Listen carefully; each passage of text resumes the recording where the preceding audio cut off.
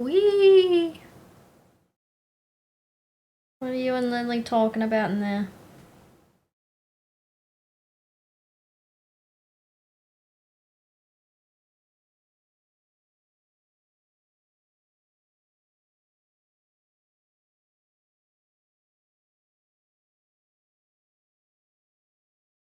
Crafting.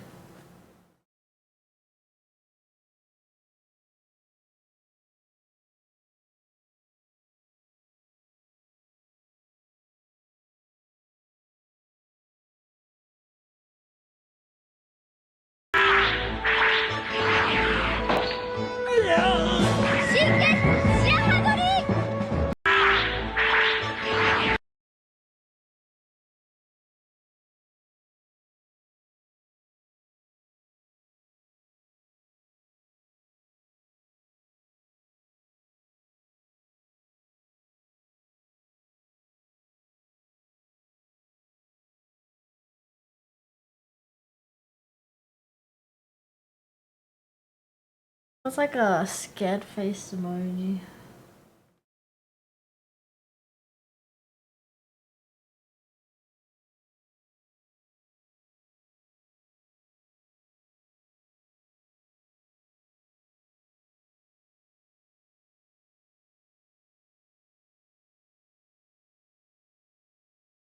Okay, I'll put injured emoji.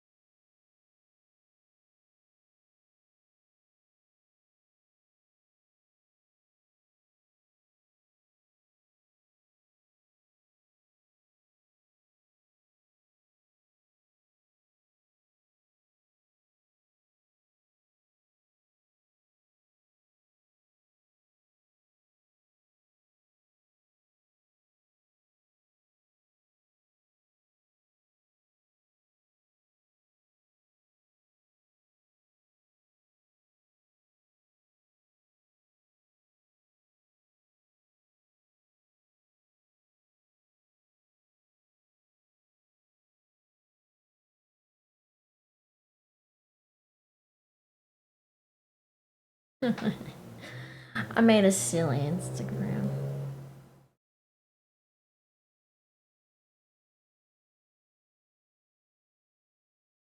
Silly Billy one. Okay. Hello everybody. Hi Spendin. Hi Brandon. Silly.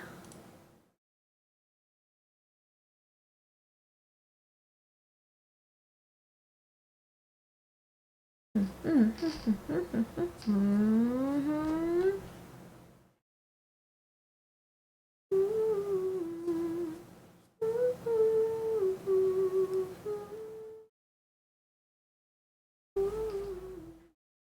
course you are, baby. Lady Gaga. I'm putting a tag. I'm adding a tag to the stream. Lady Gaga.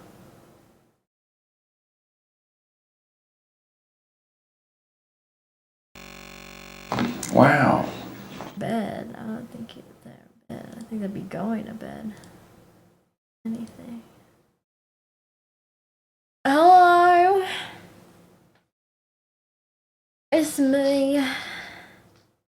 Back on Monday, just like it was predicted. Whoever predicted Monday, the prediction came true.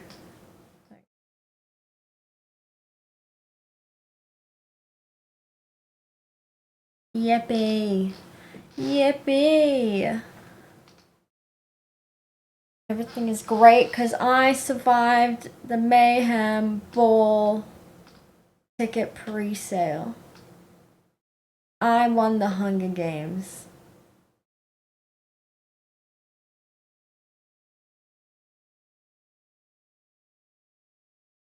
So slay. Slay, slay, slay. What kind of keyboard is that? Roland. I think you asked that last time. Roland.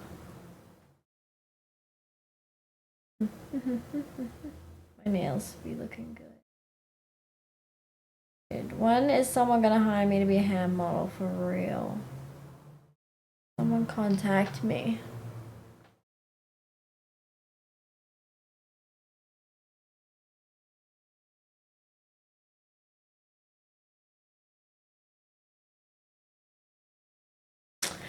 Hi, Grass Dragon. I mean, this is my dressing gown that I always wear when I'm cold. And it's a red top. From my, oh no, my upload didn't go. Something went wrong with the upload. Did not upload.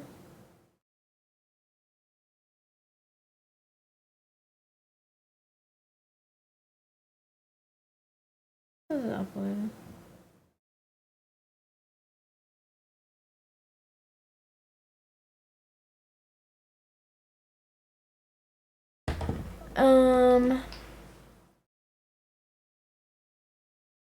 Bro, I have to count. I think it's 88. Yeah, it's 88 keys. Or is it 55? I think it's 88.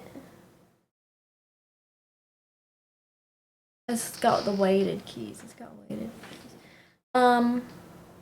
Yeah, this top is finally arrived. I ordered back in fucking January with my cheap house for Chinese New Year that took their bloody time to show up. But I had already fucking left the country. I had ordered for Chinese New Year. And I got them because I knew shipping was going to take a little bit, but I had ordered with enough time that by the latest delivery date, it should still have arrived by the time I needed it, right? So I got them shipped to my auntie's place in Singapore because that's where I was going to be for Chinese New Year. And I was like, hey, like if they get there early, they get there early. I'll be there to pick them up, you know? But they never fucking showed until like a week after I left Singapore already. So now my auntie's come to Australia, and I was like, bring my package, please. Bring my package with you. So we got this top finally, and I got two others that are the exact same but black and white.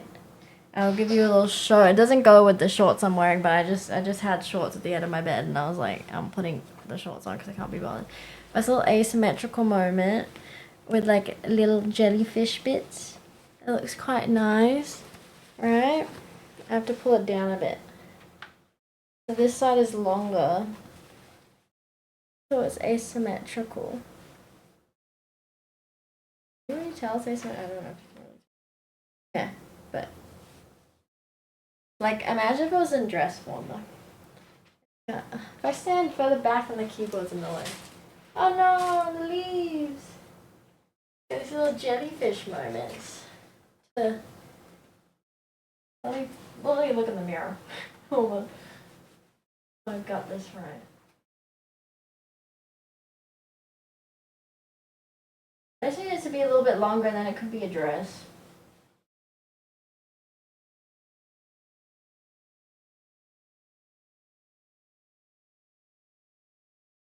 Little asymmetrical jellyfish moment. Yeah, the shorts don't really go with it. I just needed something to put on underneath because it's not long enough to be a dress. Let's get these little. You can go salsa dancing. Do do do do. Pop pop pop pop.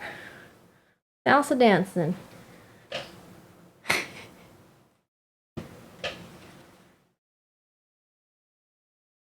Oh no, it's raining all of a sudden outside.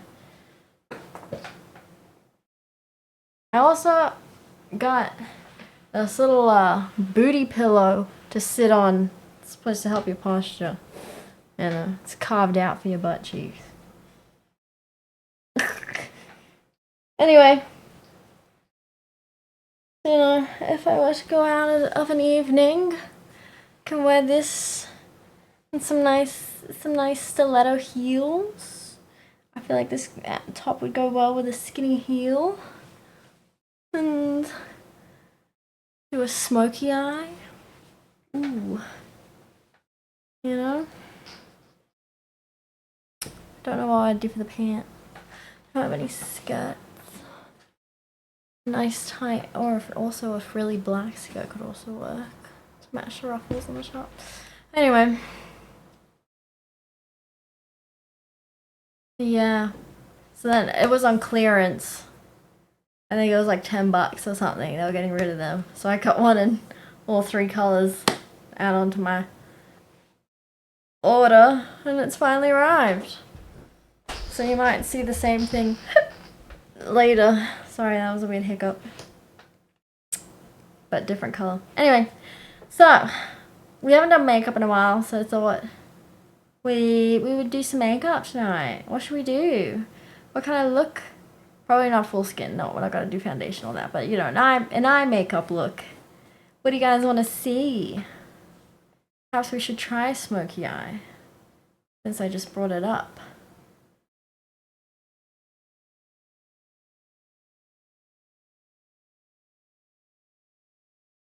Monday makeup day. Monday makeup.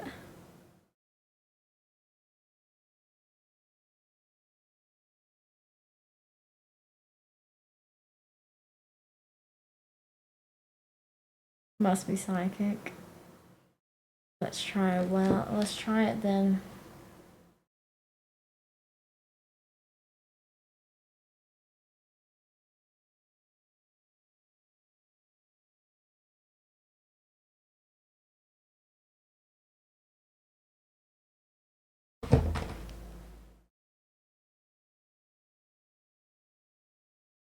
Potassium. I mean, 4 female Did you put Ghostbusters, the feminists are taking over. I'm an adult virgin. I mean, 4. How you doing? What's happening? What's crack-a-lacking? Alright. So, first smoky eye. I have smoky eye. You'll be going home after work. Excellent. Yes. Perfect smoky eye palette. We'll be using that. We're gonna use the fluffy brush and this brush, the flat brush, to pack it on. Okay. Maybe this, we'll see how crisp I'm gonna be doing. We get a pencil liner and a liquid liner.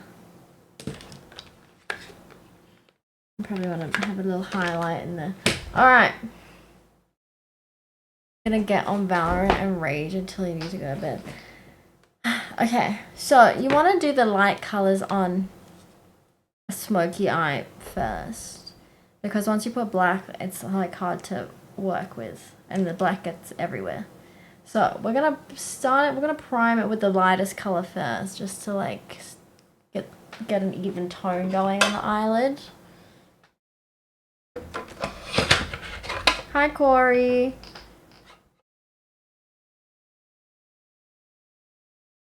You're welcome, Corey. I don't know what that's the thing. So I'm gonna start with this Flower Child one. This palette has names on it. This palette has names if the light isn't too reflective. Okay, you can kind of see it. I think the light's too bright, but this one, middle one, Flower Child, and we're gonna take that. It's quite neutral, and we're gonna pat it everywhere. We're gonna pat it everywhere. Pat. To get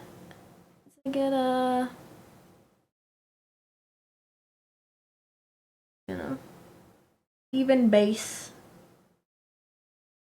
Prep our canvas. You can prep this with primer, moisturizer, and all that jazz. You should be doing that anyway. You know, I gave you that full thing on Pen Fridays that time. You should be doing all that shit anyway. I'm just lazy. I'm not going anywhere. I'm just staying in here, so we're just doing the powders so it's easier to wash off.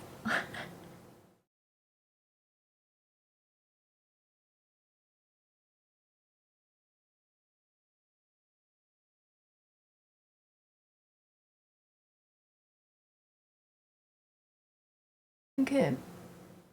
Should be pretty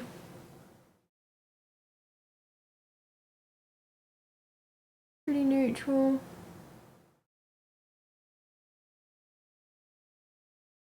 So obviously the colors that I'm using also might not apply to you.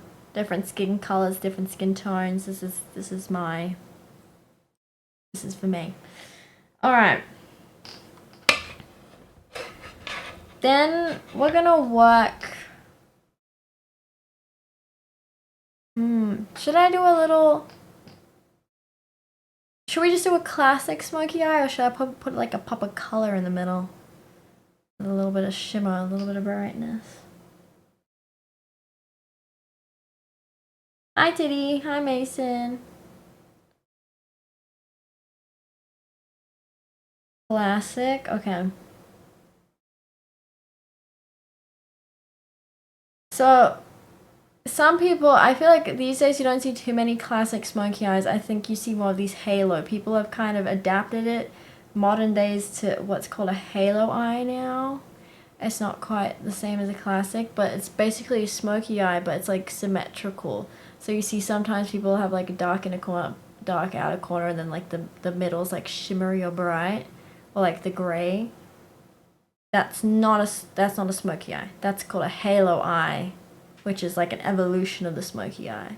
Classic smoky eye is light to dark, like a gradient, and smoky. Fluff it out. Though I like it when it's like crisp line. I love a wing.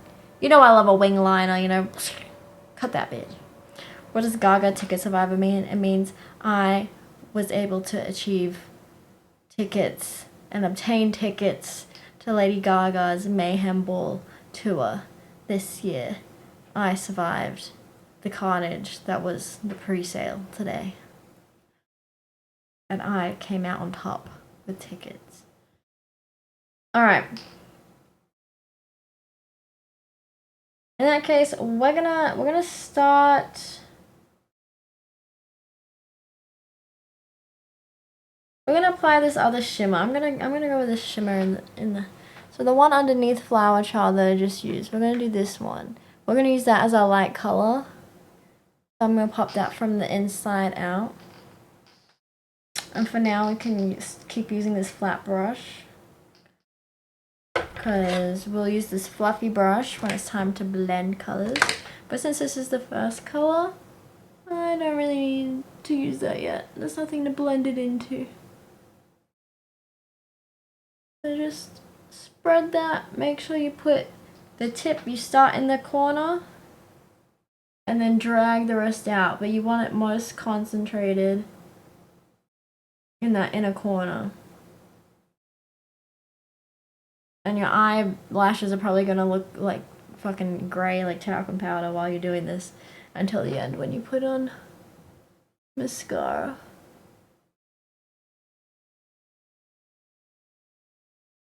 W. It was a W. There was over 115,000 people in that queue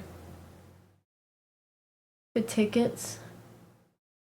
And I was number 18,000 and like 645. And I succeeded.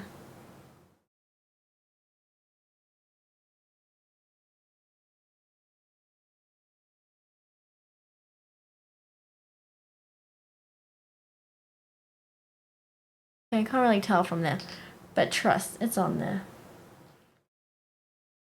Then, now we can start doing with the fluffy brush. Because now we're going to want a light hand, and a fluffy brush helps keep things light and you not put too much. Then we're gonna go with this gray up here. I'm gonna use this one right here, Rocker or something. This one is called, yeah, Rocker. Just a light touch, and then just test on the back of your hand. Make sure it's not too much. You don't want to go in too harsh.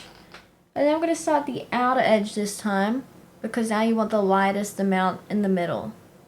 So we're gonna start putting on the outer edge and moving in, so that the densest amount of eyeshadow is on the outside.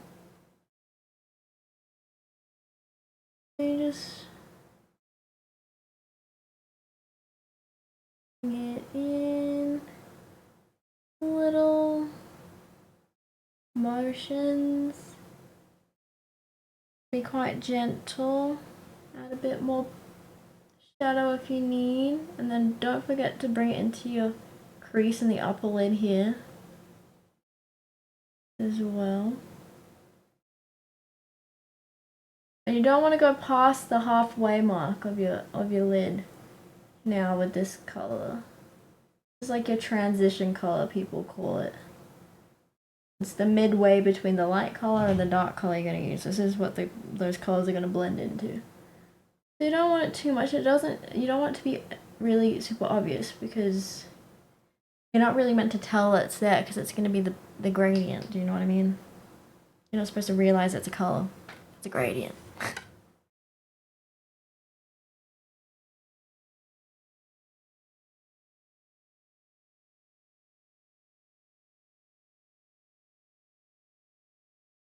And you want to keep it as low to like the lash line as possible as well. You kind of want, like, the way the colors blend in, you kind of want the inner one to kind of go out and up, like that, like just naturally how it will like kind of blend. So you want it to go like out and above, and the transition color to go from like low to up, like a wing, like an actual wing effect. I don't know.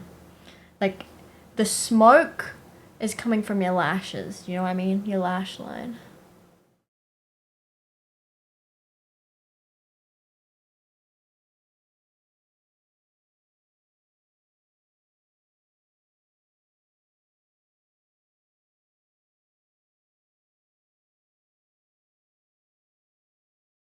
It's been many years since I've done a smoky eye, I must admit.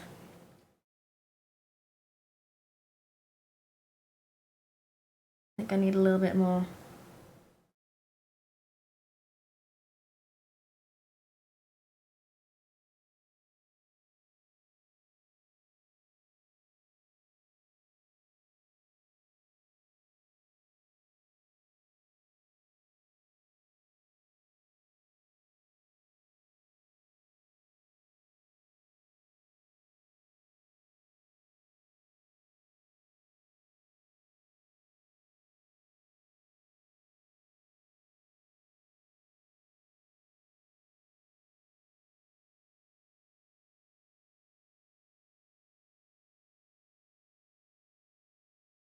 Okay.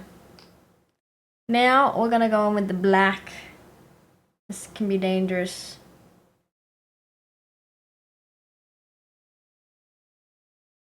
I'm gonna use this tiny brush first to draw my line with the eyeshadow so I don't go out of bounds. This little angled brush, this little angled flat brush. I'm gonna use it kind of like an eyeliner so that I don't exceed, I don't go out of bounds with my fluffy brush, because you have less control with the fluffy brush, right? Because it's for blending and such.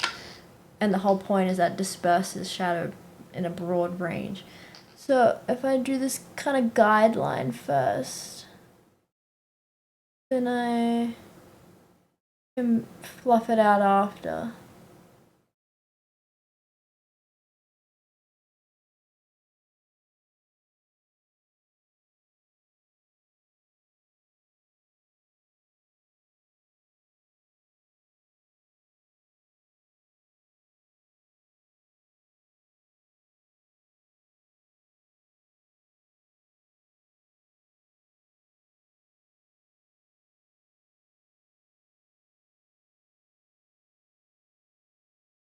But with the black, you don't want to go in as far as you go in with the gray on your eyelid.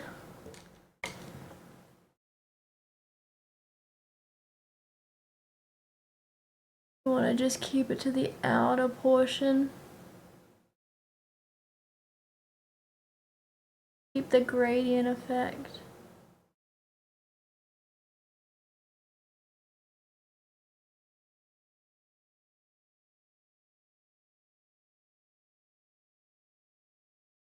I'm kind of using the fluffy brush like a broom, sweeping the black into the bounds, and you can intensify the black as you need. This won't super come together until we do the eyeliner. I'm warning you now. I'm just lining my lashes a bit with the black. Incorporate them in, and then I think it will just look a bit nicer when I put the eyeliner on, because you won't really be able to tell where the liner starts and the shadow starts. They blend in together.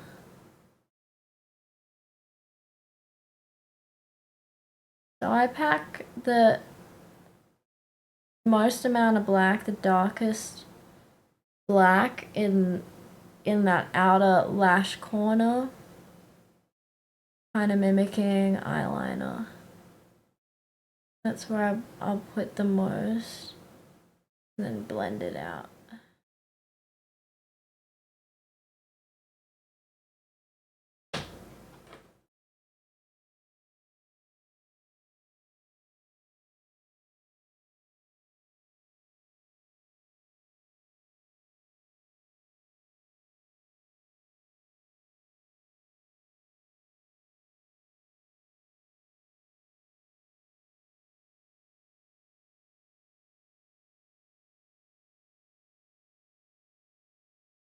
I'm not quite happy with the transition from light to dark here yet, so I'm gonna drag it a bit more in. And perhaps the light out. But now I'm using the fluffy brush for all of it because I want it to blend together. I want some of the black to go in the light and some of the light to go into the black so that it looks more natural.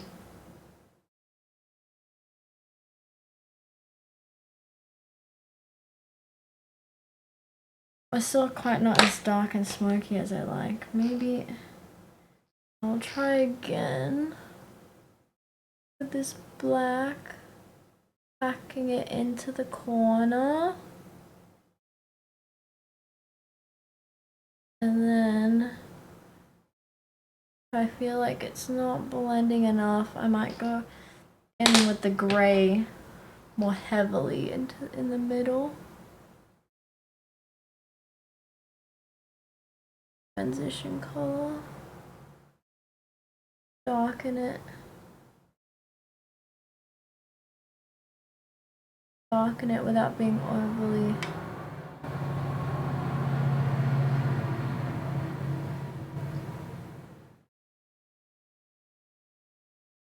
Yeah, I'm gonna go in with the gray.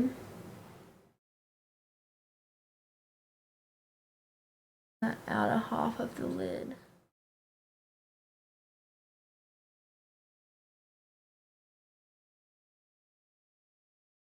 Dull light color a bit more.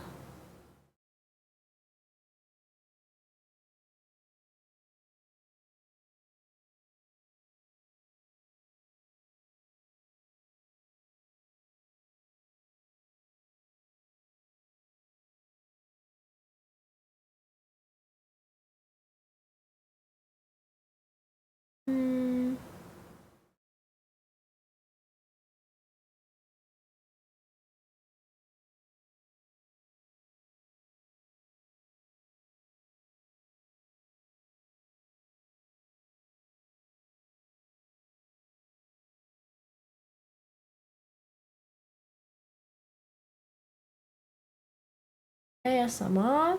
Okay. ASMR. I make.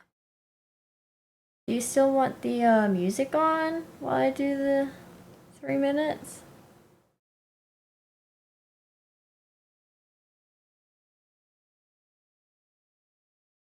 No.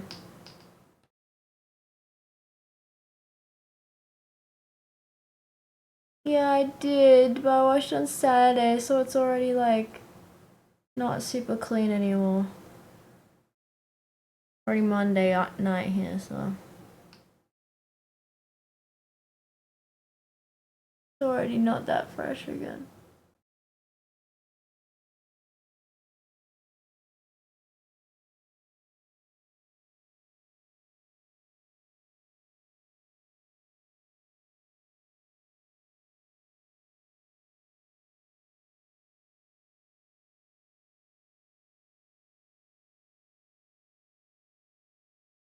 How much was the ticket? Fucking $670. The cheapest was $315. They have fucking dynamic pricing turned on. So the more people in queue, the higher the price of each ticket, because it goes by demand.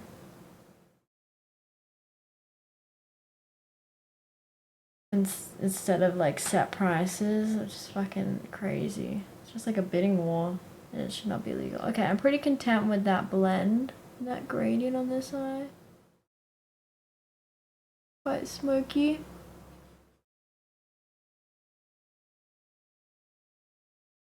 Where the fuck did I get? It was on credit card. It was MasterCard pre-sale. I borrowed my mom's credit card. And I have to pay it back. Anyway. So I'm gonna do the eyeliner on this side. I haven't had an answer from Mason about the ASMR. I'm not gonna start it until I have an answer. Alright. And now you'll see it come together. No music? Okay.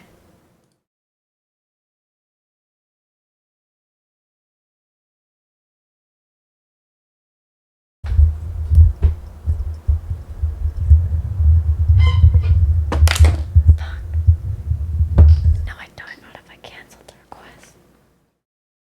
Eyeliner on the table.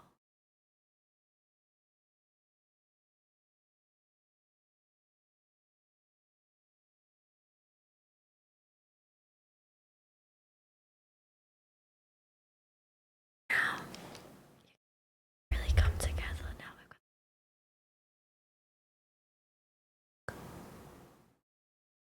the black outline's really gonna make a pop. Pop. Pop.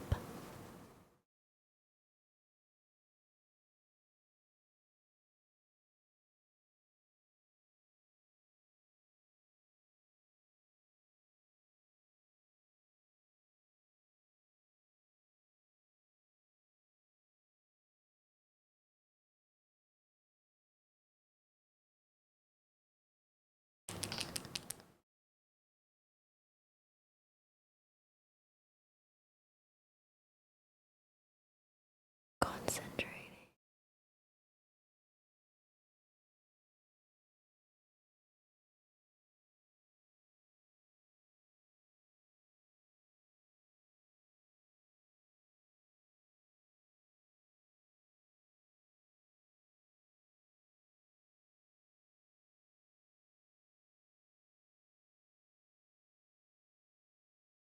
Big wing.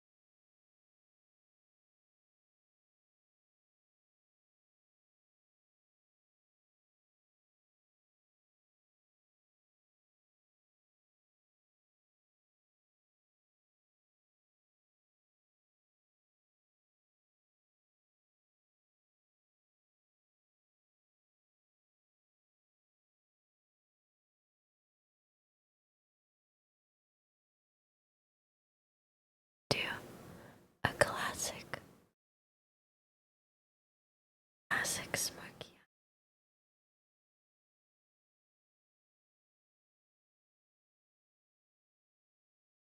We're gonna use. Oh no. 3 minutes was up so quick. A tight line.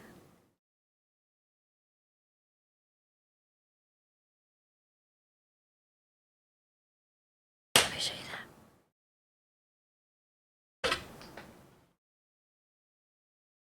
Compare the eyes, right? This still doesn't have the black.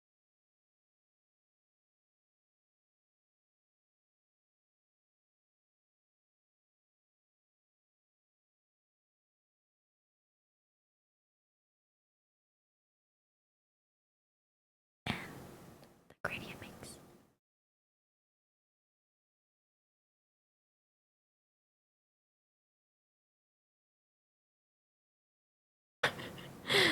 Mic cuts out at low volume. Oh, RIP. Well, so much for the ASMR makeup tutorial. So now we're gonna go in.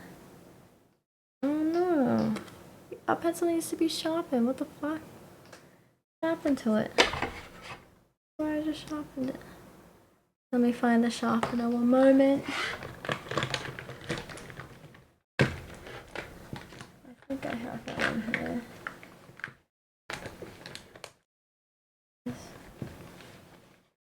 Yeah, I guess I took out the... Okay, sharpener must be in the big bag. This small bag is my everyday useful products, and then this is a massive accumulated products over time. Let me find the...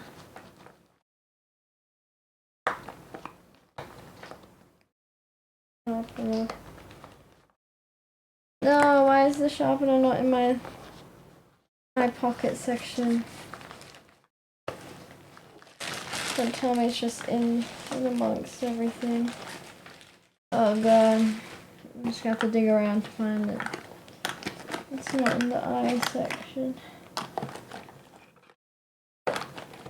Hi eggs, welcome back. How are you? Eyeliner takes a long time to get right. I've been doing it this same method since I was like 18, 17, 18.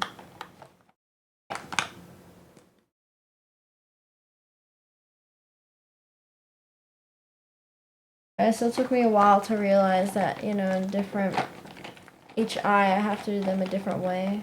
My eyes are not symmetrical. Must do them separate ways to make them appear the same. Where the fuck is my little sharpener? Hey! Ask and you shall receive.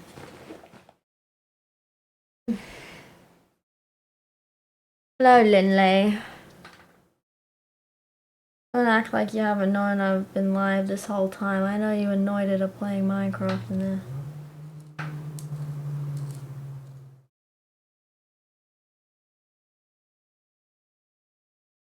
Oh, nice and sharp. Look at that. Alright. Now we're gonna line the waterline.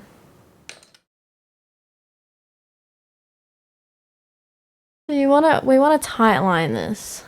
We want it clean to match how fine that is. So we're not gonna do like the outside, like on the lash line. We're gonna pull your eyelid down a bit, and you're gonna do the waterline in there. Okay. This takes a bit of getting used to not squirm while doing it.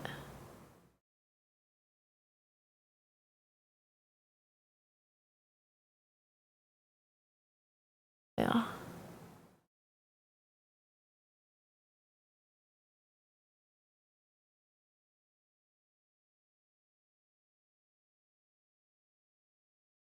It's been a long time since I've done bottom liner because it's part of my routine because it makes my eyes look smaller and more closed off.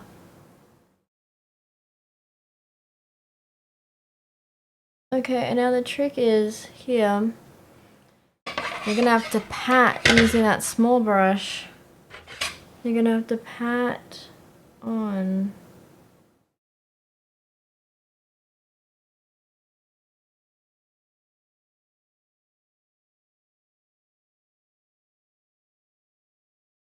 Black eyeshadow, otherwise to use as like kind of like setting powder.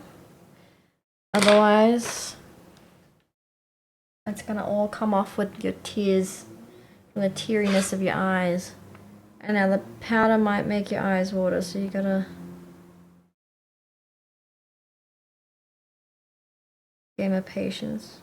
I mean, yeah, like you can't. You gotta get used to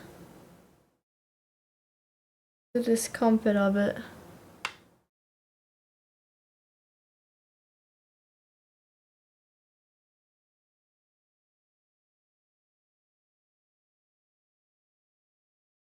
Yeah.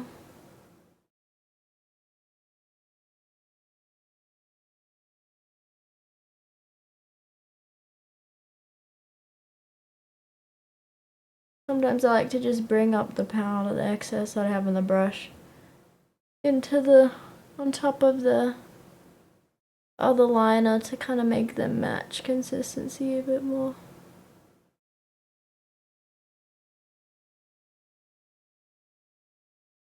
This will still rub off by the end of the night though, I must say. Do not expect this to last you your whole evening out. You will have to reapply it if you want to keep up the look. Waterline never lasts. I've never had a good experience with it. Okay. So that's it on one eye. And we'll pop on some mascara. And you can see the final look on this eye before I move on to duplicating on the other. Hi, James.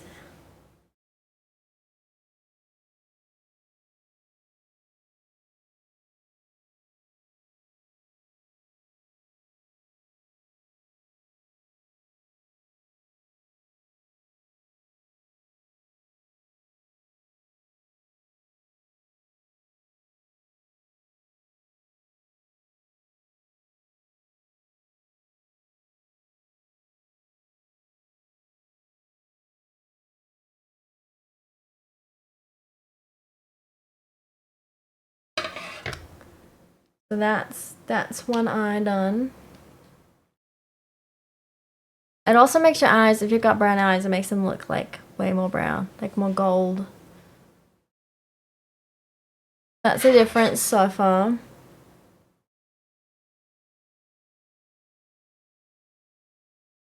Actually, I might adjust it a little bit and bring the liquid liner into the inner corner a bit more.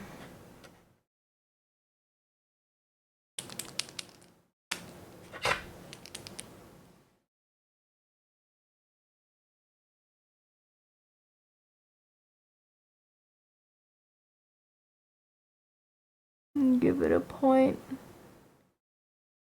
Balance the wing on the other side.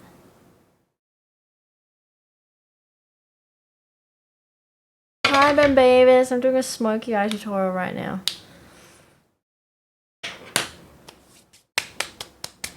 You're gonna have to miss me, you know where I am. Alright, so that's the comparison between the left eye and the right eye. Smoky eye. I could add a bit more. It's not the smokiest. I could definitely add more black shadow on the outer corner. But this is like, this is the basis. It's very smoke colored. Okay, very gradient.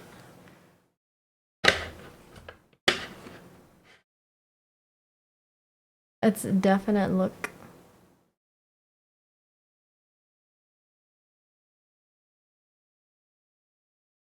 Do you like when a man has a monobrow you can pluck? Why can't you pluck your own monobrow? Why must it be the woman's responsibility? Alright, now we're going to duplicate this on the other eye. So I was up to the black eyeshadow on this side, and I already added the gray, though it's not that prominent, so we'll probably add more anyway, on like we did on this side. Because I can sit on you while I do it. The man's gonna sit on me while he plucks his monobrow. What?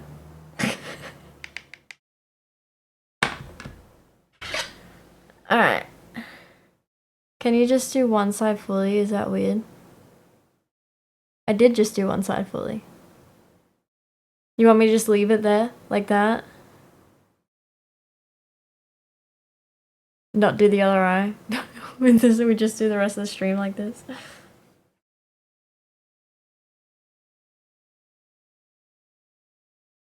The whole face?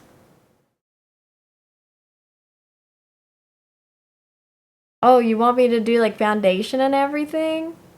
I can't be bothered, then I have to wash it off. So I was just gonna do eyes only.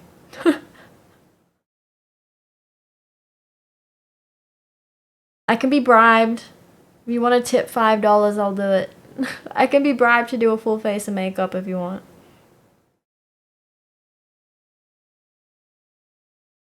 Rip to the heavy makeup look. Bribe me! I'll give you 5 minutes to bribe me. We can chat. I'll let this eye look set while we chat. Makeup is more expensive than that. It is, but I'm willing to do it for the people. It's free real estate.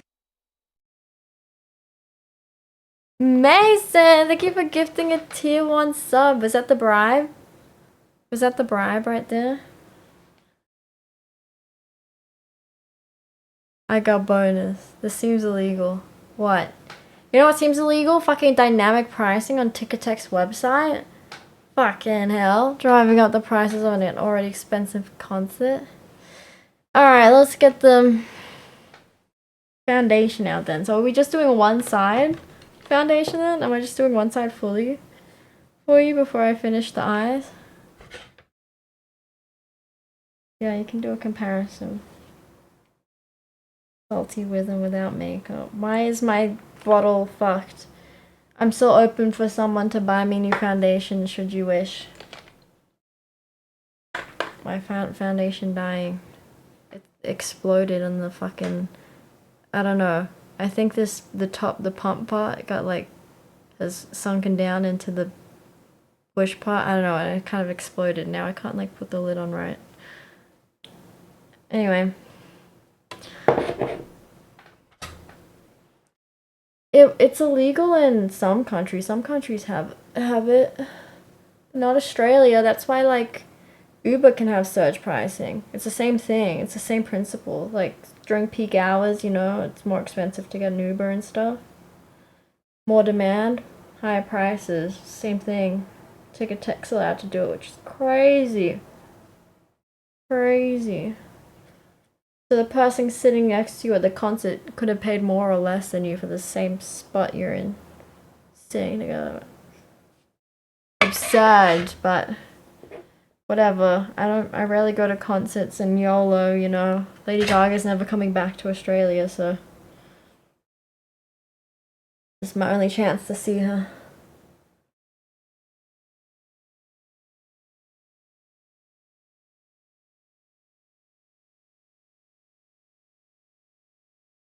Oh, I'm taking it. I've loved her since fucking Just Dance, gonna be okay. Da doo doo, Just Dance. The record play. Da doo doo, Just Dance.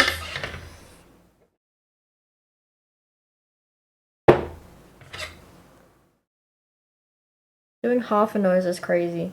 How do I do half my nose?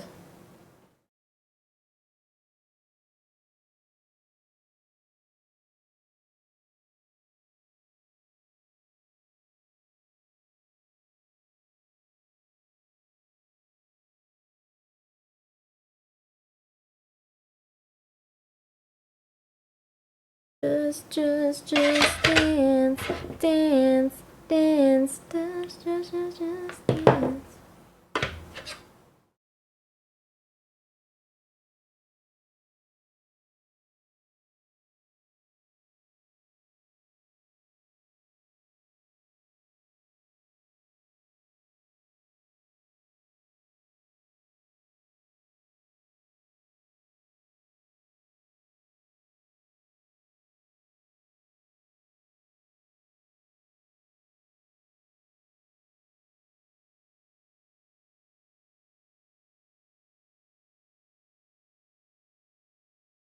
Okay, that's foundation on one half.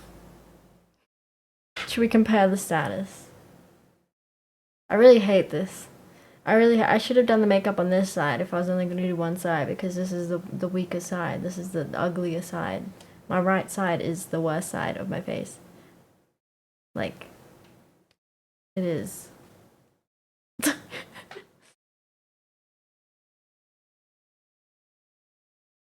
Two-face look. Looks nice. No, if you got the filter that flips your face. I've even had like photographers say, like, when I automatically start posing, I always give them like my left side, and they're like, "Is your left side your best side?" I'm like, "Yes," and they're like, "Oh, let's try something else." Like, what? You're always facing this way, you know? Like, let's do the other way, and I'm like, "You'll see." And then they take some from the other side, and they're like, "Oh no, yeah, your left side is the best, the better side." Just show your left side. Yeah, that's why the camera's angled where it's angled, bro. That's why it's angled where it's angled. Everything is strategic. All right. We'll do some contour. I mean, not contour. Yes, contour. What was I gonna say? Yes, this is contour.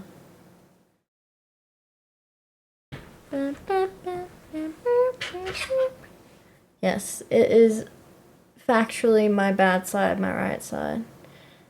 Photographers will tell you. Because I got a fucked up eyeball. And my smile's a little crooked. My smile's not symmetrical.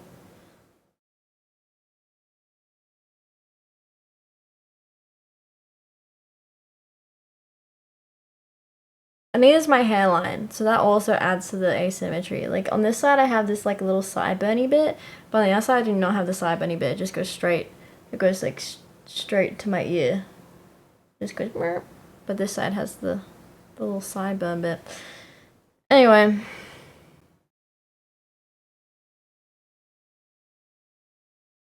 I was not born symmetrical. Hi, Rookie. Yeah, I remember your username. Half of you looks different now. Yeah. Yeah.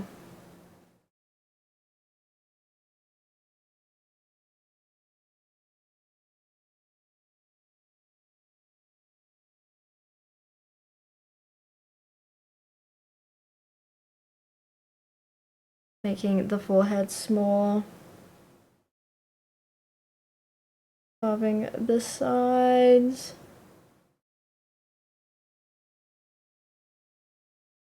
And then we do the jawline. Hold it together to speak. What do you mean? Sure, you may be verified Which on phone Twitter, call clip? but are you verified in the eyes of God? The prank to Erin Davey about her tap running or whatever. That was in January. That wasn't a year ago, that was in January.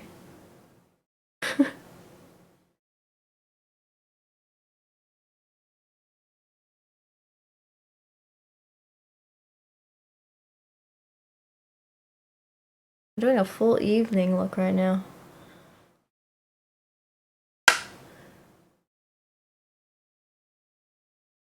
Then I stand up and you're gonna see my shorts, and it's gonna ruin the whole thing we've got going on here. Hi, Eden. What am I applying? This is contour. The bottom one of this, the brown, it's like a shadow.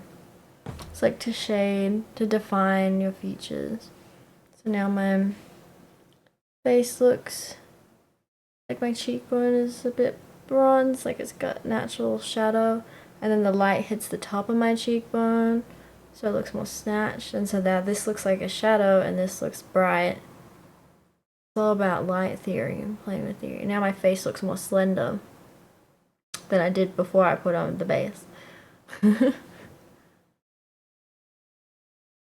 More angular, yes, correct.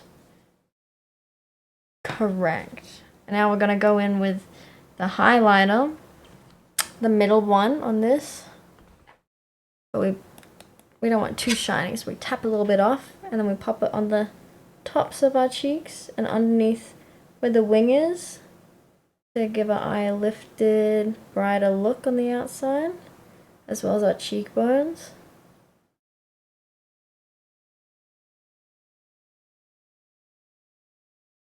A little bit of glow. Oh, also, if you got excess contour on the brush, you can just pop a bit on the side of your nose, give it a bit of definition, make your face look a bit more structured. You don't want to put too much. You don't want your nose to be like brown,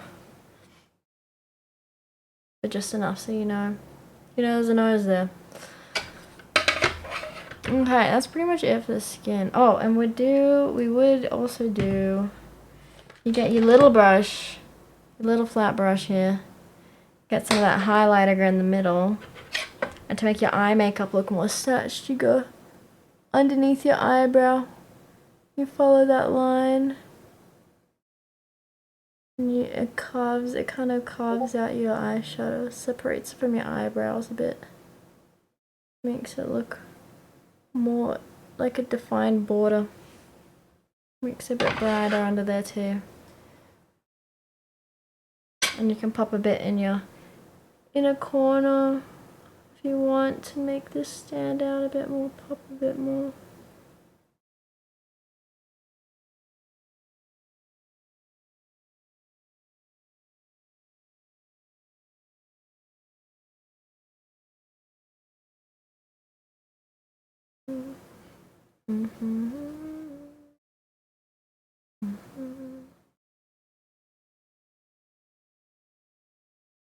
I don't know if you can really tell on the camera, but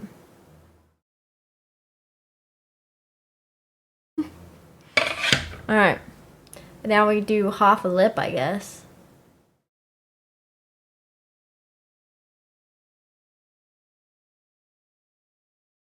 Hi, Savak. You had something base related?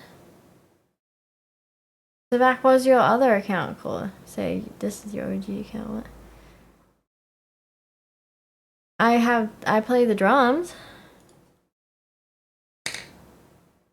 Is that what you're thinking of? Oh, where's my lip liner? Should we do a deep red? Since we're going all dark and mysterious right now. For the lip color, should I do a deep red lipstick?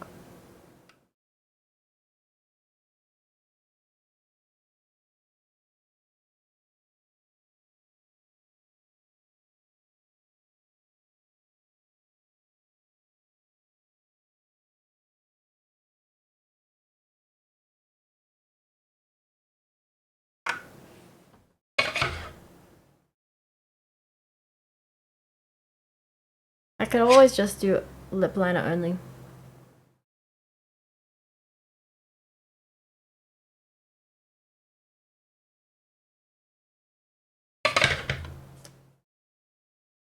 That's one half.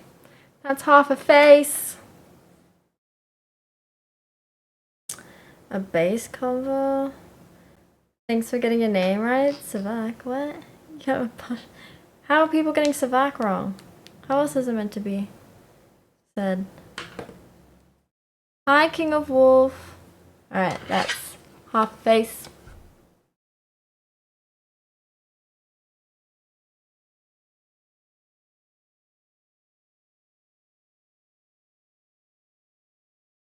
That's a difference makeup makes. Why my video stopped working. I can't see! What did I show you?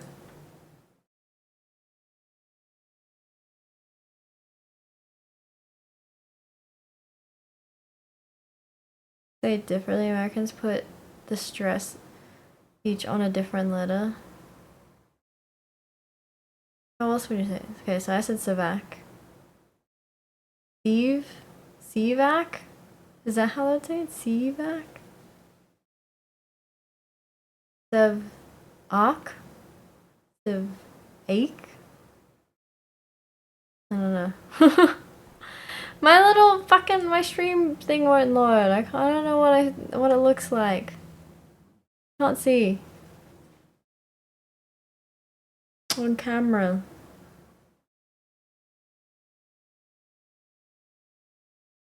I don't know if I should bring the wing a bit more straight across. Right now it's looking like round and up rather than like.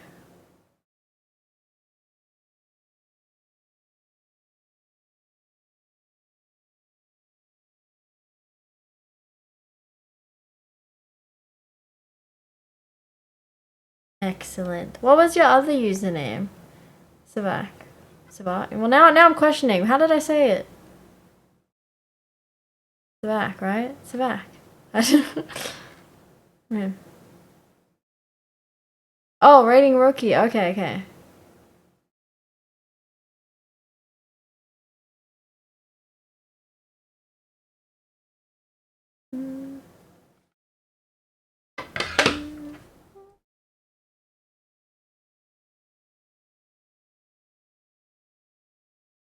I don't have any. I haven't done anything to my hair. It's still you, just I don't know.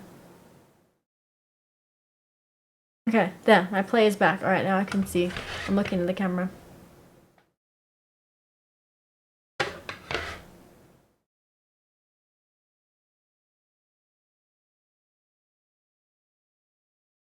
Yeah, I don't know. Something's wacky about the eyeliner. I think I need to move the wing more this way. I think it goes out too far and up, like a curve. It's as risky as you think it is, bruh. I think you know the answer to that. It's 50-50. You're gonna get what you want or not. Alright, now we've got to even this out and do the other side.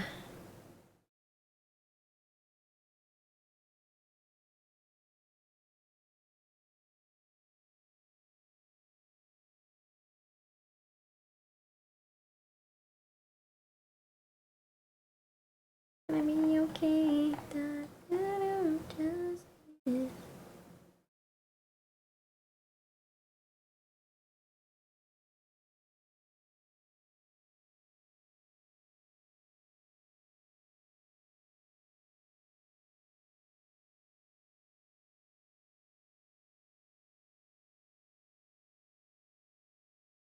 Alright.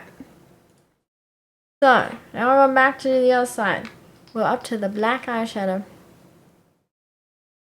What? I'm gonna draw it out. I wonder if I can do this side better. Then it won't look even. If I do this side better, it won't look even. Well, you won't even see this side anyway. Matter. I'll do it better for myself. Doesn't matter. For you won't see that side.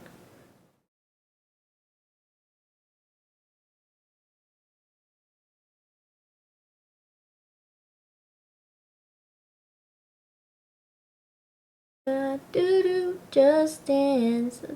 Oh, I never turned the music back on. Why didn't no one tell me? I put Lady Gaga on. I'm in the Gaga mood. Since she's a little Gaga.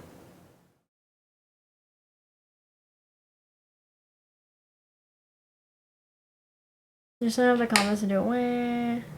You liked the free ASMR, but it wasn't really ASMR. I was just talking without music.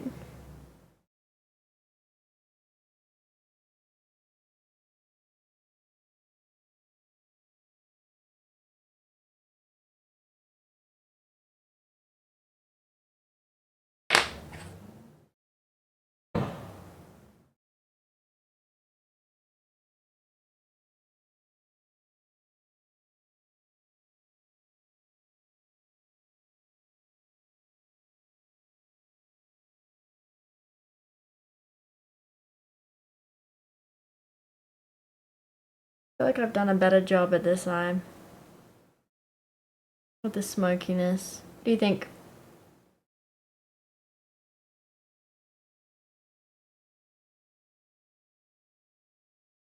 Damn it, my video stopped again.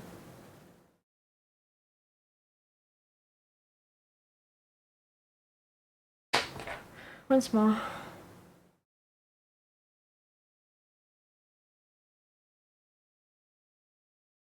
Yeah, it's a risky move because if it's not the right color, then you're just stuck with a full-size product. Some places you can get you should get a travel size product if you're unsure if it's available. Get like a travel size or a sample size, so it's not big of a risk.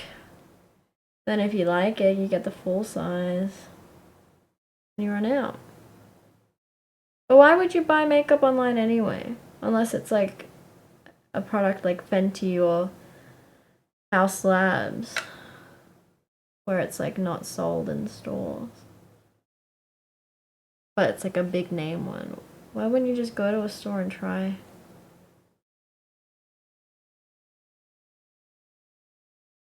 Guess so.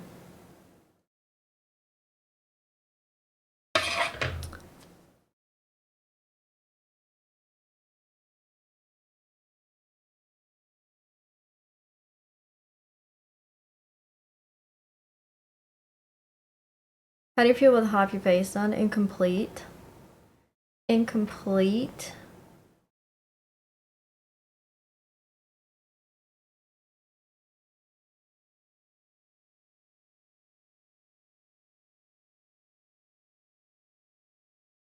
What makeup do you usually wear?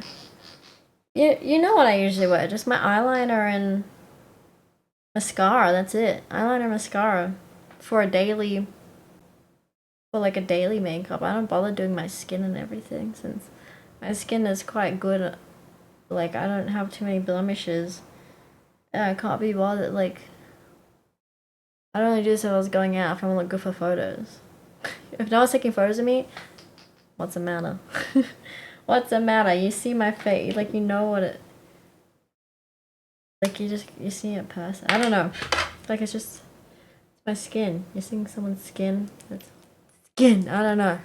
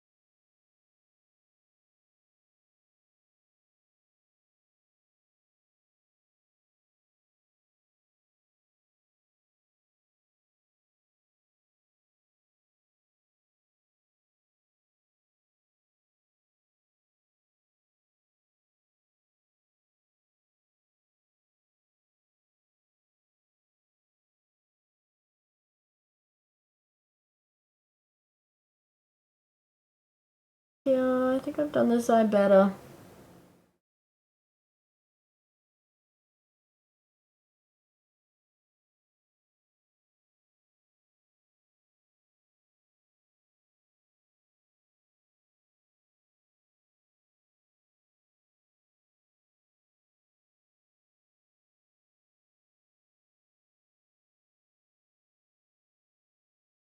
I always do this eye better though. It's easier for me.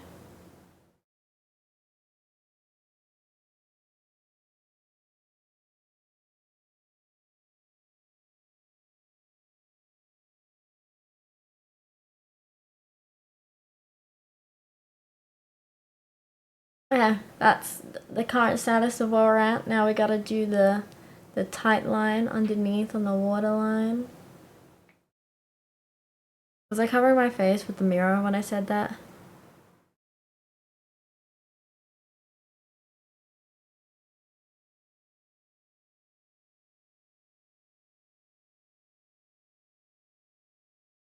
Fuck, my stream is so far behind. I have such a delay on my own stream.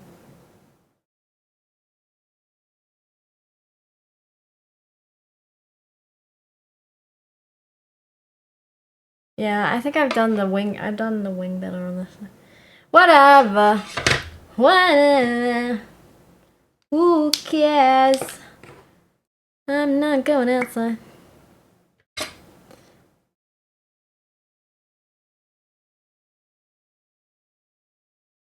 Just the eyes. I watched a vid on hyperrealism and I guess makeup is kind of like that. What? How do we start the annoying makeup font? Ooh, maybe you should axiom that question. How do you know that name, Chitty? Have we made this public information? Is this Freedom of Information Act? I don't know. Okay. Even just not having the bottom eyeline is huge. Yeah, it is. That's why I don't put it, because I don't know. It always ends up smudging anyway, and like it makes the outcome look different. I like how it looks without bottom liner because I feel like it leaves my eye more open and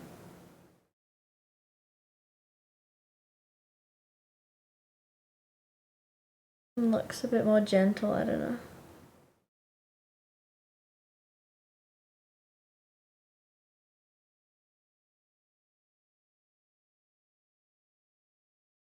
My eyes never look quite the same when I put bottom liner on, but it is what it is. Don't forget to powder it so it doesn't leak off when your eyes start watering.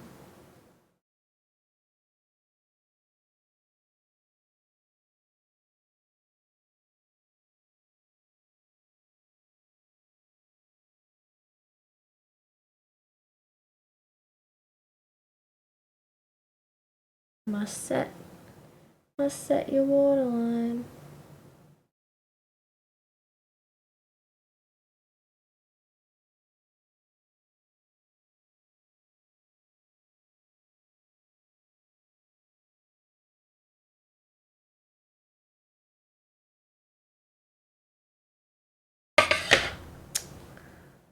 Okay, mascara time. Oh no, I think I still want to keep that separate from main accounts. How did Titty know? How did Titty know?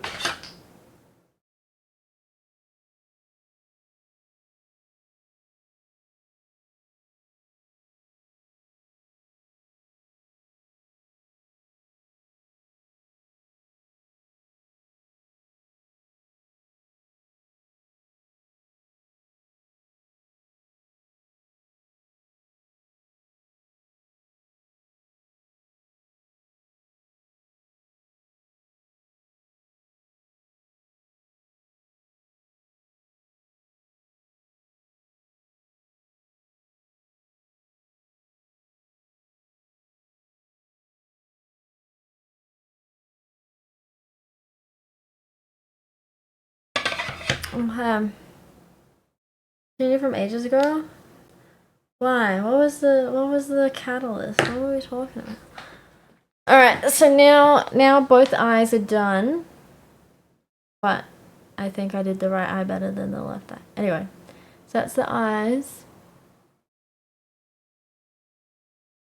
I think the liner looks different depending what angle you look at it.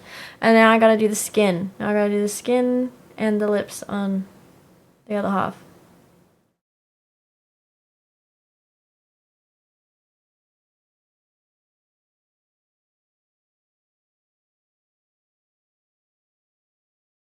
It doesn't look so smoky on the camera. Maybe because there's the light in front of me.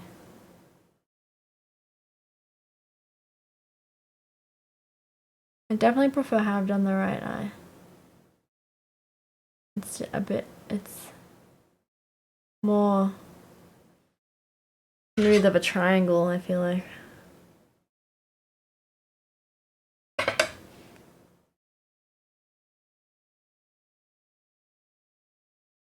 It's a more natural transition from eyeball to wing. I don't know.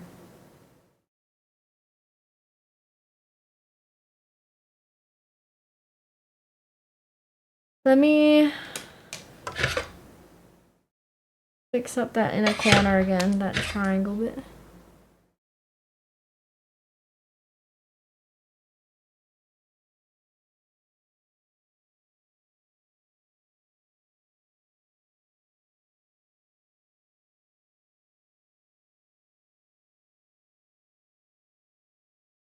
Yeah. Okay. Alright. Let's pop the skin on. Staring contest. No, thank you. We already established that side's not my good side. Alright. Makeup time. Skin time.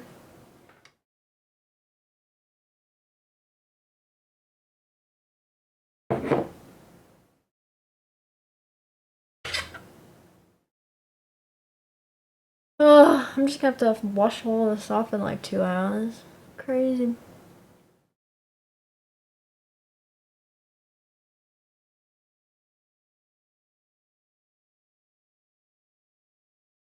Also, when you go try on makeup, by the way, this is advice.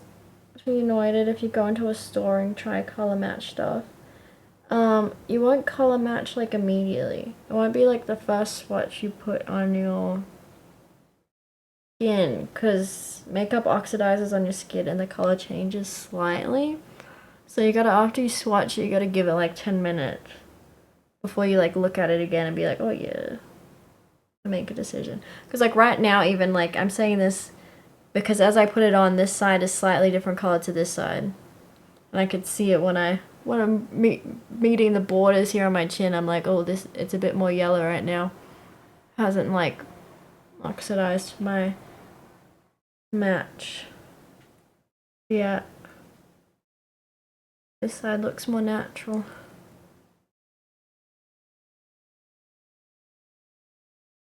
So yeah, give it like 10 minutes. Don't purchase it straight after the first swatch. Let it sit.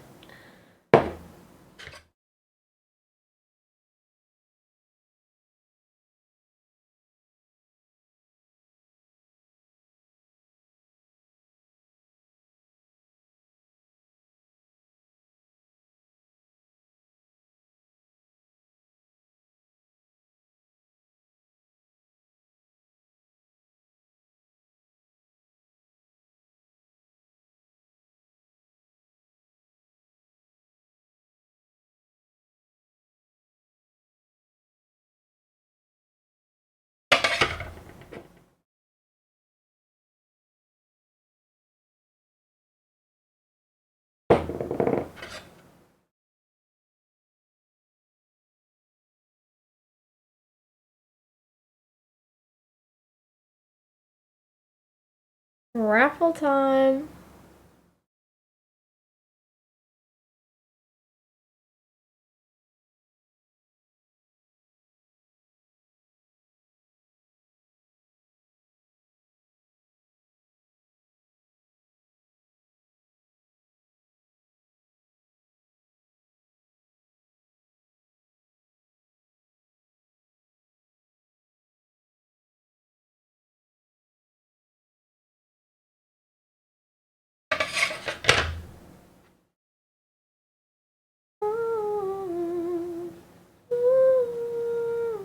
Oh my god, I'm so excited to see Lady Gaga.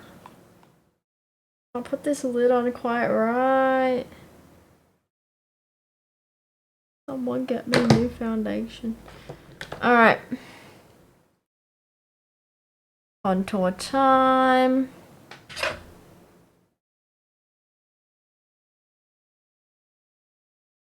Speed run this bit. Don't need to be delicate. Just fucking shove it on there.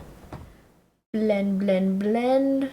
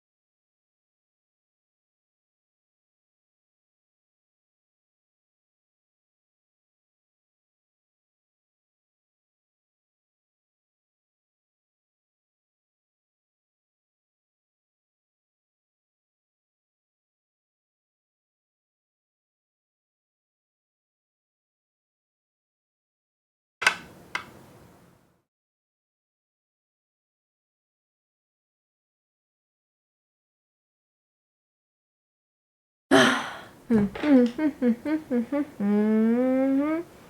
a little bit of highlighter. Match that cheek. Sometimes I put it underneath my eye here too, just to brighten it. The excess.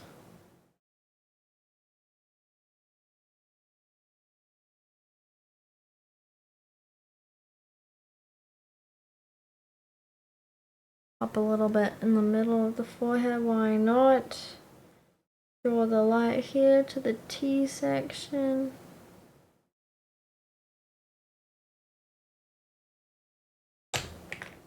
Where's my little highlighter brush? There it is. I'm gonna do the underneath the eyebrow, like put it on the other side.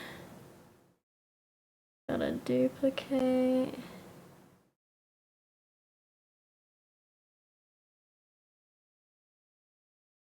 And a little bit in the inner corner.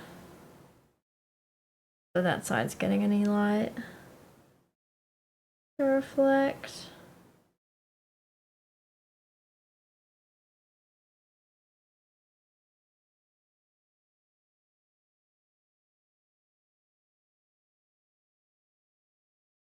Alright, and then I just gotta do the lips, I think, and I'm done. And I'm done. Full face done. Smoky eye tutorial complete.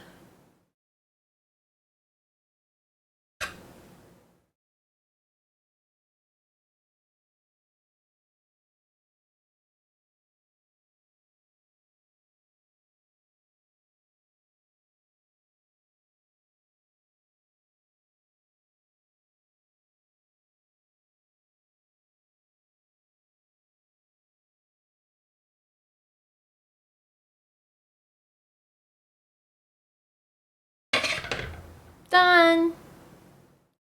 That's an evening look with Salty. That's a night out look. There's the complete look. Final submission.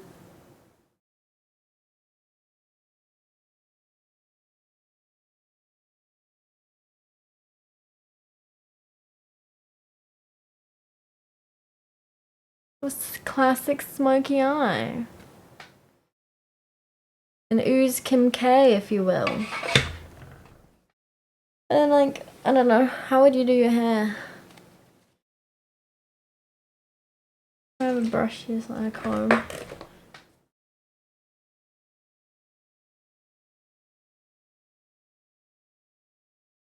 Don't worry about a little bit of grease. A little bit of grease. Maybe a side part.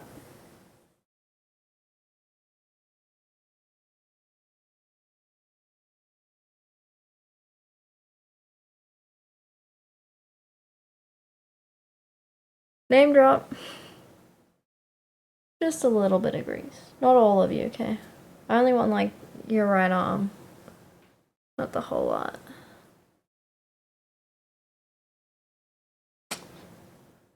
Play. Of course, red is my color. After all.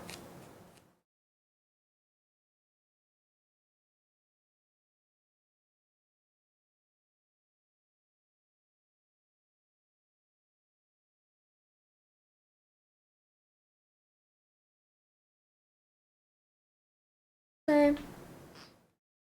A little evening salts. Little salt with your dinner. Dinner date? No, I like it a little bit at the front, I think. And then with the top, but don't look at the shorts. Oh, I just got makeup on it. Oops. Just the top. Don't look at the shorts. Ignore the shorts. Rolled over it. Okay, I gotta pull it all down. Lay.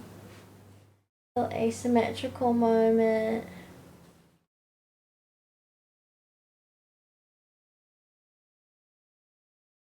Imagine kind of like put it around the neck. A little scarf or something.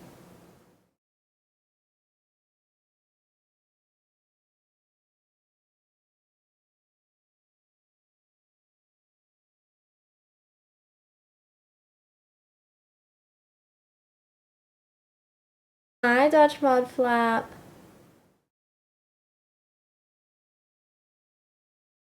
There you go.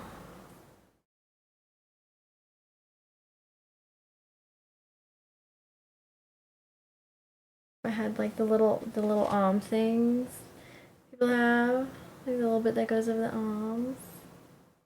The posh ladies. Hello. Hello, good evening. Good evening.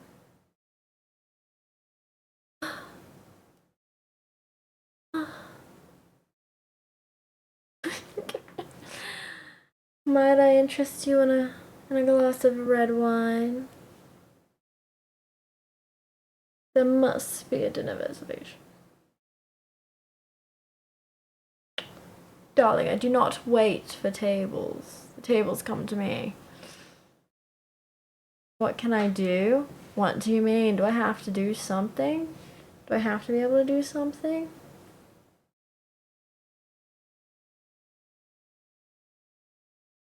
Glass of champagne. Yes, why is my hand empty? I should always be holding a glass. Do you see this manicure? Do you see this hand? Oh. Oh. Oh. How's my hand? Oh. Deserves a glass of any kind of bubbles. Put it in here. I actually hate champagne. It's not a dress, it's a top. Waiter! Waiter. Where's my fucking Prosecco? So yeah. Anyway, that's the smoky eye look. Pop it back up in a pony for now. Keep it out of the way. Maybe I'll keep it on the side. We do a side pony, cheeky side pony. I feel like I've slicked it now. With the grease. It's not gonna look as nice. I feel like it looked better when I had it up on the waiter. Hi, devil. How are you? I feel like it looked better when I had my little messy bits out here. But now I've slicked them. And they're no longer gonna be my little frizzy, messy bits. Oh well.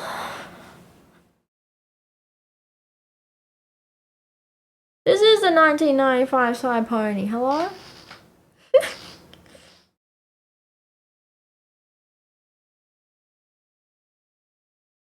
Need a flower in my hair. My ear.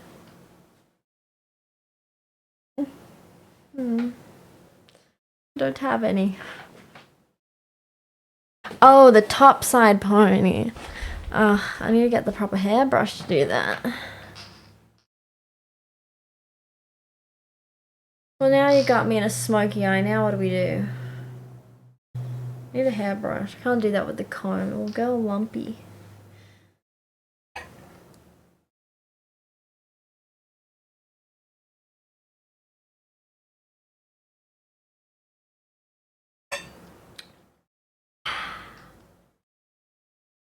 Let's pop on some Lady Gaga. Pop on the new album.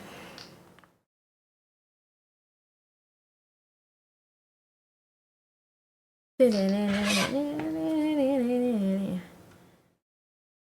know, actually, I was talking about the bottom liner. I just realized when I first started streaming, I used to do the opposite.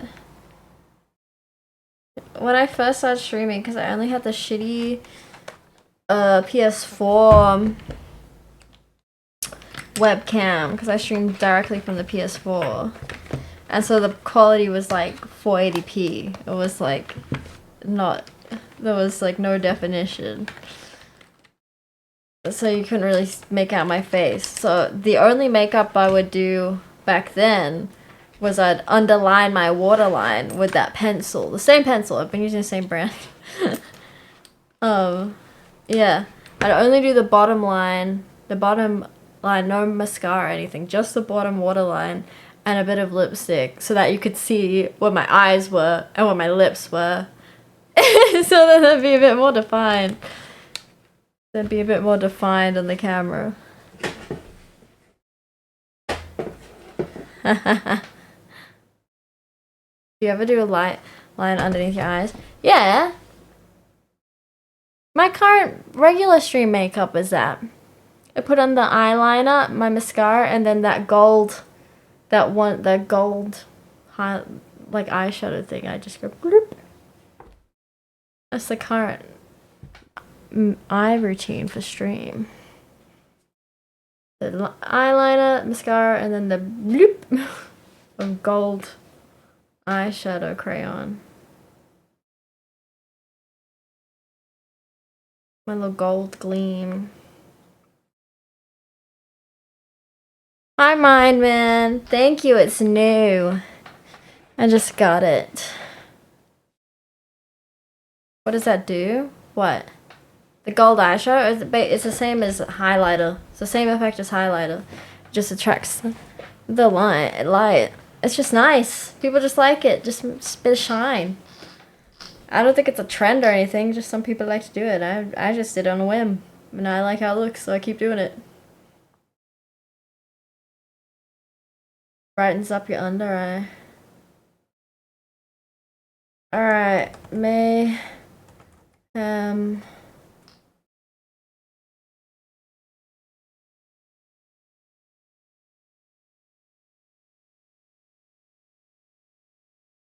You see more often now? Oh, I haven't noticed it. Those bitches are copying me!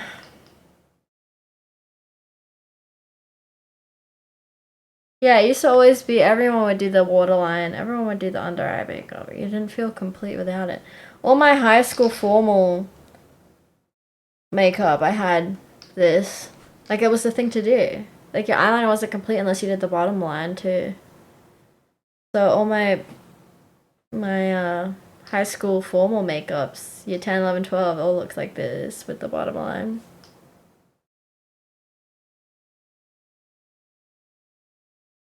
Truth or dare?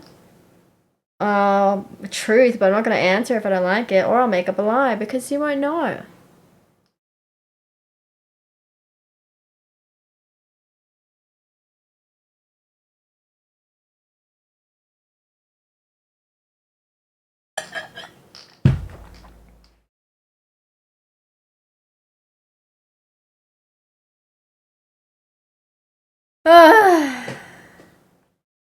What are we gonna do? What do I feel like playing? I already did my dailies for Overwatch. I don't need to do them today.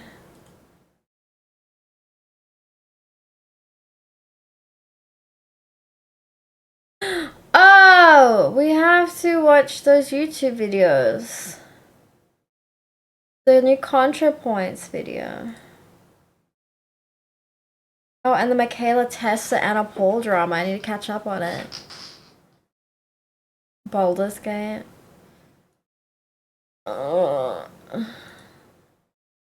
I got Inzoi's out. That's right. Fucking $60. Crazy. We become a Inzoi streamer. Sims hyper realistic streamer. You got RBG3, it's game. Hi Swanee, how are you?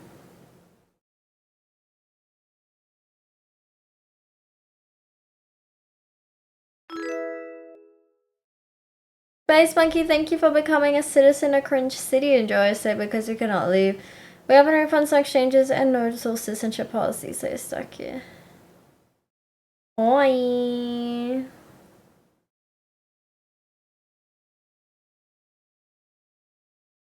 Giving Banny, thank you. I was giving a Smokey eye tutorial. Classic Smokey eye tutorial.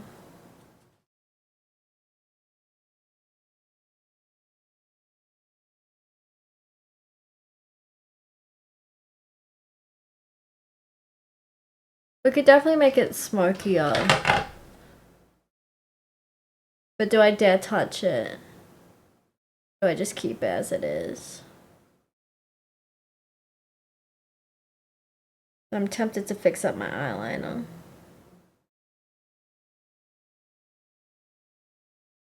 Do I touch it though?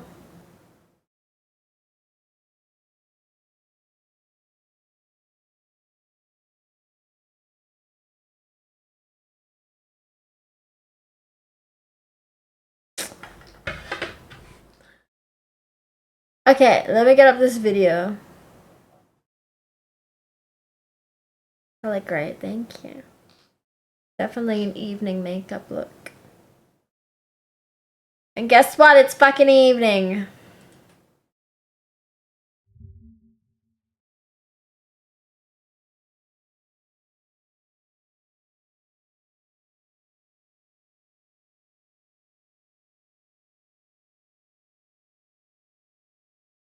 Flashbang.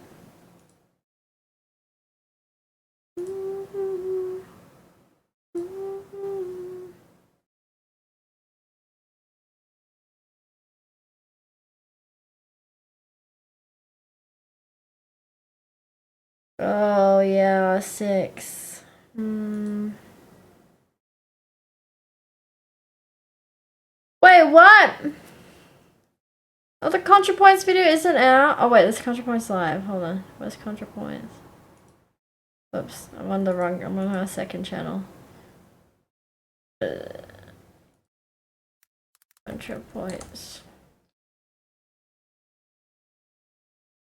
Conspiracy! Excellent.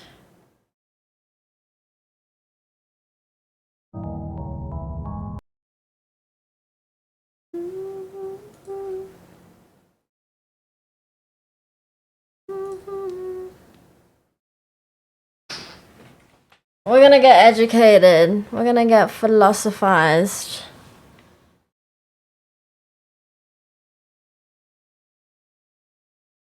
And you're gonna enjoy it. The seas.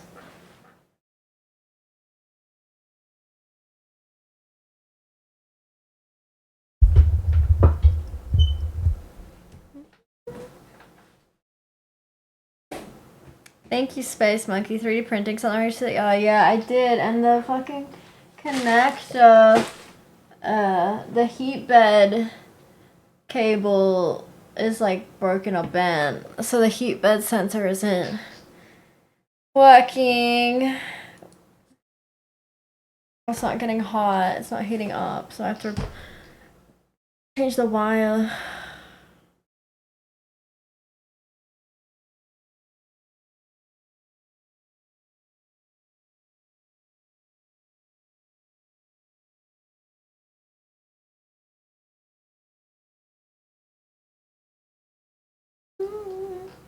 Maybe we'll see how late I plan to stay up. Maybe we do R6 tonight.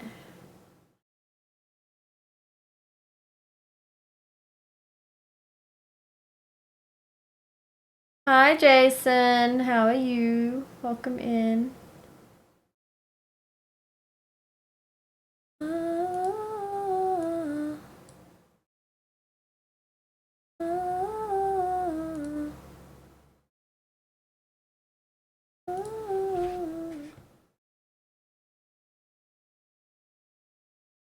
What?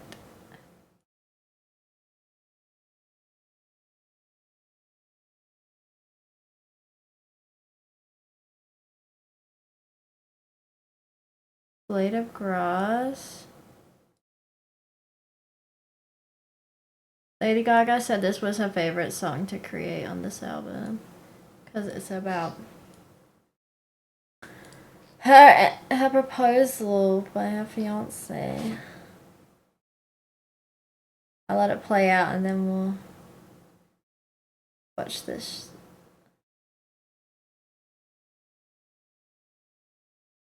I gotta play at some stage. You're gonna teach me how to play. I am. I feel like I'm not a very good teacher. I'll just yell at you for being wrong.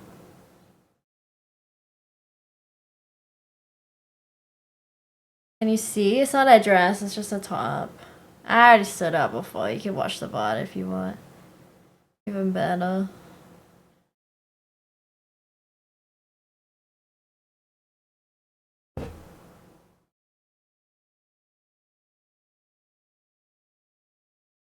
Whew.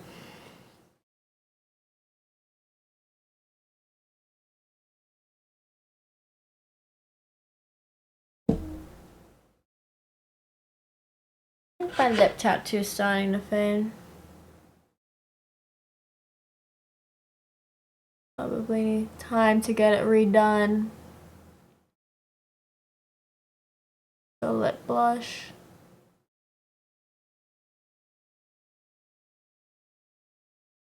My eyebrows starting to fade a little. Well, pretty good. Generally lost like 3 years. But it's been like 3 years now. Oh yeah, actually I think it's okay.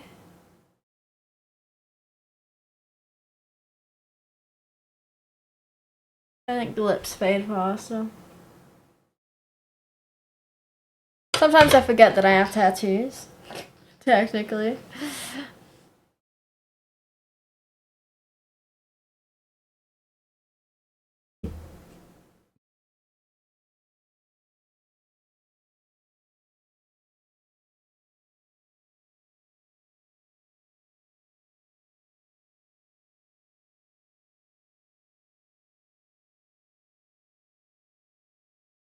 Did it hurt much? Oh yeah. The lips hurt bad. Lip tattooing hurt bad. Eyebrow was fine. Eyebrow was nothing. Eyebrow just felt like scratching. Like someone's just rubbing back and forth on your eyebrow and you're like, okay. But it was fine. It wasn't an uncomfortable scratching. But lips kill. And that's after they put like numbing cream on it. Because your lip skin is so tender, right? It's the same as like your nipple skin. It's the same sensitivity. It's the same thing.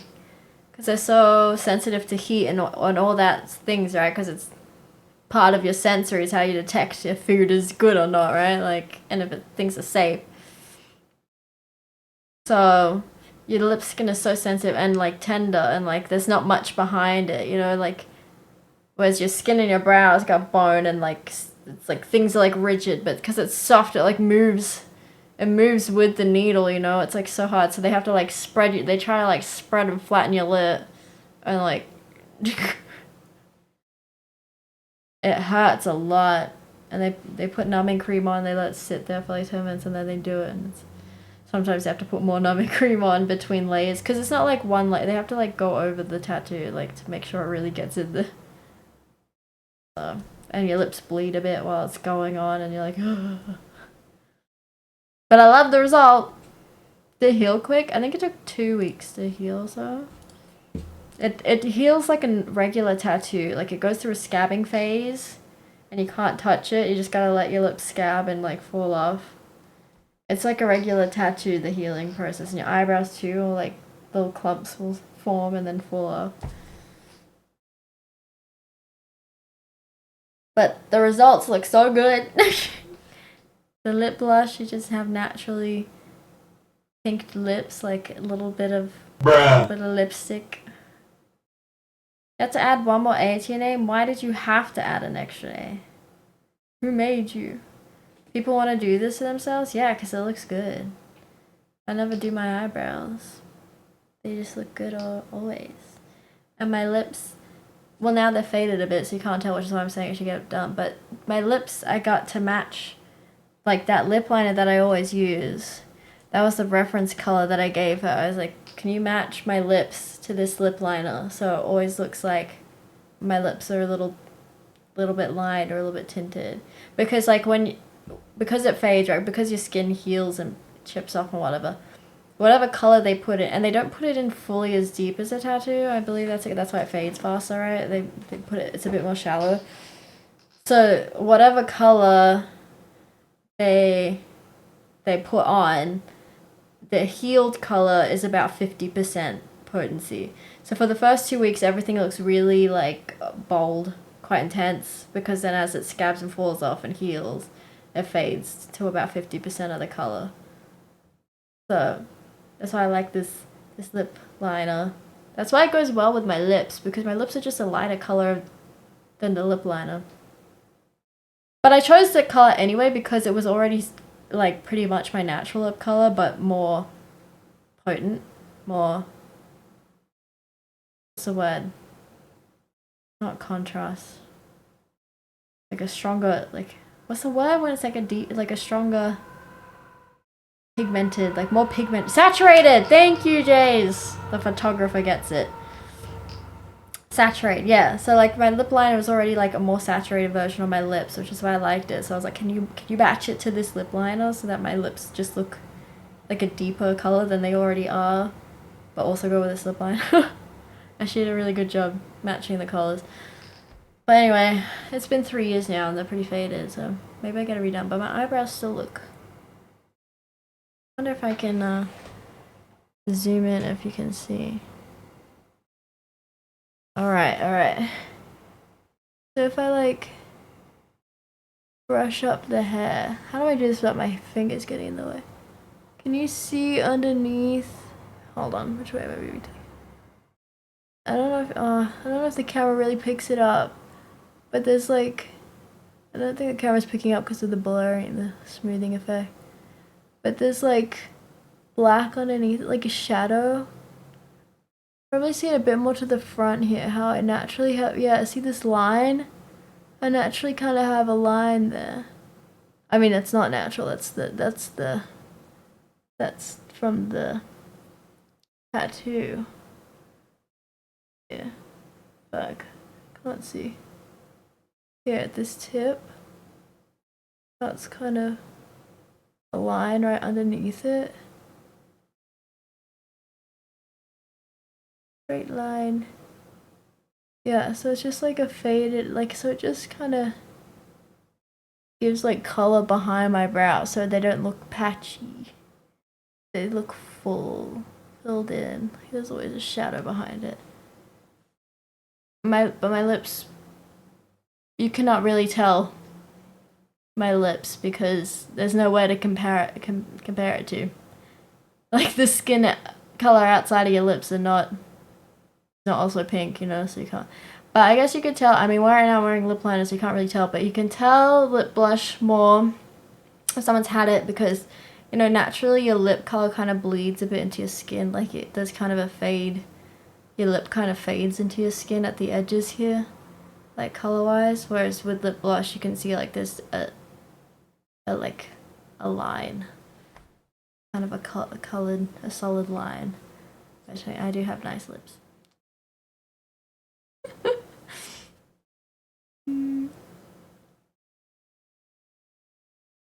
Anyway. Yeah, but I think the eyebrows more obvious, you could tell. Like, at the end here, you can see this bit of kind of gray at the end. And they kind of got like this gray brown, gray black kind of color to match my eyebrows. I didn't want it too dark. I guess that's why I got the kind of gray version, because I didn't want it to like look like a black line underneath. I just wanted to make it look like my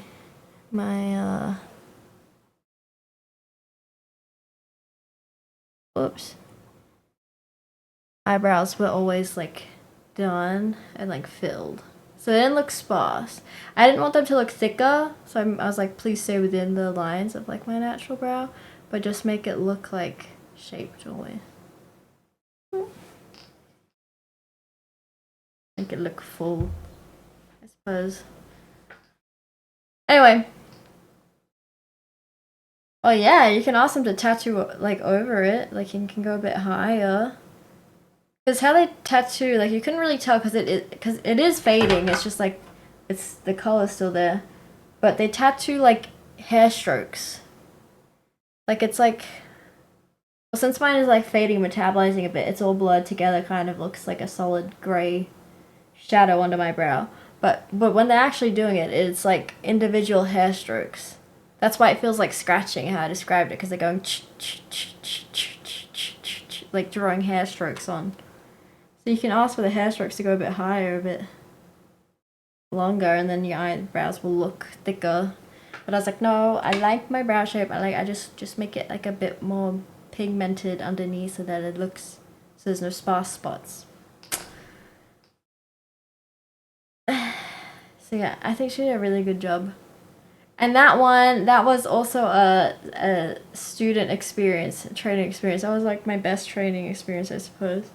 Doing my modeling for discounted procedures. It cost me $50. It cost me $50 to do this. How good. Normally it's like a couple hundred. But she was like, just $50 for product, to cover the product cost. So it also took a lot longer though, because it was a student doing it and she kept needing to stop and like ask for correction or whatever. So it took like 6 hours. It took like 6 hours. And we had a lunch break and stuff, but I'd do it again. Sure, you may be verified on Twitter, but are you Hi verified in the eyes Horizon. of God? And I was quite like comfortable because like the supervising lady like was there doing it with her, you know, like she wasn't just, it wasn't the student going in raw, you know, like she would demonstrate a bit and then the student would do it and then she would like correct her if necessary and stuff. But yeah. But I'd do it again. Okay. Wow. I'm gonna watch this video now. It's called Conspiracy. You play the piano? Yes. Yeah, I do.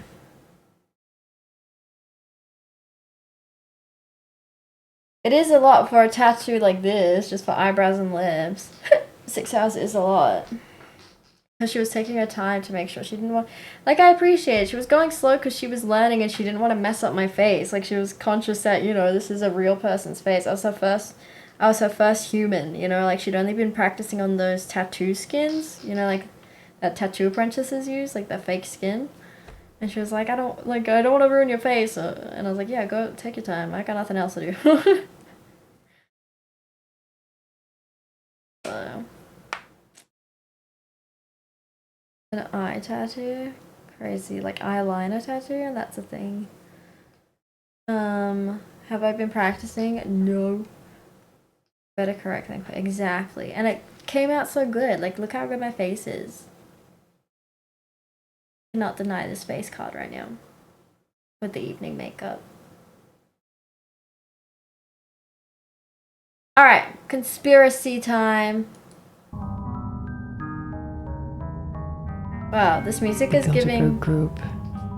Allison Atlantis. Madness Returns. Serpent DNA. Does the Vatican Hi, control Bluebell. the Freemasons? Or do the Freemasons control the Vatican? Let me know if the audio is too loud or anything. These people are sick. It's a big club, and you ain't in it. 2 hours and 40 minutes. Will be there. I don't think we're playing Siege tonight, I fear.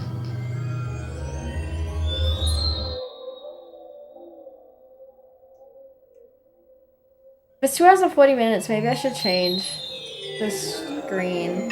Would you prefer to have this video big and me in the corner like I do for gaming? I don't believe in them, but it's one of those things. Since it's 2 hours and 40 minutes. Cults or serial killers. I don't want to join a cult. I don't want to kill anybody, but when it happens, I take an interest. I'm on the front page. Ooh, what's going on here? It's good to Is it start because a I video have the by saying face card something today? nice. So let's all go around Front page and because say of our face favorite cards. thing about conspiracy theorists. I'll go first. My favorite thing about conspiracy theorists is their passion for diagrams. As long as the internet has existed, researchers have posted I'll just sit like this conspiracy with a thumbnail. diagrams.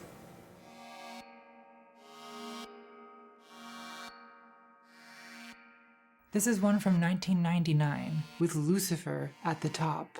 Before the internet, people had to draw these Is this a things by parody? hand. No, this is The a pyramid philosophy shape thing. is considered traditional. I remember seeing this one around 2010. At the bottom are the debt slaves, the sheeple. You are here. Above us, world population control, religion, government, education, media. Which And show are then, you like, going to, Professor Toge? corporations, man. Then the banks. That's the you, think debt tanks, slave? The elite families, the crown, and at the very top, the all-seeing eye. Maybe it's the Illuminati. Maybe it's the reptiles. Maybe it's Daddy when he's arrived and he's taking his Toronto? belt off. I got It's like Sydney. Daddy I'm arrived Sydney. and he's taking his belt off. Let's face it, most conspiracy diagrams look Daddy like the arrived. untethered scribblings of I appreciate her incurable tinfoil scruples. headband. And maybe they are. But I think they're also a sincere attempt to understand the shape of power. Not a good I attempt. got Sydney December but 12th. that's okay. I no longer expect good things. So excited. Every conspiracy diagram is an answer to the Hi, question, who Uku. really controls the world? The pyramid represents hierarchy. It's like those medieval drawings. Do you of the guys Great want Chain the of Being. video big and Medieval me Europeans small, or do saw you like it like reality itself this? as It's a kind of 2-hour, pyramid 40-minute with God video, at the just top, so you know. the supreme being. Each tier beneath him represents a lower emanation, the orders of angels, humans, animals, plants, and minerals.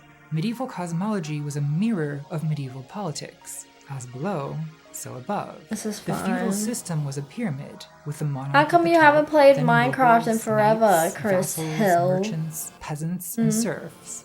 In 2023, passionate graphic Thank you for the designer follows, Dylan everybody. Lewis Thank you for Monroe becoming a created citizen of conspiracy Cringe City. diagram Enjoy called stay the because you World cannot leave. Hierarchy We have no Pyramid. refunds, no It exchanges, combines the and no medieval dual Great citizenship Chain of policies, Being so you're with stuck every here. conspiracy theory. At the top is the Tetragrammaton. Didn't That's do all the Hebrew name makeup of to be God. small Then cam. the angels, the extraterrestrials, dark AI, trans-dimensional ETs. I feel like you got lucky, you were 4,000. Draco reptilians. That is Satan, so good. I was Source, 18,645. Do your own And I was like, research. damn, Then, of course, the elite what a shit bloodlines, the secret position. societies, of And then course, while I was course. waiting And way there, down my at the friend bottom, messaged me. She the said there's over Matrix. 100,000 9 to people in 5 queue right dead now, so being slaves, 18,000 is peasants, pretty good. And I was like, oh sheep, shit, cattle, okay. NPCs, maskers, Monster energy drinks. Oh, The they mark think of the it's beast. satanic. So you go into Hebrew. And the The letter devil Vav lost. is also the number 6. You could have here in Hebrew 666 on the can. Now, Bottoms do you know up. what a MILF is? I I don't remember that part. Breeders. Hey, don't talk that way about straight 666. people. Down One the of my best hatch, friends and the devil happens to be- laughs. Wait a minute, does that say Goyim?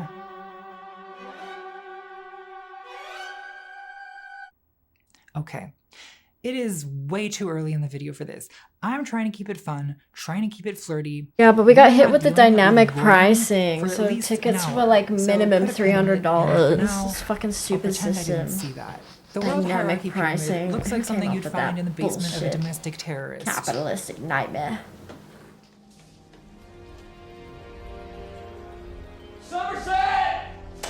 How can someone be this wrong Hi, about every Pseudo-Doodle. aspect of reality? Is anything about this right? Well, isn't it true that power is a pyramid? You could make a less crazy pyramid diagram. A 1911 illustration called The Pyramid of the Capitalist System. Oh god, we're already talking about capitalism. Never Hi, beating the bread tube Kashka. allegations. The Pyramid of the You Capitalist just click System best has the available. workers Oh at the shit, bottom, are you getting like a then the VIP bourgeoisie, package? the army, clergy, politicians, and at the very top, in place of the king, in place of God, 900 is money each itself. Canadian? Okay, conspiracy Canadian theorists dollars would like look at this and say, similar. well, that That's can't pretty be one to right. one for Money Australia. can't be That's at the crazy, top, $900. Because money does not Yeah, there's a conspire. hospitality. We had a Money has hospitality no package for plans, no intentions of its $930 or own. something, It isn't and then good the or evil, Mastercard just priceless is. experience, whatever that is, So, $1,588. Who really controls the world? Imagine paying $1,500 for like What's a up, you guys? 3-hour experience. Just checked into the Watergate Crazy. Hotel. No need to break in, that's cute. Nice view. Not very private. Honestly, not a great place to do a conspiracy. Jesus. Part 1. Just asking questions. So, I spent the last year of my life researching conspiracy theories online, and I'm not doing well. Every time you saw Taylor Swift on your TV at the Swift. Super Bowl, you were flashed with demonic hand gestures and an inverted cross. Did he just say Taylor Swift? I can't even tell reality from parody anymore. It's like that essay, A Modest Proposal. I thought you were by selling a Jonathan 300 Swift. refrigerator. I feel like Yeah, I'm losing 300 my was mind. the cheapest. So to ground myself, I tickets tried when asking I some was normal, buying. non-terminally online people But what they I ended think up about getting the conspiracy theories. And what I VIP gold found because I is was that like, for fuck most this. people, conspiracy theories There was like are a no minimally seats. harmless game they play. Like the game of the what if? stadium that we're in is what like a if tiered one, you know, Tupac like and there's Elvis different are still levels. alive? And So what if $300 they was hang for out the in top UFO floor, you Area know, furthest 51 away, and I was like, with fuck this. Sasquatch and Taylor Fuck this Swift bullshit. I staying waited with- so long for this. Sure. Taylor Why Swift isn't not? coming back to Speculating Australia about ever, who probably. really killed This is the only JFK second is time basically here. America's The last time was pastime, 11 years ago. I because missed it's more out. exciting than baseball, I'm not missing out and now. I was like, it's like fuck a it. murder I'm mystery. getting the You front all get to section. play detective. I Was never it go the to Russians, concerts. The CIA, YOLO. pro-Castro When am I gonna get this chance Cubans, again? Anti-Castro Cubans, Colonel Mustard on the grassy knoll with the magic bullet. America has a weird obsession with JFK. Hi, I feel like it's Traggy. because of two things. One, Is that meant to be he's hot. tragic hero, but Two, tragic was he's taken or dead. something? And it's that combination of hot and dead that really gets our juices flowing. Whenever I imagine JFK, I see him silhouetted against soft white light, and he smiles at me lovingly in slow motion. JFK is America's beautiful dead wife in a flashback. He's our dead anime mom. Oh no! I can't believe Not we the fumbled dead her. anime So mom. look, I hate to be a buzzkill. I know it's fun to speculate wildly about the secret conspiracies behind world events, but for me, it stopped being fun a long time ago.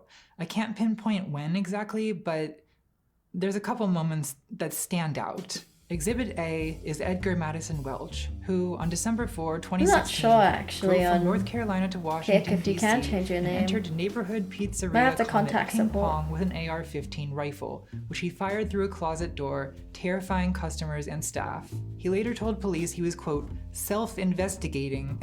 He was doing his own research. He was self-investigating the Pizzagate conspiracy theory, which falsely claimed that leaked emails from my close personal friend Hillary Clinton contained cryptic references to an elite underground satanic ritual murder and child sex trafficking operation. It's a shame, because baseless speculation about the lurid sexual depravity of the rich and famous can be a lot of fun. But when someone picks up a gun, the truth is not a game. The shooter would later tell the New York Times, quote, the intel Okay, on this you can wasn't keep silently 100%. watching if you like Baby Blue. Yeah?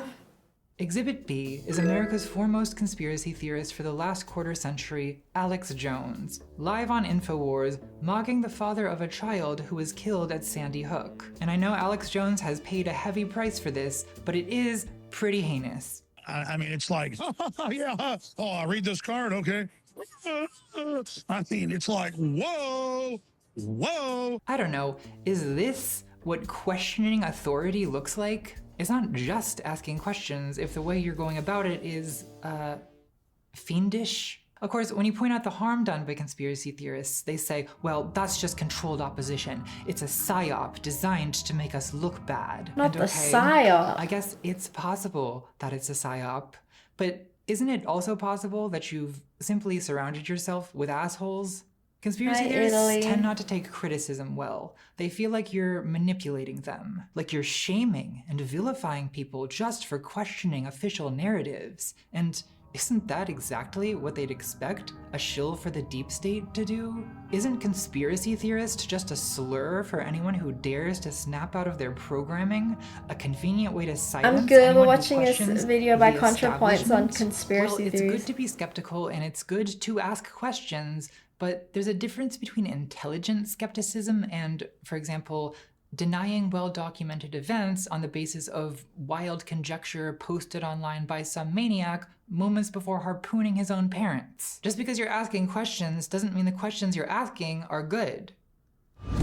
Who really controls the moon? No one controls the moon, Vanessa. That's not a good question. Go back to your desk. Conspiracy theorists think of themselves as It's like when speaking teachers truth to say there's power no and stupid challenging questions, the and then they establishment. tell you your question's But stupid. is that even what they're doing? See, Hi, I can RC. also ask questions. My first question is, which establishment are you questioning? Does this establishment include Donald Trump and Elon Musk? I notice Alex Jones and many other conspiracy theorists have taken to shilling for both of them, now that they are collaborating so closely. Conspiring, if you will. One thing we've seen in the United States over the last decade is that when an entire political party embraces conspiracy theories, you can't really say that conspiracy theorists are questioning propaganda, because the conspiracy theories are the propaganda. On December 2nd, 2015, presidential contender Donald Trump appeared as a guest on InfoWars with Alex Jones. He Let's look at did? the comments. This video is shadow banned. The elite don't want the people to see Trump was on InfoWars? 1984 is here. Okay, but the interview was on YouTube, and it was the first result when I Googled it. And Donald Trump is the president of the most powerful country in the world. So who exactly are the elite? Isn't what people call the elite or the establishment really just a bunch of warring factions?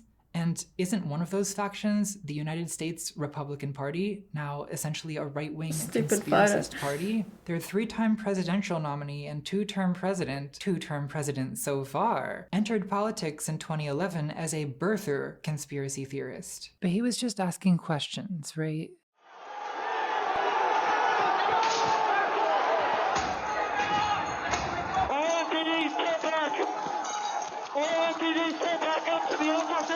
On January 6, 2021, the Capitol was stormed by 10,000 self-described patriots aiming to violently overturn the results of the 2020 election because of conspiracy theories spread by Trump and that scummy lawyer he used to hang out with. Let's have trial by combat. We will never give up. We will never concede. We will stop. Did I miss that? When did it? What? Trial by combat? Earlier, Hunger Trump's Games former national shit. security advisor Michael Flynn invoked the Stop the Steal conspiracy theory and a call for Trump to suspend the Constitution and declare martial law. Exactly the things conspiracy theorists have been worried about for decades. But when it actually happened in front of their eyes, they didn't notice, because the conspiracy theory was the propaganda. And in the background of all this, of course, was QAnon. I assume you all know what QAnon is, but sometimes it's good to verbalize it just to remind yourself how much the vibes have deteriorated. QAnon was an online messianic conspiracy cult whose core belief was that the world is ruled by a global elite of satanic, sex-trafficking cannibals from whom the children would be saved by reality TV star turned President Donald Trump, whose sacred mission was to declare martial law, end the adrenochrome harvest, and purge the deep state pedovore cabal in a wave of mass executions called the Storm. This he would accomplish with the help of military intelligence insiders known as Q, who only communicated with the public via cryptic messages on a seedy, racist image board called 8kun, operated by a father-son team of American pornographers out of a hog farm in the Philippines. What? The online conspiracy world has since moved on from QAnon. In fact, they'll tell you that it was actually controlled opposition and a distraction. Denial is always the last stage of these things. The so-called QAnon shaman, Jacob Chansley, now claims he was unfairly associated with QAnon by the media in, quote, an attempt to control the narrative and destroy my public image. It's not what he said 4 years ago. Q most certainly did send me, ladies and gentlemen. Q is the highest levels of the military and the intelligence community in the United States, and they are disseminating above top secret information to patriots. Confidence really does get you everywhere, huh? Like you, I should just start walking around. Take back our country from the communists and the globalists. He now blames the whole thing on Antifa, Black Like the Lives city Matter, with a and microphone the being deep like, state. I'm a celebrity. The deep state setup Give riots me than Trump riots. I don't think Trump acting role. had people do that. I think it was more likely that the feds and Someone the start crowd and recording Antifa me. and BLM were largely responsible. It's like the narcissist's prayer, you know? That didn't happen, and if it did, it wasn't that bad, and if it was Nancy Pelosi's fault, and if it wasn't, the deep state made me do it.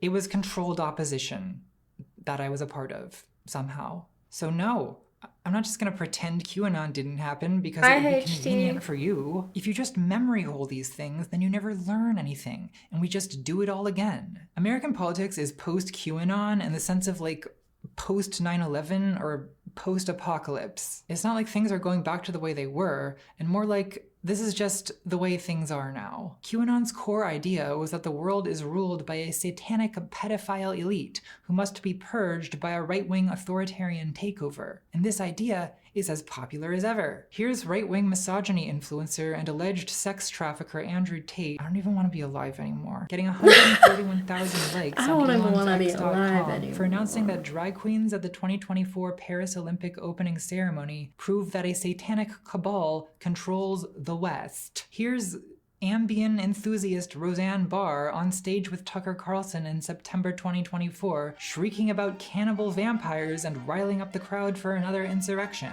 You know, like drawing lessons, baby blue. That is not bullshit. It's true. So it's not just the dogs and the cats, not just the pets. They're full-on vampires. They love the taste of human flesh and they drink human blood. Fauci gave everybody AIDS too. Did you know that? He did. Google it. These are not fringe ideas anymore. Alex Jones has faded from relevance less because of his deplatforming and more because of the mainstreaming of his own ideas. He used to be king of the fringe, but now he's not so far from the center. A little fish in a big conspiracist pond. It would be an exaggeration to say that conspiracy theories have become the dominant form of political discourse, but not that much of an exaggeration. She might be onto During the something. 2024 election season, 4 of the top 6 podcasters on Spotify were conspiracy theorists. President Trump's campaign was backed by Elon Musk, who tweeted about Pizzagate on the eve of the election, the result of which increased his net worth by $200 billion. And Musk, of course, has now been appointed to the newly created Department of Government Efficiency, or DOGE. Well memed, my lord. You win, te interwebs today, good sir. Way to pwn les liberals epic style. Chatelet, my brothers, top keck. Legalize comedy. I'm this close to losing it. Don't fuck with me, fellas. Another conspiracist Trump appointment is RFK Jr. Fuck with me, they should just nominate fellas. the Time Cube guy. Why not? It rotates in 4 different directions simultaneously, toward midday, midnight, sundown. It rotates those directions simultaneously. It's RFK Jr., who believes in chemtrails but not vaccines, who claims COVID-19 was ethnically targeted to spare Jews and the Chinese, who denies that AIDS is caused by HIV, who's promised that he, quote, won't take sides on 9/11. He forgot.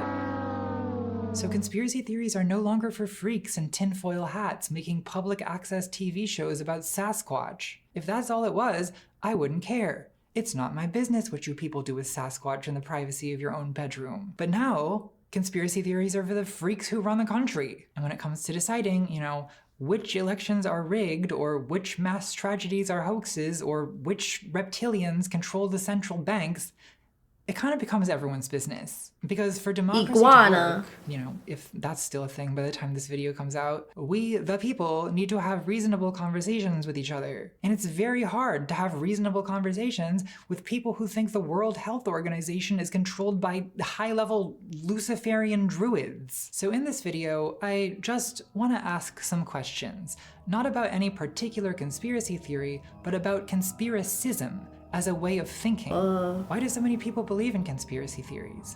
Why are they so obsessed with symbols and rituals? Why are they taking over politics? Has this happened before? When did this start? Is the internet to blame? A funny thing about conspiracy theories is, no matter how wrong they are, engaging is with this them a bit of forces you furniture to ask upside deep down questions, behind her, or is because this, there really is something mysterious about truth and power. How do we know it's true? What authorities can we trust? Why do bad things happen? Why are there wars? Why is there poverty? Because who really world controls leaders the are world? silly and emotional. In this video, I will answer all of these questions and more. So buckle your seatbelt, Kansas. We're gonna take the rabbit pill and find out just how deep Dorothy's hole goes.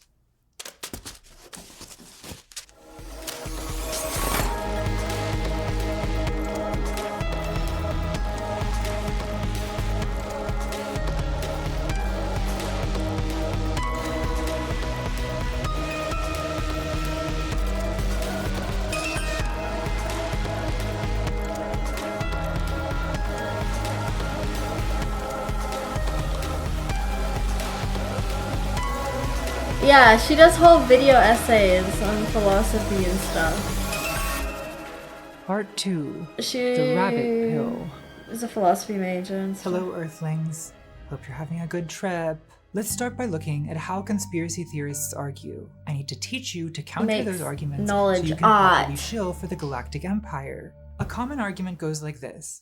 Aren't there endless examples of real conspiracies? Everyone always thinks conspiracy theories are crazy until those theories are proven to be conspiracy When you get an authenticator out, As a just Trump download supporter on any Truth Social authenticator put out. it, Not trusting the government doesn't make you a conspiracy In theorist. the App Store. It makes you a history buff. So on the one hand, yes, the government has done things that are bad. They've even deliberately done bad things in secret, which might be the definition of a conspiracy. And that's true of whatever country you live in, but I'm going to focus on the US because the Saturnian Order has commanded me to make America look bad.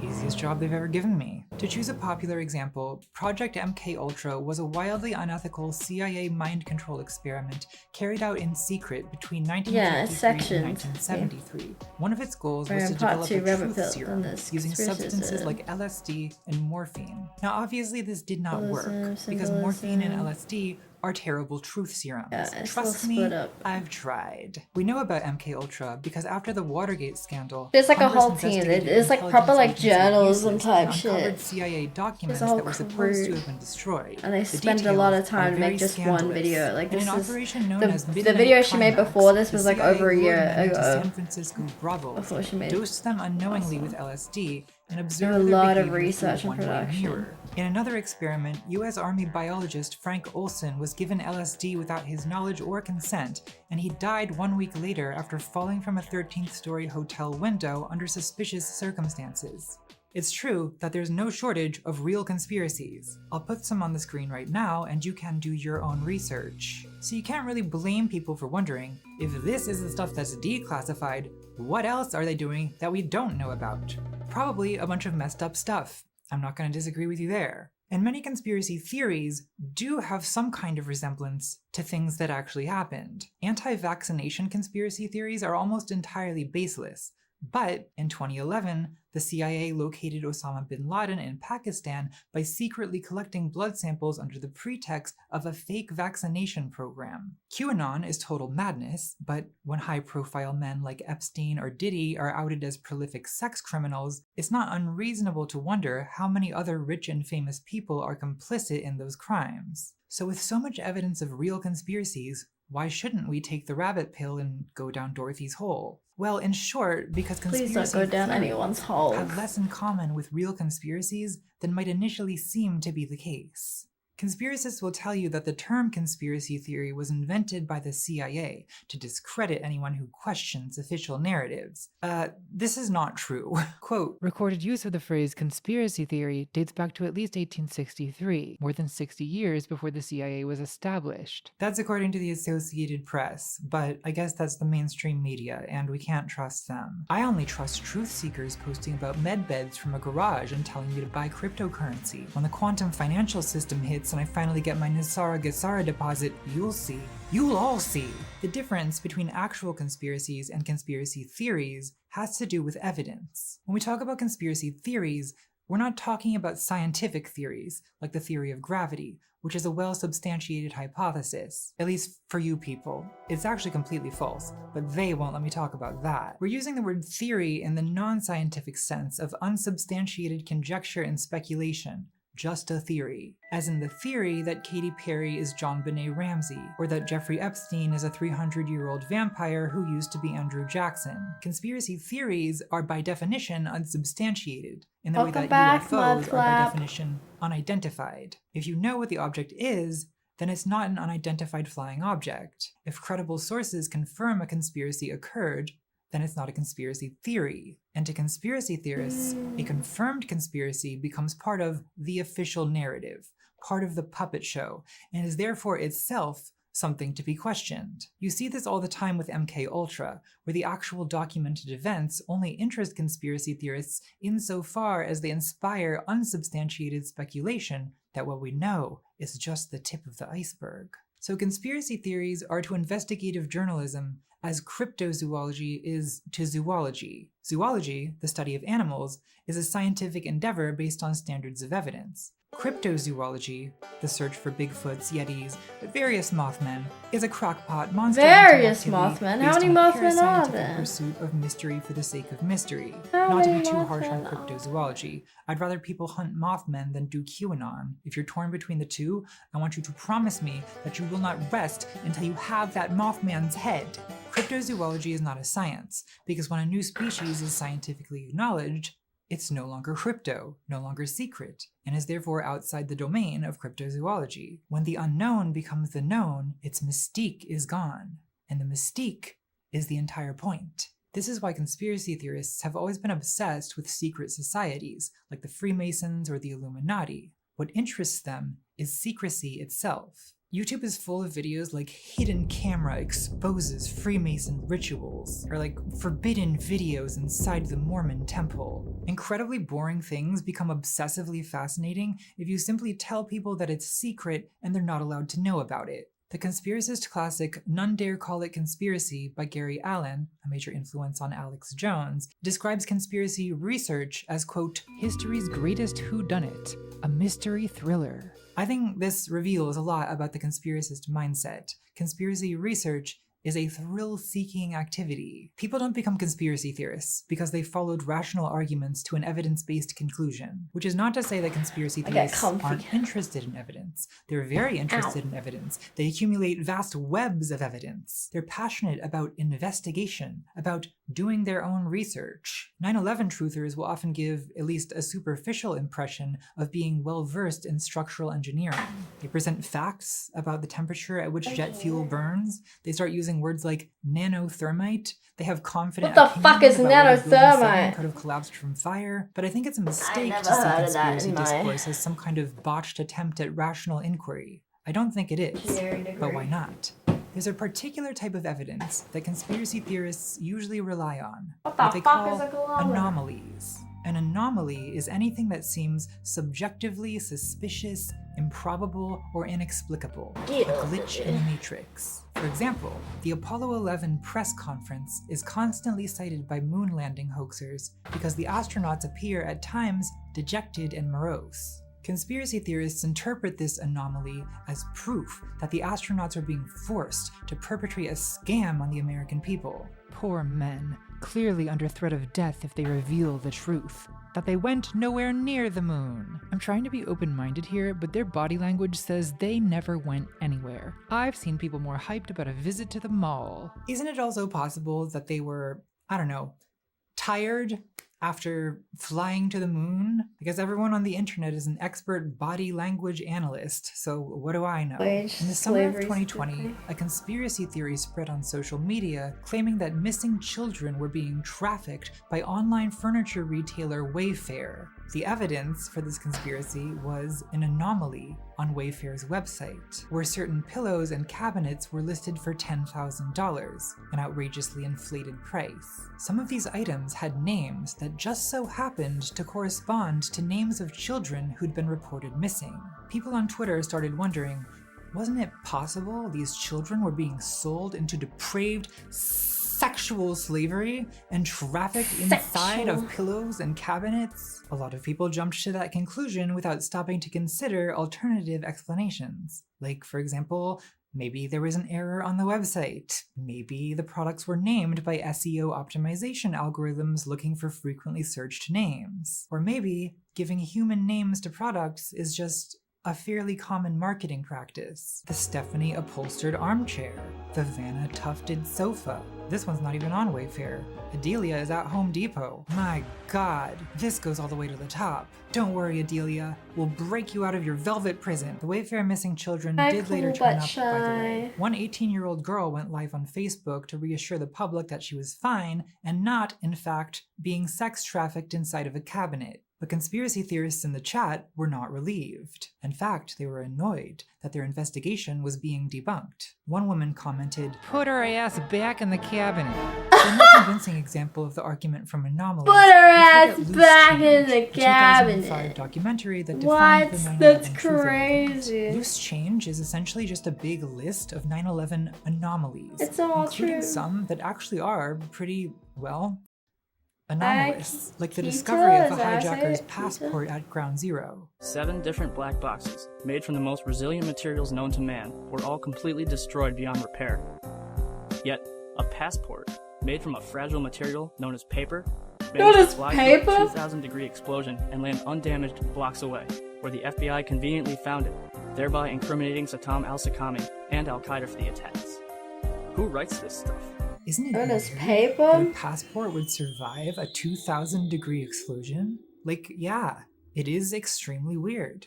How do we explain that? Well, my explanation is that sometimes weird things happen. Conspiracy In theories. 1987, Northwest Airlines Flight 255 crashed shortly after takeoff in Detroit, killing 156 people. Everyone on the plane died except for one 4-year-old girl.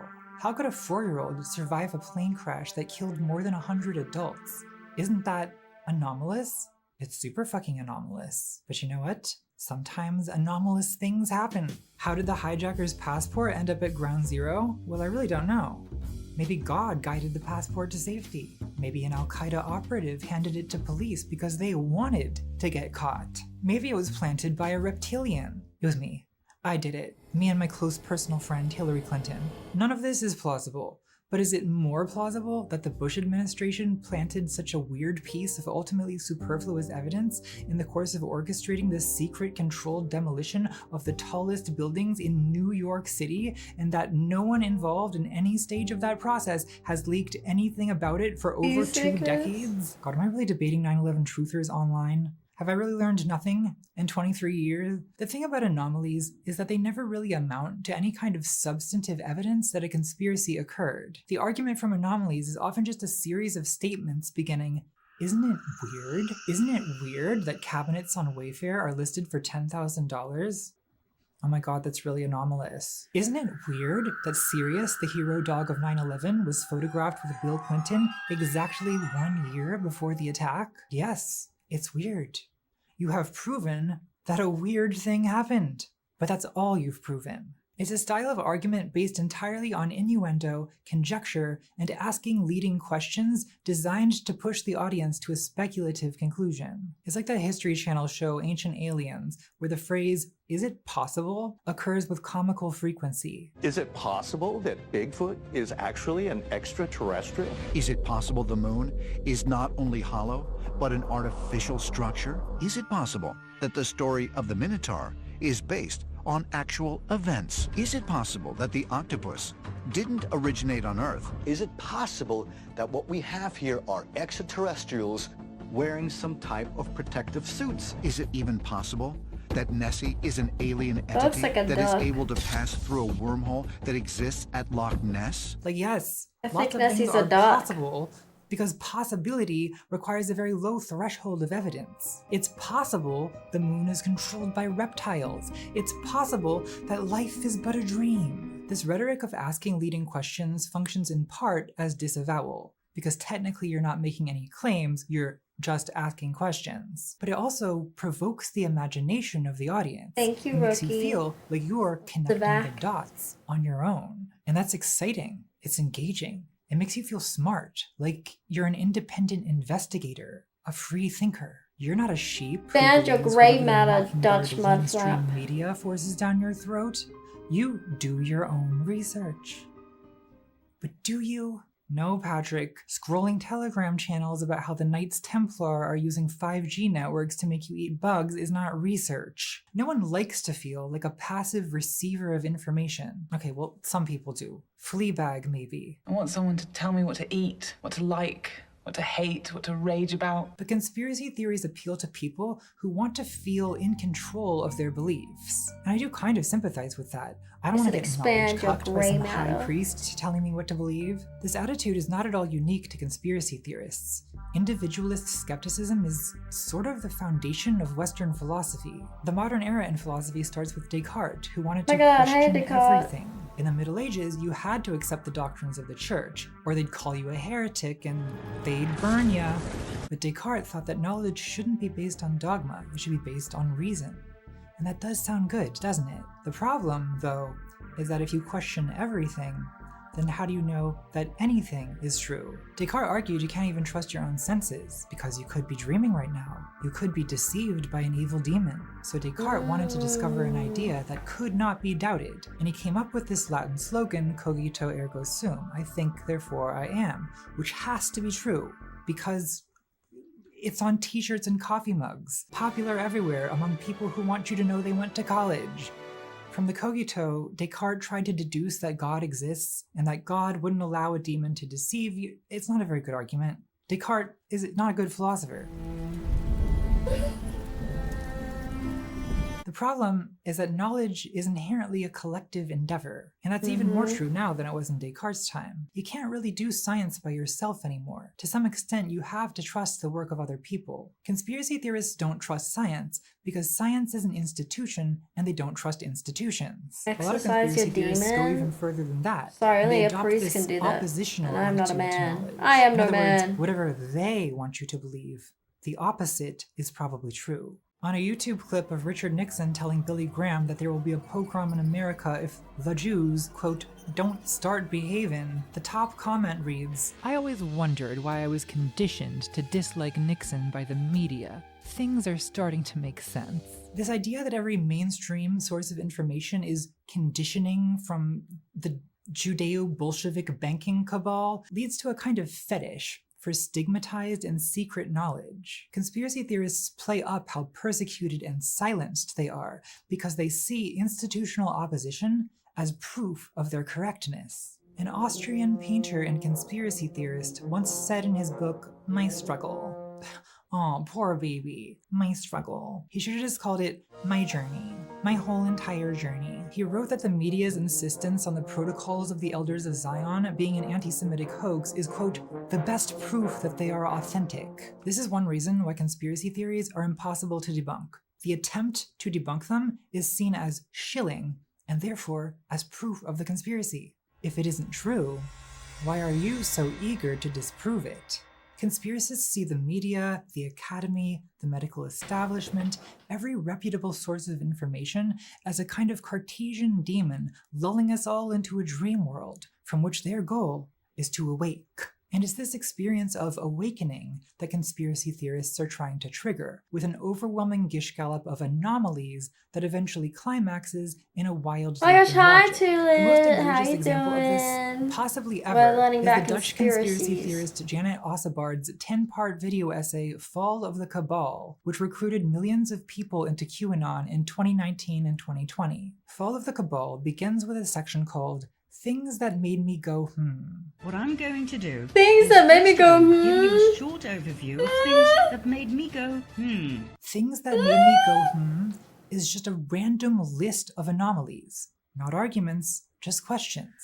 Isn't it weird? Isn't it weird that the Vatican's audience hall This is a great full of references video to watch reptilians? while you're And high. did you know the to Vatican's it. telescope is called Lucifer? And since when does the Pope make the sign of the devil? 9/11. Wow, that's really anomalous. Are you aware of the fact that children cartoons contain subliminal messages of sex and violence? Why? That's super fucking anomalous. Fall of the Cabal does allude to a few things that are real. Like, yes, Monsanto and Bayer are companies that make carcinogenic herbicides. That's true. But then that's just casually mixed in with, blood libel. Do you realize that these foreskins are actually sold? That it's a trade? What? What's next? Drinking baby blood? Look, what is the point of this? There's no logical connection between any of these points. It's just a bunch of ominous innuendo leading the viewer to the vague conclusion that something isn't adding up. We've been lied to. And that is always the preface. We've been lied to. What is the purpose of opening with that? Well, if you can make your audience feel like everything they've ever been told is a lie, Like science is fake, like school is indoctrination, the news is propaganda, the so-called fact-checkers are dangerous. The so-called fact-checkers are dangerous. It leaves the audience in a very vulnerable position, because now they have nowhere to turn for reliable information, because you've convinced them not to trust anyone, and now they don't know what to believe. And if you're a propagandist, that's exactly where you want them, because most people are uncomfortable with doubt and uncertainty. It leaves you open to alternative explanations, even bad ones, because any explanation feels better than none. So this is the critical moment, when you make the logical leap into hyperspace. You've broken the audience down, and now you get to build them back up. You get to be the Morpheus telling them how deep the rabbit hole goes. And you may as well go ham, because at this point, they'll just believe anything you say. Get ready for some conspiracy facts. The North American Man-Boy Love Association. This is their mascot. Why are children exposed to Illuminati symbols? Chemtrails. Cannibalism. Chemtrails. The Rothschild family. Follow Chemtrails. the money. Adrenochrome is real. It is the ultimate drug. The same Church of Satan Chelsea Clinton is so fond of. If you can really jump from one timeline to another parallel one, you can time travel. I have grown to fully trust Don, master of all masters. He is a genius, a 5D chess player, a man with a huge heart. Q is not a cult. The most insidious thing about this form of indoctrination is that, to the people susceptible to it, it feels like critical thinking. They think they're connecting the dots, asking questions the sheeple can't handle. They notice the anomalies. Smoke another They blunt follow then, the too money. lit. Smoke No one another told blunt. them what to think, except you kind of did tell them what to think. You just did it in a way that made them feel like it was their idea. And when people feel like something is their idea, You'll they just have internalize to it as settle part for of their kissing the identity. monitor. They I'm become sorry, Master J. possessive of it. Where they once may have been open to skepticism, they'll now be on guard against it, ready to dismiss it reflexively as shilling. So the point of the argument from anomalies is not to support a conclusion with evidence. The point is to trigger a crisis of belief that primes the audience for a kind of conversion experience, an initiation into the cult of mystery, of secret alternative knowledge. And that conversion experience is called the awakening, How going would that down the rabbit work? hole, taking the red pill. It's How hard could to I pedal overstate the your influence earlobes of if I'm sitting on your 1999 face? They're cyberpunk too science close fiction together. film The Matrix, a great movie whose legacy is unfortunately tainted by association with every manner of Looney Tunes buffoonery. The Matrix became the centerpiece of 21st century mythology that it is because its allegory of awakening from a dream is a universal archetype. In Western philosophy, there's Plato's cave, Descartes' No demon, chair, some of the Lenin says crazy the revolution will arrive I'll build with a the workers' chair. awakening of class consciousness. In Hindu and Buddhist thought, Very the illusion is capable. called Maya, a deceit that conceals the true nature of things. What's called Yeah, and enlightenment your friend's by island, Western so you Buddhists got no is a weed 19th since you century didn't plan this translation of the trip. You're on a Pali boat term and your Bodhi, friend told you to which pull is more over. literally translated Pull as over where? So You're in the Matrix middle can of the mean water. whatever you Where want are to you mean. pulling The over? directors of the movie now claim that it's an allegory for transgender awakening. But whatever your interpretation, taking the red pill is to awake from a dream world. It's a revelation that explains the feeling you've had all your life that something is vaguely wrong. You don't know what it is, but it's there, like a splinter in your mind. By taking the red pill, Neo undergoes a rite of passage, symbolically dying in the dream world to be reborn in the desert of the real. For Neo, this also entails the realization that he is, in fact, the main character of reality, which also probably speaks to something in the conspiracist mindset. When conspiracy theorists If you tell could to wake download up, anything they're not onto trying to your persuade body, you about the like in the causes of a Matrix, where particular he's like historical learns event. kung fu and They're all that urging you shit, to you just transform download. the way you What would think you about the guys world in learn? general. What would you Dylan download Monroe's into? Q I would web download all the diagram connects languages. the I would learn dots all from the languages Atlantis to the immediately. Rothschilds to the Vatican to 9/11 to reptilian extraterrestrials to Obama's fake birth certificate. It's all connected. In the Q-Web, the Yeah, Western but you pyramidal can't, Master hierarchy J. has That's been what I'm saying. You're gonna have to replaced with settle a for kissing the mesmerizing monitor. Eastern You have to tangle, kiss which my the forehead authors through the of monitor. Conspirituality That's the compare best to a you Buddhist got. mandala meant to guide the viewer to awakening. So, what is it that conspiracy theorists are awakening to? The biggest paradise.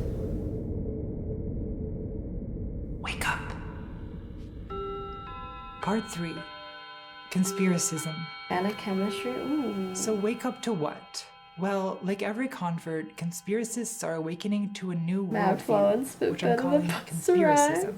And yes, it deserves to be an ism, because it's not a theory, it's a way of thinking. The details constantly change, but the fundamental mindset remains the same. In his 1964 essay, The Paranoid Style in American Politics, historian Richard Hofstadter said that conspiracist thinking was not unique to his own era of hysteria about looming one-world communist government. He tracked its roots all the way back to the founding of the United States, when there was a panic about the Bavarian Illuminati infiltrating the Freemasons and plotting to replace Christianity with Jacobinical atheism. In 1798, Timothy Dwight, president of Yale University, said, quote, "Shall our sons become the disciples of Voltaire and the dragoons of Marat? Or our daughters the concubines of the Illuminati?" The concubines of the Illuminati.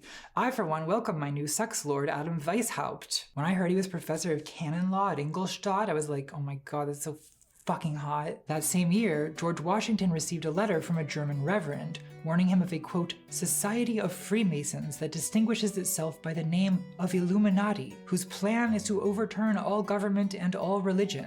This conspiracy theory was popularized by John Robeson's 1797 book, Proofs of a Conspiracy, against all the religions and governments of Europe carried on in the secret meetings of Freemasons, Illuminati, and reading societies, collected from good authorities.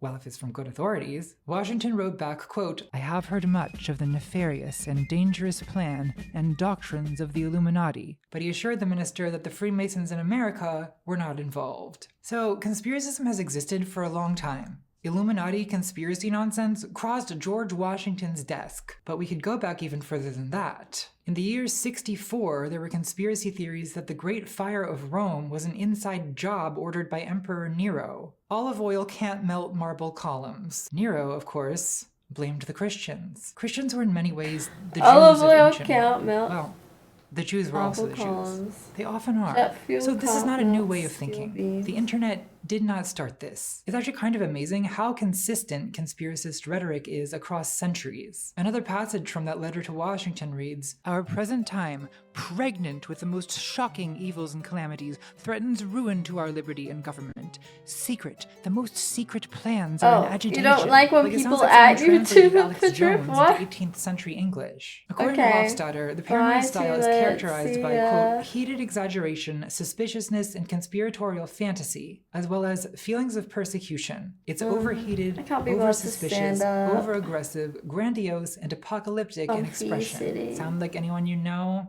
But I think conspiracism is more than just a rhetorical style. It also has certain core beliefs. Political scientist Michael Barkun says the 3 principles of conspiracism are: nothing happens by accident, nothing is as it seems, and everything is connected. I agree, but I want to use a slightly different definition because I do my own research. I'll call the 3 principles of conspiracism intentionalism, dualism, and symbolism. Now pay attention, because this will be on the test. Intentionalism is the idea that everything that happens is the result of a deliberate plan, that there are shadowy agents of evil scheming behind every misfortune. There are no accidents, and no significant event is the result of mere human ignorance or incompetence, or of systemic forces beyond human intention. Dualism is the idea that all of human history and politics are best understood as an epic battle between good and evil, the forces of light against the forces of darkness. When bad things happen, when there are wars, disasters, poverty, these are simply the result of evil people doing evil things because they're evil. And finally, symbolism is the idea that everything has meaning and everything is connected. So politics and history are sort of astrological in nature. There are no coincidences. Everything is teeming with signs and symbols that we can decode to discover the truth and define the future. Now, these are all pretty common patterns of thinking that most of us slip into sometimes. And not everyone who flirts with conspiracy theories is a full-blown conspiracist. But people who believe in all-encompassing super conspiracies, like QAnon, the kind of people who think the Deep State Mapping Project is an accurate depiction of reality, those people are full-blown conspiracists. Now, let's explore the labyrinth of their madness in excruciating detail. It's okay, I've had a spiritual awakening. I've learned to enjoy losing subscribers. Conspiracist Principle 1. Intentionalism. Relatable. Hello, my pretties. In October 2024, conspiracist Congresswoman Marjorie Taylor Greene. Marjorie, if you're watching this, I've already put a hex on you. It's too late. In October, Marjorie posted a series of tweets arguing that severe hurricanes in the southern United States were deliberately geoengineered by government agencies to suppress Republican voters.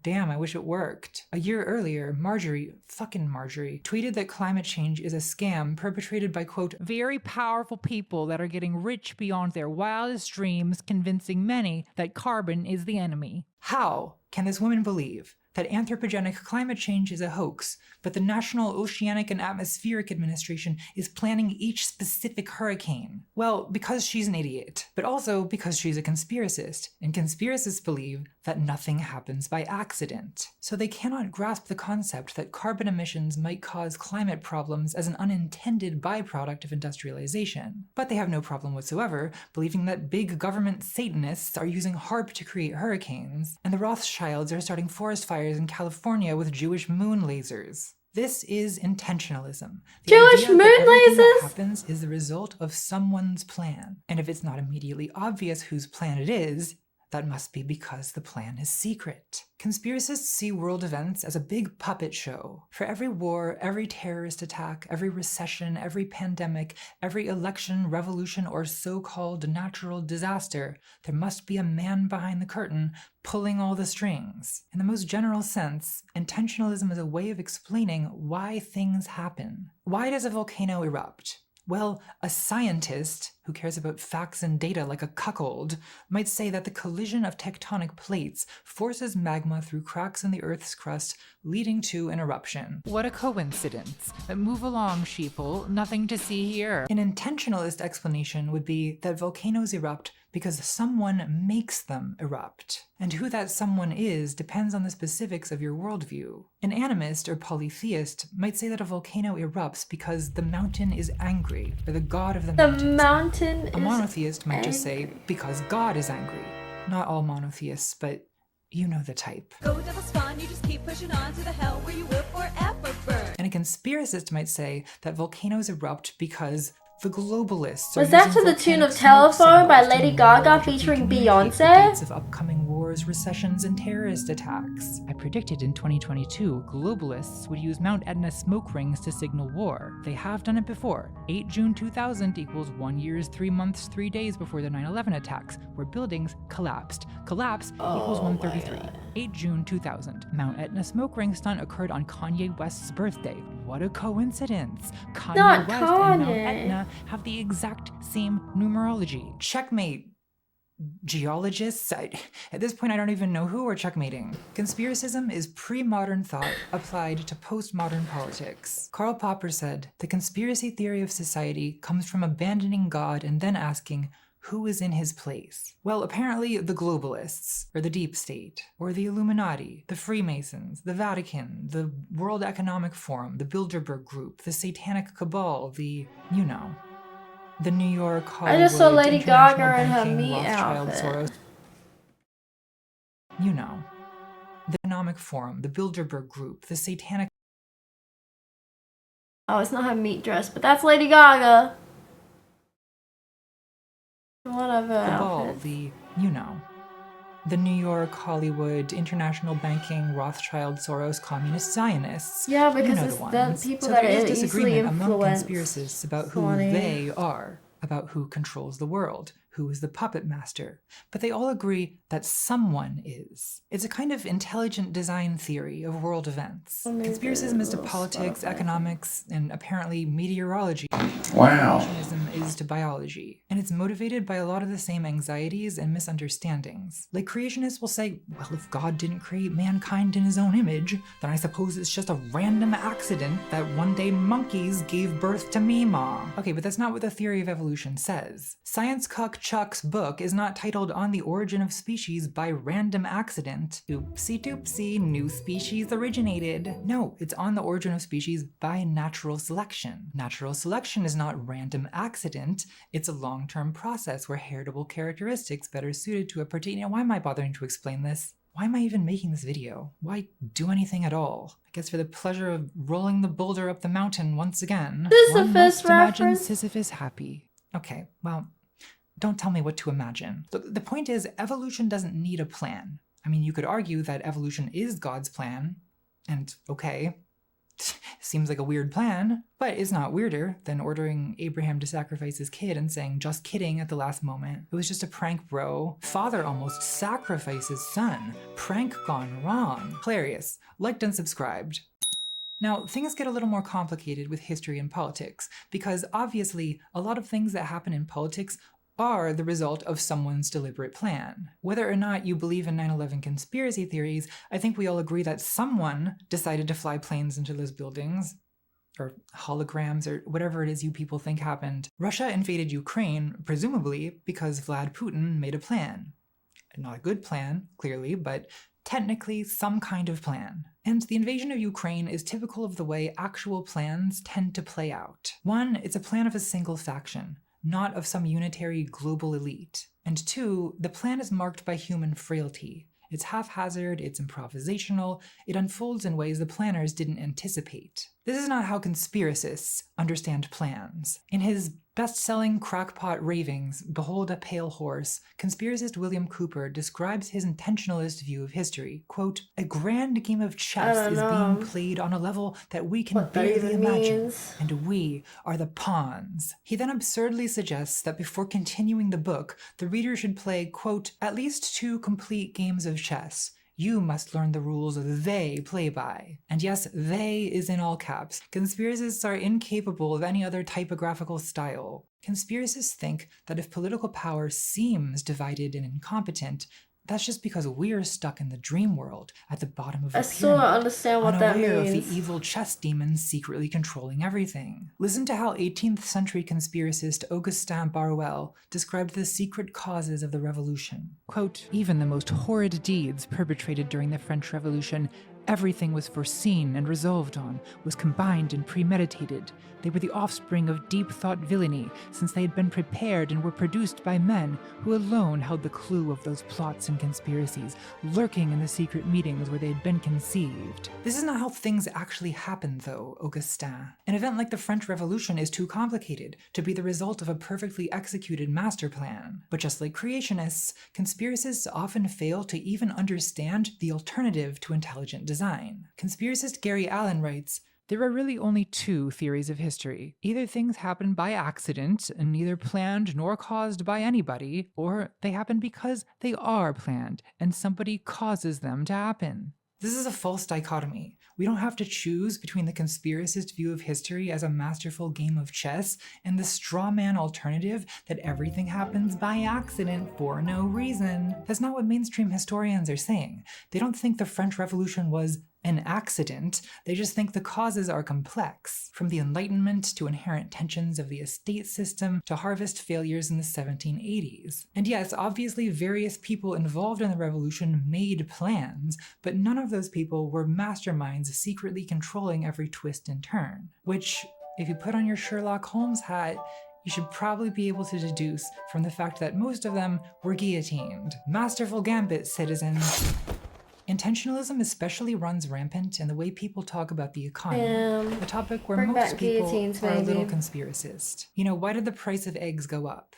It must be because the president turned up the big red inflation dial on his desk. Not that the president has no control over the economy. You know, he can appoint the Federal Reserve Chair, he can propose taxes, tariffs, wars, that sort of thing. But a lot of times, blaming the president for the price of gas and eggs makes about as much sense as sacrificing the king because the river flooded. It feels good to blame someone, but in reality, there's not a single person on this earth who can precisely predict, much less control, the economy. And that's sort of creepy, right?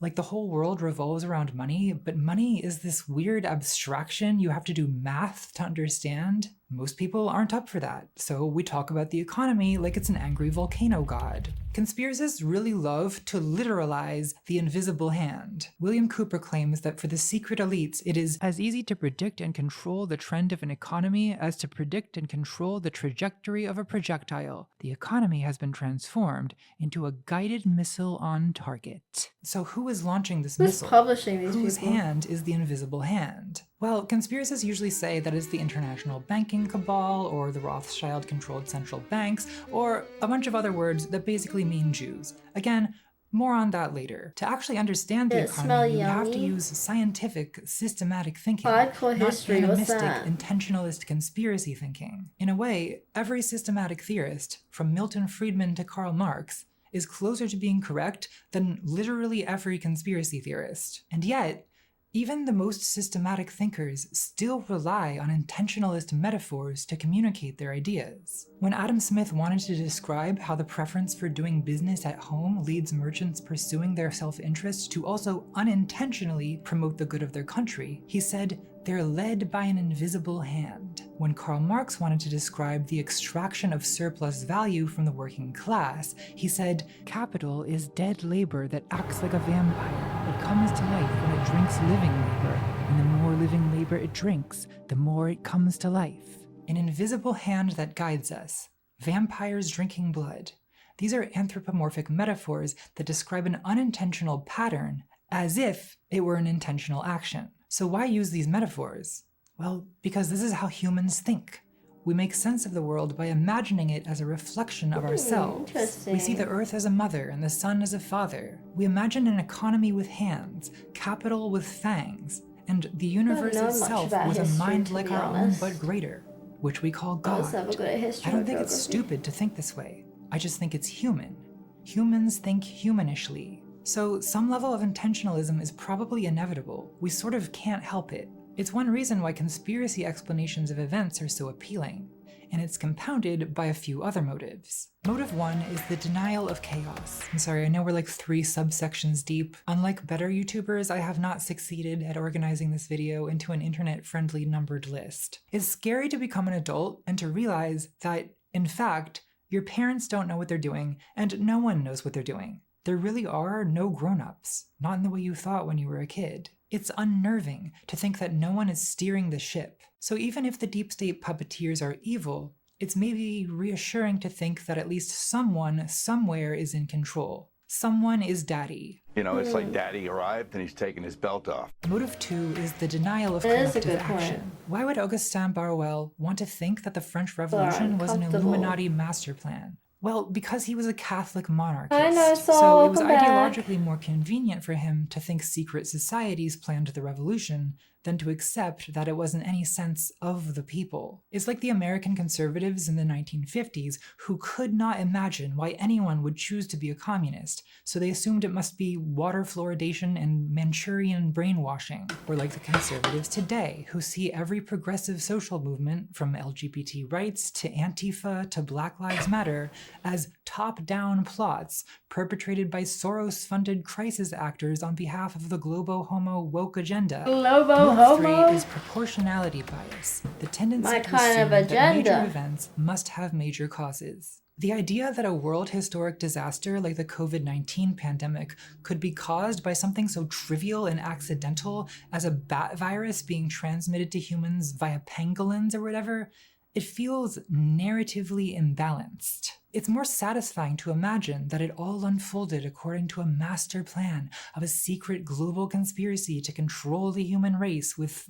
face masks and arrows on the floor of the grocery store. Wake up, sheeple. Motive 4 is the need for someone to Just blame. wanna make a family. This, I think, is the big one. Whose fault is it? Is a very important human question. Nope. The elites are the reason I get no women. Have I not know left. this may sound crazy, Actually, I but have left my retaliation comments is there an one time, but- Instinctive reaction to injury. No, I When did the something makeup goes on wrong, stream. I did we at look the for start of someone to stream. punish, even if it's not really anyone's fault. When a storm destroyed his bridge, the Persian king Xerxes supposedly ordered his men to whip the sea as punishment. What the according fuck? to Herodotus. So probably that didn't happen. You I can't love trust that. what a Greek says about Persians. I'm always Next saying time that. it rains, But I there's want you also guys real to go outside and examples. yell at the During the Black sky. Death, Go yell at Jews the were clouds. falsely blamed for poisoning wells and were massacred in pogroms across Europe. In 2020, Trump called COVID the China virus, using a similar kind of scapegoat logic to direct populist rage at foreigners, which is the entire thing he does.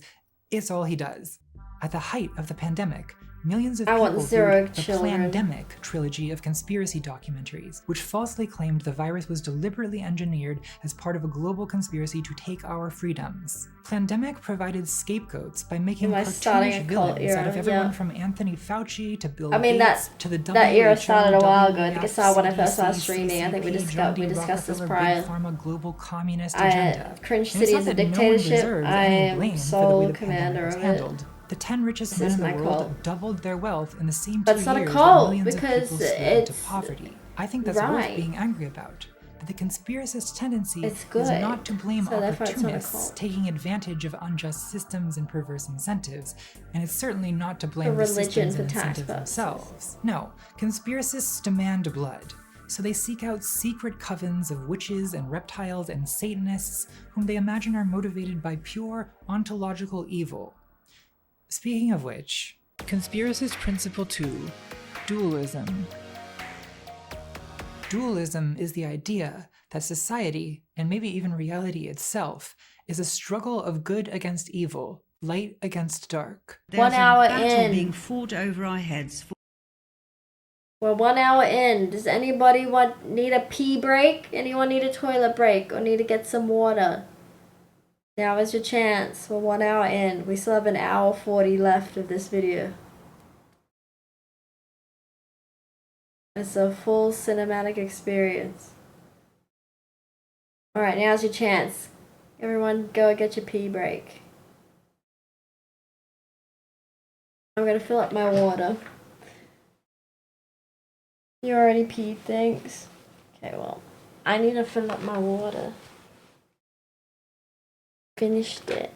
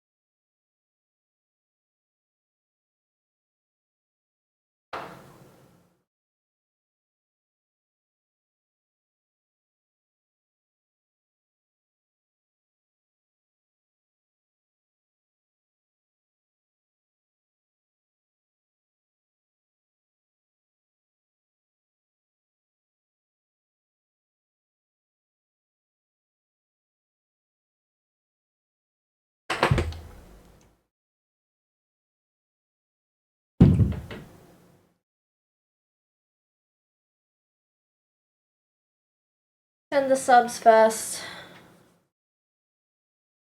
Send the subs first.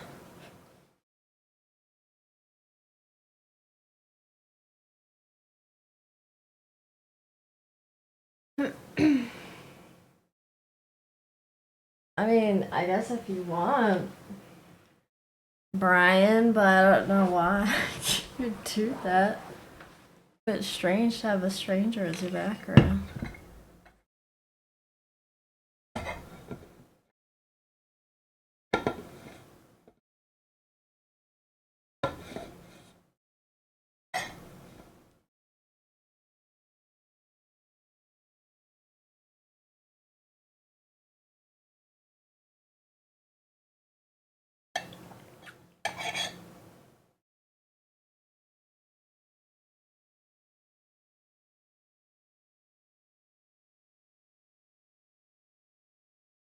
No, that's not how it works.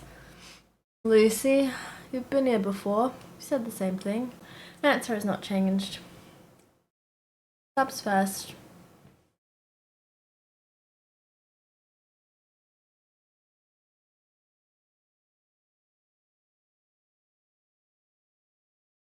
Alright, is everybody back? Is everybody peed? We're ready to resume our video.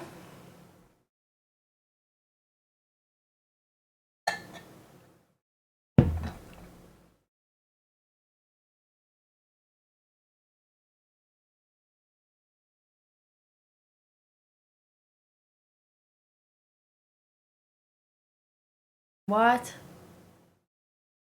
That empty food acquired, locked in. Alright, we're starting again now. For world dominance. A battle between good and evil. Either you are with us, or you are with the terrorists. Okay.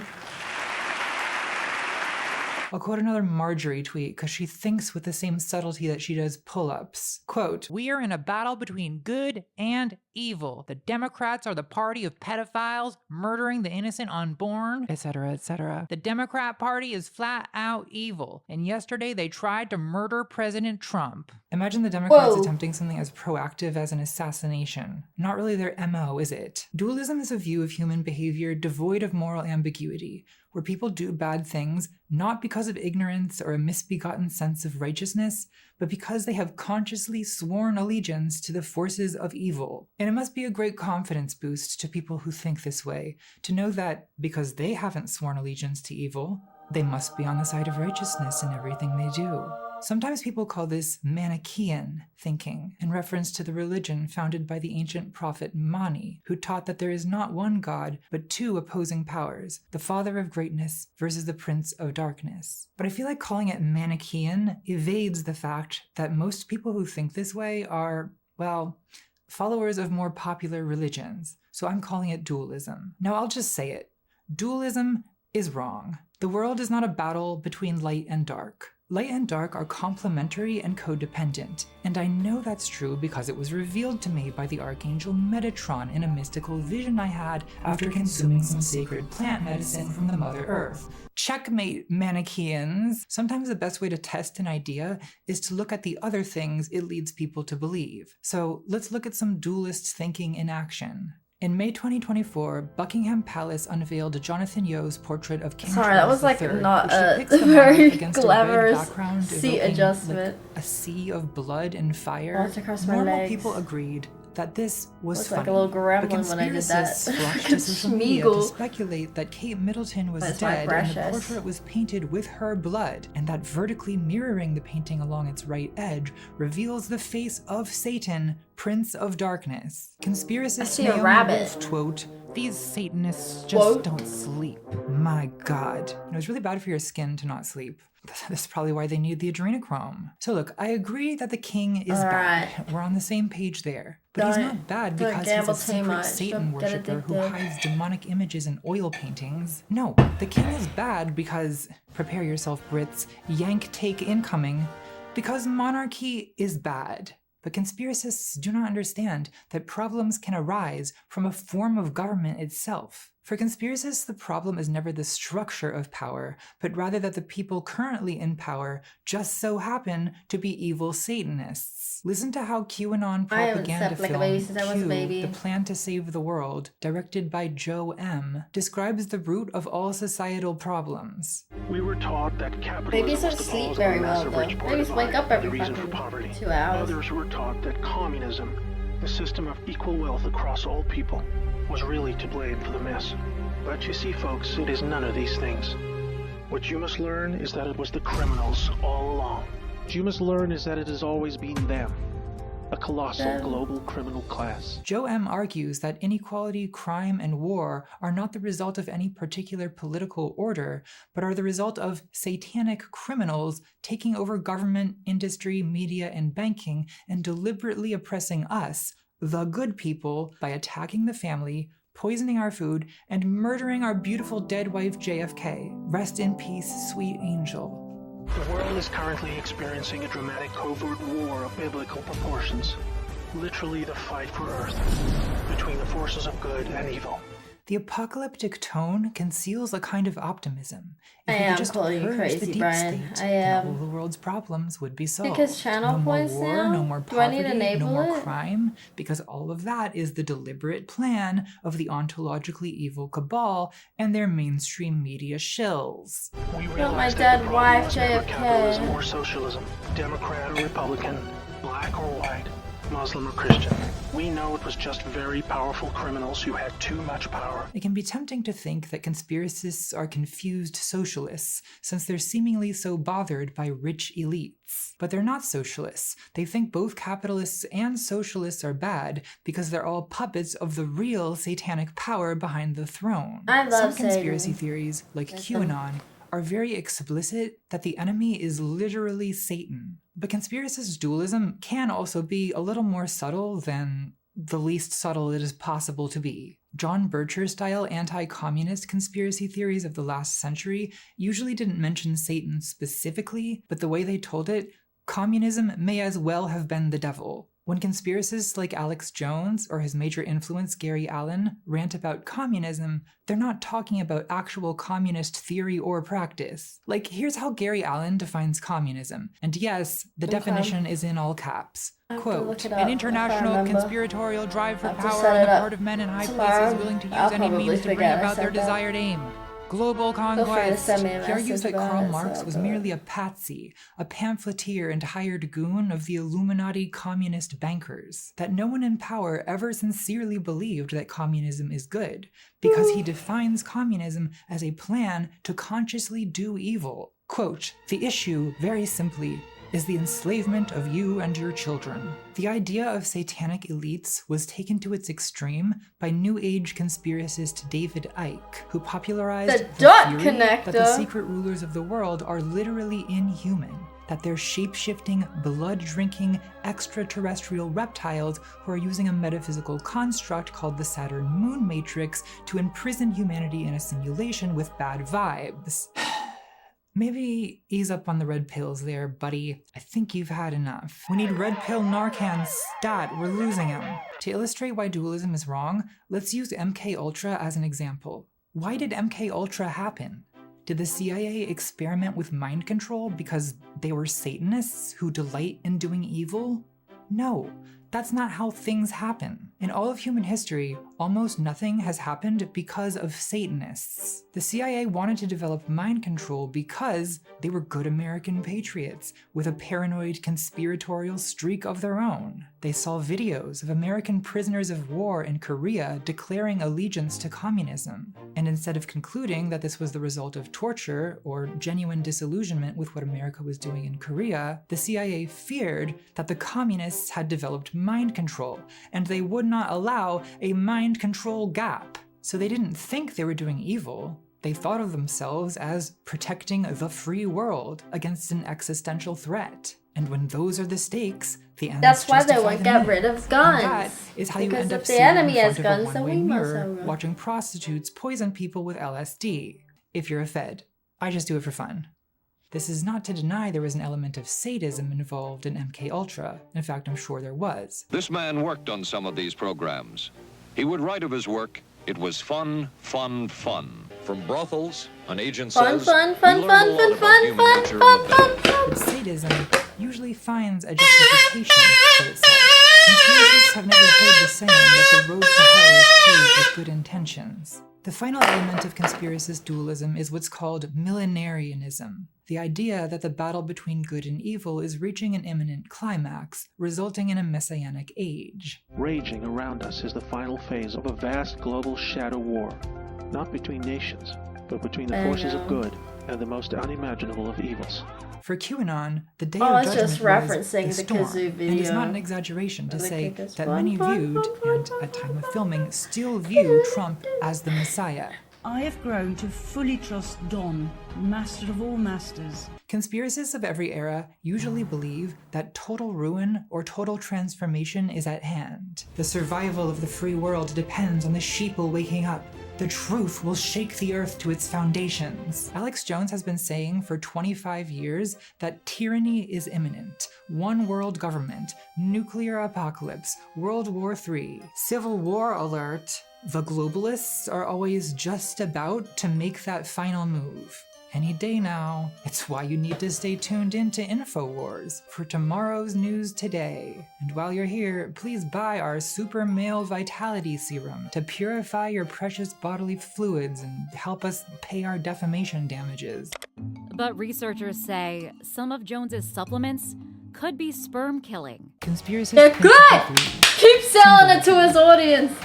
Keep giving it to him. What I mean by Let him eat symbolism? it. I'm just going Let to him eat. list some things I have seen cited as evidence of a global satanic not conspiracy. And Corporate high logos that stuff. look like the planet Saturn, the Monster Energy drink symbol, the statue of Shiva at CERN, subliminal sexual imagery in Disney movies, red shoes, celebrities holding pizza Red boxes, shoes? celebrities making hand signs, hidden in plain sight, Tom Hanks saluting the Baphomet in Forrest Gump. Sir, I would like to introduce you to the Congressional Medal of Honor. U.S. Congressional Medal of Honor, killing for Lucifer. Tom Hanks is another Satanist. And pedo. And of course, the goddamn reptiles. Isn't it weird that the Vatican's audience hall is full of references to reptilians? If Satanists took over the Vatican, would you notice? Therefore, they openly showcase their symbolism. Therefore, they were sloppy. If you fold a dollar bill the right way and place it side by side, it reveals a reptilian face with sharp teeth. And beneath those teeth, Satan. There's a whole genre of conspiracy theories based on symbolism and US currency. The Eye of Providence on the dollar bill is the most famous, but the Kansas hole goes deeper than that. $5 bill shows the Twin Towers. $10 bill shows after the planes collided. $20 bill shows the buildings collapsing. $50 bill shows the dust and the smoke. $100 bill shows a new beginning. The money is all shaped like an airplane. Yes, all money is shaped like an airplane if you fold it in the shape of an airplane. What a coincidence. Move along, nothing to see here.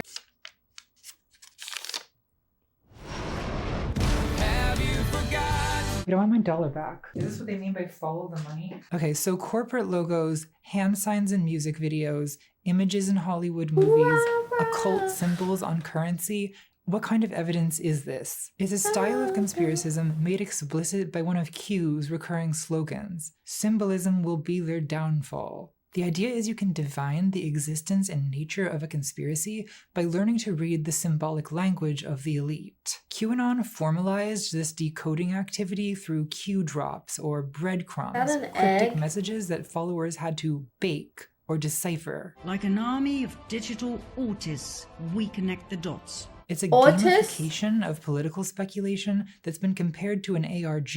It's exciting to discover secrets, uncover plots, solve puzzles, decrypt codes, connect the dots, divine the future. It's a discourse that's not even pseudo-intellectual because it's not even trying to appear rational. It's most closely related to occult divinatory practices like astrology or tarot reading. I call it mediamancy. If cartomancy is divination by reading cards, and necromancy is divination by talking to dead people, then mediamancy is divination by interpreting satanic Illuminati symbols in Taylor Swift music videos. Conspiracist symbolism views the media, the iconography of government, industry, and religion, even the events of history itself, as so many tea leaves in which you can divine the true nature of reality and predict the wicked schemes of the elite. Oh my god, the Statue of Liberty is actually Lucifer. Oh my god, the One World Trade Center looks like a syringe.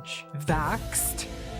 Conspiracists usually believe that the news is fake, that every official source of information is propaganda for the cabal, and yet it's also full of cryptic hints and symbols which we can decode and piece together to reveal I have a question. Now, a rational person might ask, what is the cabal? What do the elites gain by this? What is Why the would they place cabal? these symbols everywhere for us to find? Well, to mock us. They're doing it out in the open. Normalizing Satanism is a stage, a milestone on the road to the New World Order. It is a method of satanic inversion, of turning white into black and good into Just evil. Jewish people? Casual reminder that Taylor Swift is literally normalizing Satanism. So the idea is that the elites are evil occultists, so they put evil occult symbols everywhere because that's what evil occultists do. I don't think treating this like a rational argument will get us anywhere, so let's instead try to make sense of it by comparison with astrology. Now, I need to clarify my view of astrology because by comparing it to conspiracism, it might sound like I have all a negative Jews, or is opinion it of like a astrology. subset So I need to of tread Jews or carefully here, something? or I'll be forever exiled from the LGBT community. More so, I think astrology has its place, so long as astrology knows its place. In The Essential Guide to Practical Astrology, April Elliott Kent writes, "Astrology is a language. It's the sky's way of speaking to us." Taken literally, this is intentionalism. The sky does not speak any more than volcanoes get angry. But taken metaphorically, it could be true that contemplating planetary cycles causes me to realize something about my own emotions. Like, for example, that I have bipolar disorder. If that wasn't obvious from, look around us. In my opinion, when astrologers are asked to explain themselves, they should say something like this. Astrology is a centuries-old tradition of storytelling that uses a symbolic language based around the movement of the planets to provide meaning and guidance to people's lives. All human thinking is to some extent projection. Like, what is a constellation? It's connecting the dots in the most literal sense. The constellation Aries is a ram, but is the ram in the sky, or is the ram in our minds? It doesn't even really look like a ram to me, but it wasn't named by me. Yeah, it was I named don't by really ancient understand people who spent a lot more time around sheep. Human brains search for patterns. It's called apophenia, the tendency to perceive meaningful connections between unrelated things. It's why we look at clouds and see animals. It's why we look at Disney's The Little Mermaid and see the phallus of the father. That's why I went to Palm Sunday Mass yesterday and I got goosebumpies and I was when like, Dad gets home, you know what he says? Jesus is speaking to me. You've been a bad girl. Whoa! You've been a bad little girl and you're getting a vigorous spanking Whoa! right now. Daddy, you shithead, where's my bourbon? Our brains default to apophenia whenever we have no better methods of analysis. You see this a lot on low information investing forums like Wall Street Bets. Low information investing. So gambling. On gambling forums, gaps in financial literacy are spontaneously filled by Stone Age superstition. The Nvidia line made a shape and then go up.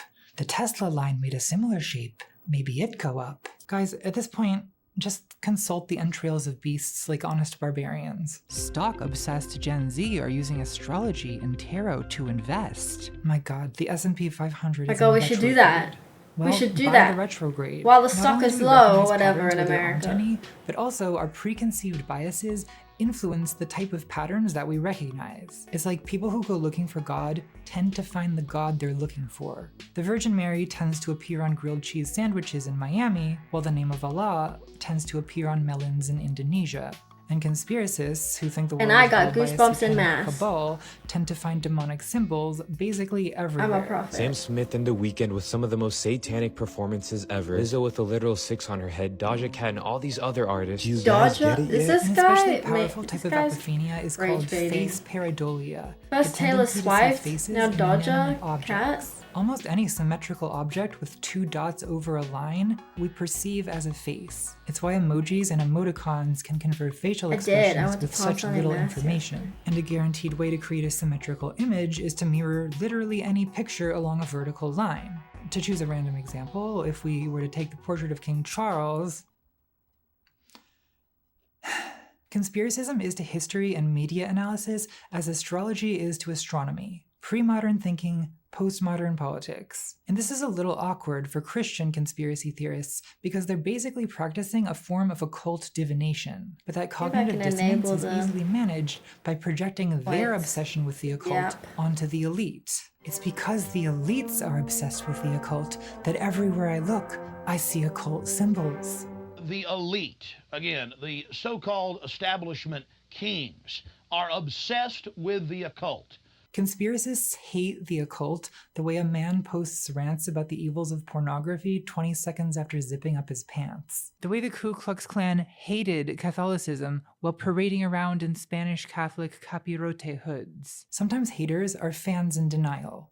So why does occult symbolism have so many fans? Well, like intentionalism, I think irrational symbolic thinking is inherently human and will never go away. Academic history and political science will never fully replace conspiracism for the same reasons that astronomy will never completely replace astrology. Because the scientific worldview cannot meet all human needs. Science tells us how things happen, but it doesn't tell us why things happen in a certain humanistic sense. We rely on symbolism, Clip me doing my makeup, to inscribe the world with meaning. Why is there a and new clip science there? destroys that mythology. Conspiracism is like spirituality in that it re-enchants the world. Yeah, it doesn't have much functionality Re-mythologizes. aside from It denies the meaninglessness of random chaos on one hand and the determinism of scientific laws on the other. Divination survives and thrives in the age of science because there's important questions that scientific rationality cannot answer. Questions like, how do I make sense of grief or trauma?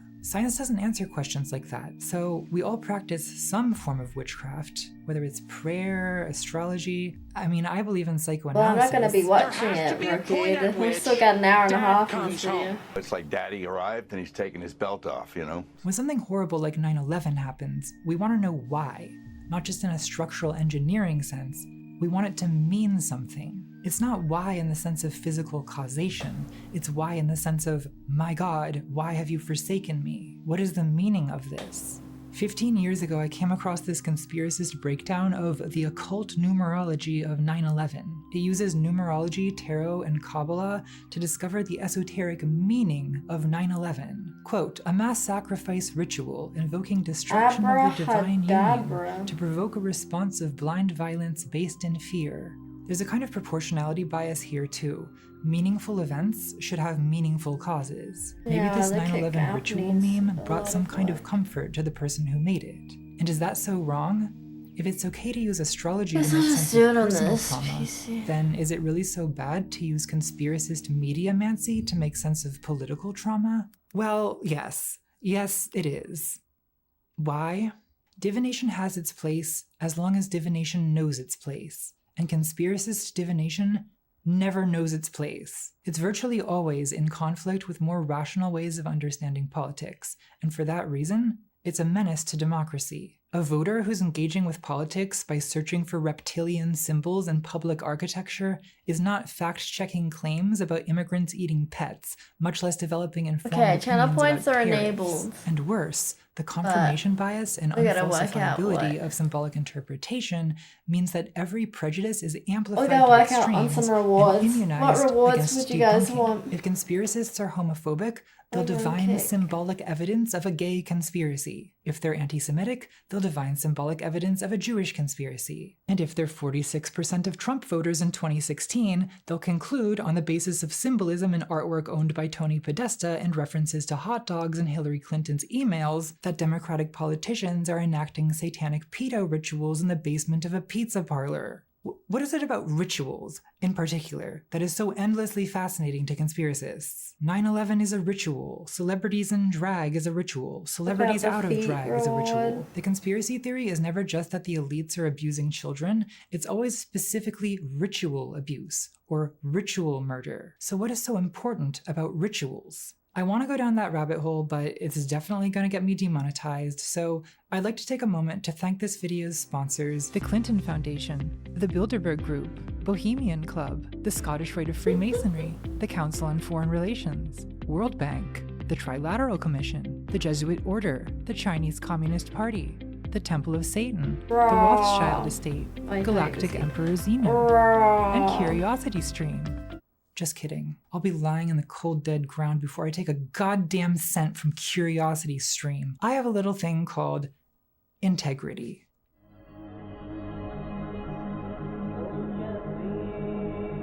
Part 4. The Ritual.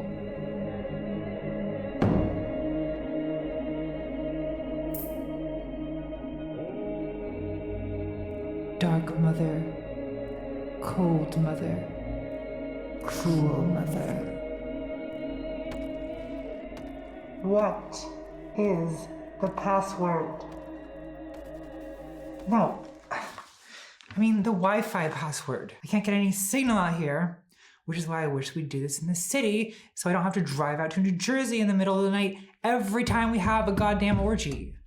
So there's this fixation among conspiracists on the real and imagined rituals of the elite. For example, the transvestigation conspiracy theory alleges that virtually every celebrity is secretly transgender due to some kind of elite Luciferian initiation ritual, as evidenced by, for example, this diagram of World War II General Douglas MacArthur's voluptuous female breasts. We're through the looking glass here, people. To understand this obsession, we need to ask, what is the purpose of ritual? Well, ritual binds communities together, and like symbolism, ritual creates meaning and clarifies social status. Coronations, inaugurations, weddings, the reading of a judicial verdict, all of these are rituals that authorize certain relationships of power. So it makes sense that if there were secret powers behind the throne, then those powers would have secret rituals. And conspiracists often try to demonstrate the existence of the secret powers by exposing the secret rituals.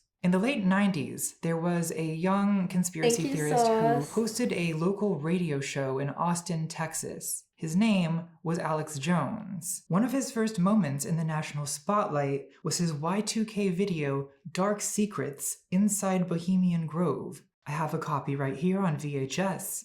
Let's watch it now. Hello, I'm Alex Jones, and I'm a radio and television host based in Austin, Texas. And for many years, I've been exposing the criminal activities of the global elite, also known as the New World Order. In this video, Alex infiltrates the Bohemian Club, which is essentially a fraternity for rich middle-aged men who meet yearly at a campground north of San Francisco to perform a ceremony called the Cremation of Care, in which an effigy representing the dull cares of daily life is burnt at an altar beneath a giant statue of an owl. Participants in this chuggy frat boy pageant have included Presidents Bush Jr. and Sr., Reagan, Eisenhower, Hoover, and Richard Nixon, who once referred to the Cremation of Care as, quote, the most faggy goddamned thing you could ever imagine. Alex insists we should all be horrified by the Cremation of Care, which he describes as an ancient Canaanite, Luciferian, Babylon mystery religion ceremony. The centerpiece of the documentary is the secret footage Alex took of the ceremony, which is simply embarrassing for everyone involved. Begone, old care, and all the winds make merry with thy dust. Hail fellowship's eternal flame. Once again, midsummer sets us free. See, this is why I don't hang out with rich people. They're not cool. Stop making them look cool, Alex. The documentary ends with Alex standing outside the Texas Capitol building with a megaphone, screaming about how then-Governor George Bush is a Luciferian occultist. This is how George Bush dresses, right here when he's in the Bohemian Grove. He is nothing but a Luciferian twit. A Luciferian twit, Bush. You may think you can feed on the human population. We say no to you.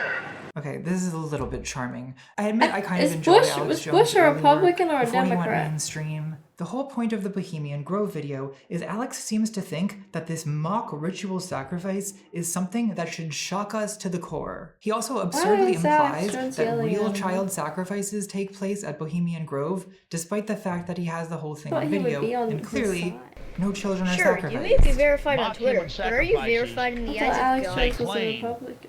Just shocks the very foundations of what Americans You've been here for some time now, and you're only now it's just like when following. Conspiracists cite Marina Abramovich performance art or the Rothschild surrealist ball as evidence of elite satanic cannibalism. You know, because one time someone ate a cake shaped like a person. Did you ever eat a gingerbread man? Are you a cannibal? Don't be stupid. You're a monster. You know, ancient Romans accused Christians of cannibalism because they talk of eating and drinking their god. Christians, of all people, should understand the concept of a symbolic human sacrifice. Isn't that like the entire basis of your religion? What exactly is so horrifying about a bunch of old men getting drunk in the woods and doing fruity rituals? We do still have freedom of religion in this country, which means you're allowed to do whatever fruity rituals you want. I think there is a grain of truth, though, in conspiracist paranoia about secret societies, like the Bohemian Club, or the Bilderberg Group, or maybe early in American history, the Freemasons. But it has nothing to do with rituals. The grain of truth is that there is something undemocratic about a bunch of men with a disproportionate grip on power gathering behind closed doors. If that's your argument, then I agree. But that's not what conspiracists are saying. They're not saying that secret societies are undemocratic. They're saying that secret societies are satanic. And that's why they're fixated on the rituals. They think the rituals are satanic, and therefore they suspect that child sacrifice is involved. You like my eyebrows? So we finally I didn't arrived do anything at satanic ritual baby killing. We were just discussing this The earlier. moment you've all been I didn't waiting touch for. him when I was doing my Satanic makeup. ritual baby killing is a classic conspiracist trope with a long and ugly history. In the Middle Ages, ritual child murder was an accusation made in witch trials and in anti-Jewish blood libel. In the US, one of the best-selling books of the 1830s was an anti-Catholic hoax called Awful Disclosures of Maria Monk, which claimed that so-called black nuns were forcing initiates to have debauched sex with local priests, and that the resulting babies were baptized, strangled, and buried in secret tombs beneath the convent. This was part of a nativist backlash against immigrants from Ireland and Germany, along with a bunch of other conspiracy theories about a papist plot to destroy America through mass migration, secretly subsidized by the Catholic powers of Europe. People in this country truly never learn. Meanwhile, in the Catholic powers of Europe, a panic occurred in the 1880s when a series of books exposed a secret Luciferian cult within Freemasonry that worshipped Baphomet, held satanic orgies, and was plotting to destroy the papacy. This was all revealed to be a hoax by the writer Leo Taxil in 1897. Not that that stops conspiracists from treating it as fact to this day. You know, maybe the decline in Freemasonry is the reason there's a male loneliness epidemic. Stop posting incel shit online and join your local Masonic lodge. Devil worship, exposing Satan's underground. Why is the music so hip? This is getting old fast. There was a witch hunt known as the Satanic Panic. You have to give a blood sacrifice to Satan. An obsessive fascination with sex and drugs. And yes, heavy metal rock and roll. The other face of adult Satanism is violent and fiendish, centered on sexual ritual and torture, frequently descending into the vilest crime of all, sexual abuse of children. Dungeons and Dragons. Hey! Simple, Literally mentioned. It's all imagination. Is it? The Satanic Panic began in Canada with the publication of Michelle Remembers, a supposedly non-fiction memoir recounting Catholic psychiatrist Lawrence Pastor's hypnotherapy sessions with his patient-turned-wife Michelle Smith. In a hypnotic trance, Michelle allegedly recovered repressed memories of being surrendered by her mother at the age of 5 to a satanic cult, whose rituals included demonic orgies, Bible defecation. What was the truth that the aliens told you, Hodla? Serpent fornication, kitten sacrifice, What? baby crucifixion. This apparently very convincing testimony was promoted by Oprah and spread worldwide, with 12,000 accusations of satanic ritual abuse, leading to dozens of convictions and years of jail time for innocent daycare workers. Certain American police officers even appointed themselves leaders of the Grand Inquisition, resulting in the certified VHS classic Law Enforcement Guide to Satanic Cults. Let's watch it now. Is this There's real? two different communities that use this park. One is the pagan or occultic community, and the other community is, of course, the homosexual community. Interestingly enough, of course, the homosexual community. All law enforcement officers should be familiar with the different types of degeneracy. This is the way occultists tell each other, hey, we're Satanists, and we're partying. More than 2 million And we're American children partying! each year are reported missing. Let The me ceremonies come! involve rape and sexual assault, sodomy, animal and human sacrifices, and often the slaughter of unbaptized infants. How do they know if they're Sex with baptized or not? demons is primary. My favorite part of this video is How where are they just fucking list a series demons? of atrocities supposedly committed by How did they Satanists, fuck the demons? but there's this 80s synth funk in the background the entire time. Sexual trafficking of children, corpse theft,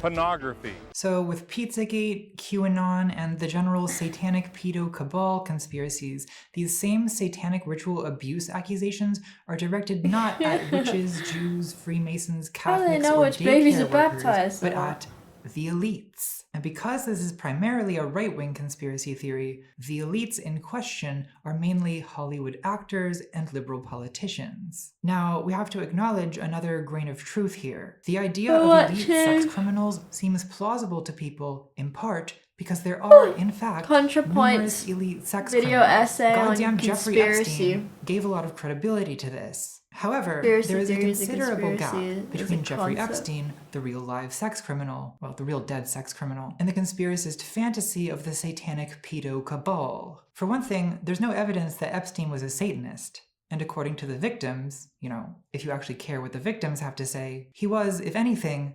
unceremonious. So why then did he commit his crimes, if not for the sake of evil I know this occultic lady's rituals? knees are like, Well, I think it's safe know to she infer wants to he was swap basically legs. a high libido sociopath. You with can't enough cross your power to legs get for away that with it. long, and And it also seems underneath the like leg is beautiful probably girls were dying, a kind cutting of off the status symbol to circulation. him, and a currency he could use to influence other powerful men. You know what the real conspiracy is? Patriarchy, fuckface! When you strip away the fantasy of satanic rituals, what Jeffrey Epstein actually did is he treated women and girls like commodities. And I think it's emotionally challenging for people to confront that, because treating women and girls like commodities is banal.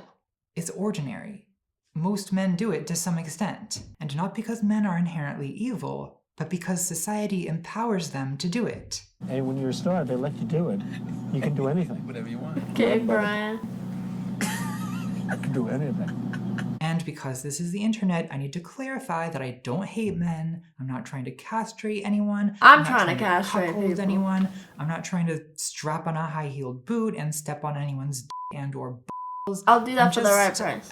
I'm just asking questions. Why didn't Trump's grab him by the pussy boast end his political career in 2016? Well, because men say things like that all the time.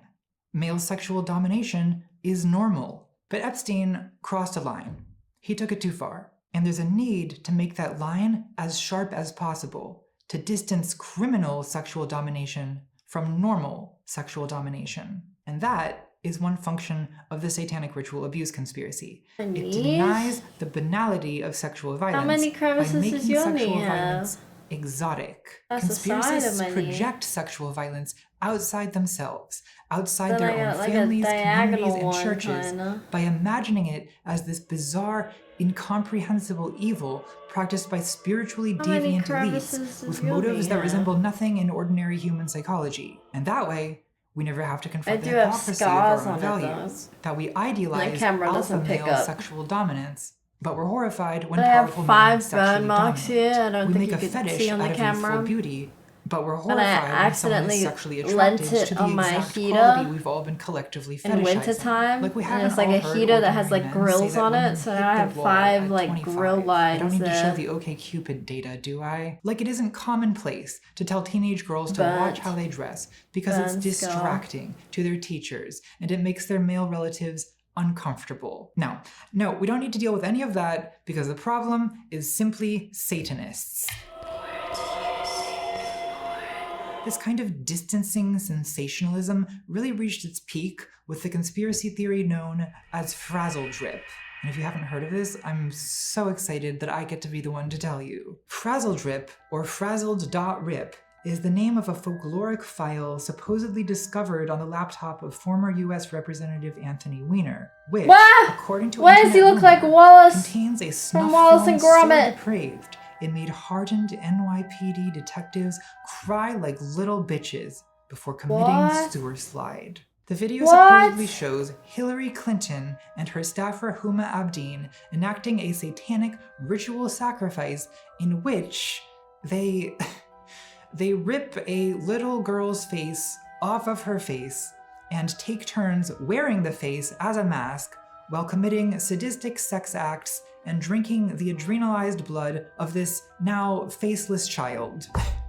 Okay, and what happens next? Does Squidward unalive himself? Is a clown going to murder me in the bath if I don't share this with my top 8 MySpace friends by midnight? Chad, I need you to understand that this low-quality creepypasta is not some obscure piece of fringe QAnon lore. The Frazzle Drip rumor emerged in 2018, but to this day, People post about it on conspiracy Twitter I and wonder if I could conspiracy start Reddit a viral on like a weekly rumor. basis. There's a whole extended lore about how wearing a child's face as a mask is a common adrenochrome harvesting method, and that the media is full of symbolism alluding to the practice. For example, Lady Gaga's outfit at the What the 2009 Wilson ball? VMAs. Guys, if you see a red lace dress and your first thought is, that looks like a child who's been skinned alive, the problem is within you. See also the Basquiat painting on a hoodie worn by Ellen DeGeneres and Jay-Z, and Wilson the volleyball from the movie Castaway. This last example is cited by conspiracists as evidence that beloved actor Tom Hanks is in fact a sodomistic pedovore who routinely gluts himself on the adrenochrome-rich blood of slaughtered children. So anyone who's even slightly tethered to reality can tell this isn't true. But I, as a close personal friend of Hillary, am in a unique position to prove it isn't true. Because I have seen the real Frazzle Drip. I have it right here on VHS. Let's watch it now. Alice in Wonderland, the Place Wizard the of mask Oz. into Hold position on. as before. Sorry, and get ready. wrong. Alice in Wonderland, the Wizard of Oz, JFK, a scanner. Something the Exorcist. Zeitgeist, loose change, dark secrets, Bohemian Grove, waking life. Okay. Place the mask into position as before. Sorry, and get ready wrong for tape. a real treat. The first time you position the mask Sometimes on I your get face, the labels you on will my likely want to VHS use a tapes mirror mixed up. to help you align it properly. When positioning the mask, the 4 facial contact areas on the mask. It's probably this one.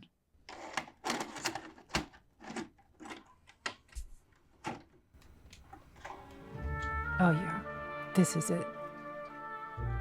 Mother of darkness, embrace me.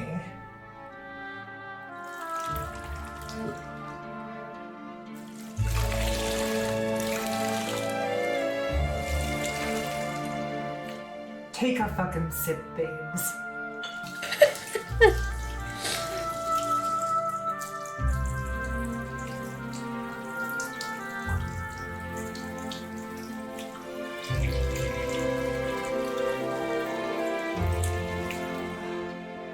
I love the smell of adrenochrome in the morning. Always Satanas. Hail Moloch. Oh fuck, the arm came off. Hillary, no! I can't believe the World Economic Forum is paying me to do this. So at a certain point, and we have reached that point, conspiracy theory becomes too dignified a term for what is essentially a perverted form of morbid entertainment. I have a good eye for perversion, because I am a pervert. I know how perverts think, so you can trust me when I say conspiracists are perverts. People who are not perverts do not spend this much time thinking about debauched satanic sex crimes. Now, conspiracists will be like, how dare you? We are concerned citizens who are saving children and doing our own research. No, you're not. No, you're not. Posting about celebrity face harvesting rituals is not research, and it's not saving children, and I'm simply not going to allow you to get away with pretending that it is. I think this whole moral crusade is largely an excuse for you to spend a lot of time talking and thinking about Sadian sexual depravity. There's an element of lust in every witch hunt. In the 1486 witch hunting manual Malleus Maleficarum, there's a kind of horny obsession with women f***ing demons. Incubus, a male demonic force that copulates with human females. Witch trials often Whoa! involved the invasive inspection Not copulating of women's on my bodies or so-called fucking witches' marks. There's a scene in the Law fucking Enforcement Guide to Satanic Cults backyard. I don't know. you There just was have a to see front it to yard. believe it. You'll note on our model that there's oftentimes a cut that goes from behind the ear all the way down to the throat.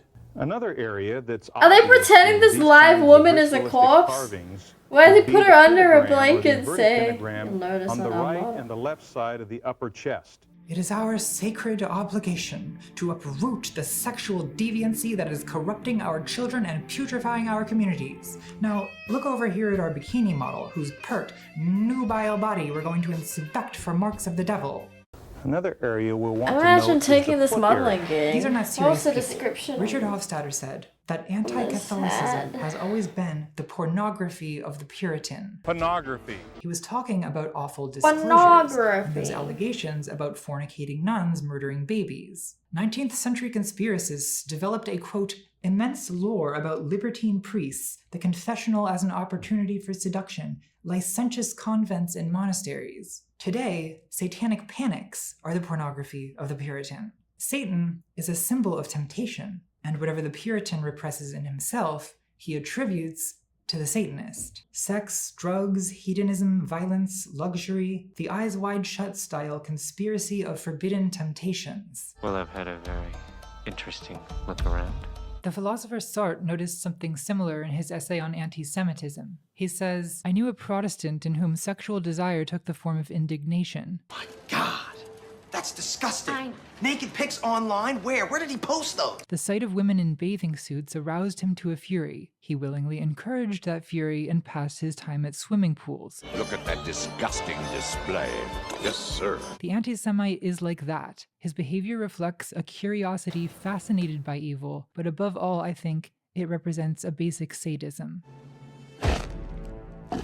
So what does that mean? What is the sadism he's talking about? Well, there's two types of sadism in a witch hunt. Sadism 1 is the curiosity fascinated by evil, this morbid pleasure in denial that we take in going down the rabbit hole of sick and twisted crimes, which we attribute to the witch. Such a clever witch to twist the truth, to cloud the mind with unholy thoughts. Sadism 2 is the pleasure of retribution, justice served, burning the witch.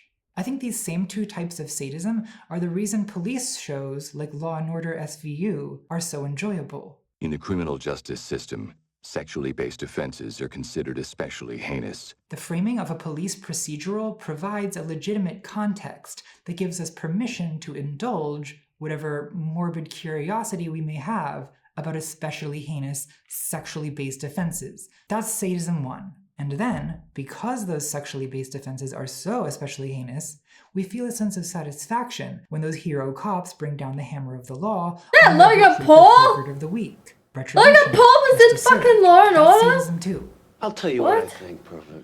How do You I can't get hide in from here? me I behind want your to be on fancy Law and Order education. episode. I smell you. I think the same dynamic explains a type of cultural fixation on pedophilia. I mean, it's right there in the name of the show. It's called To Catch a Predator, I watched not To Protect a Child.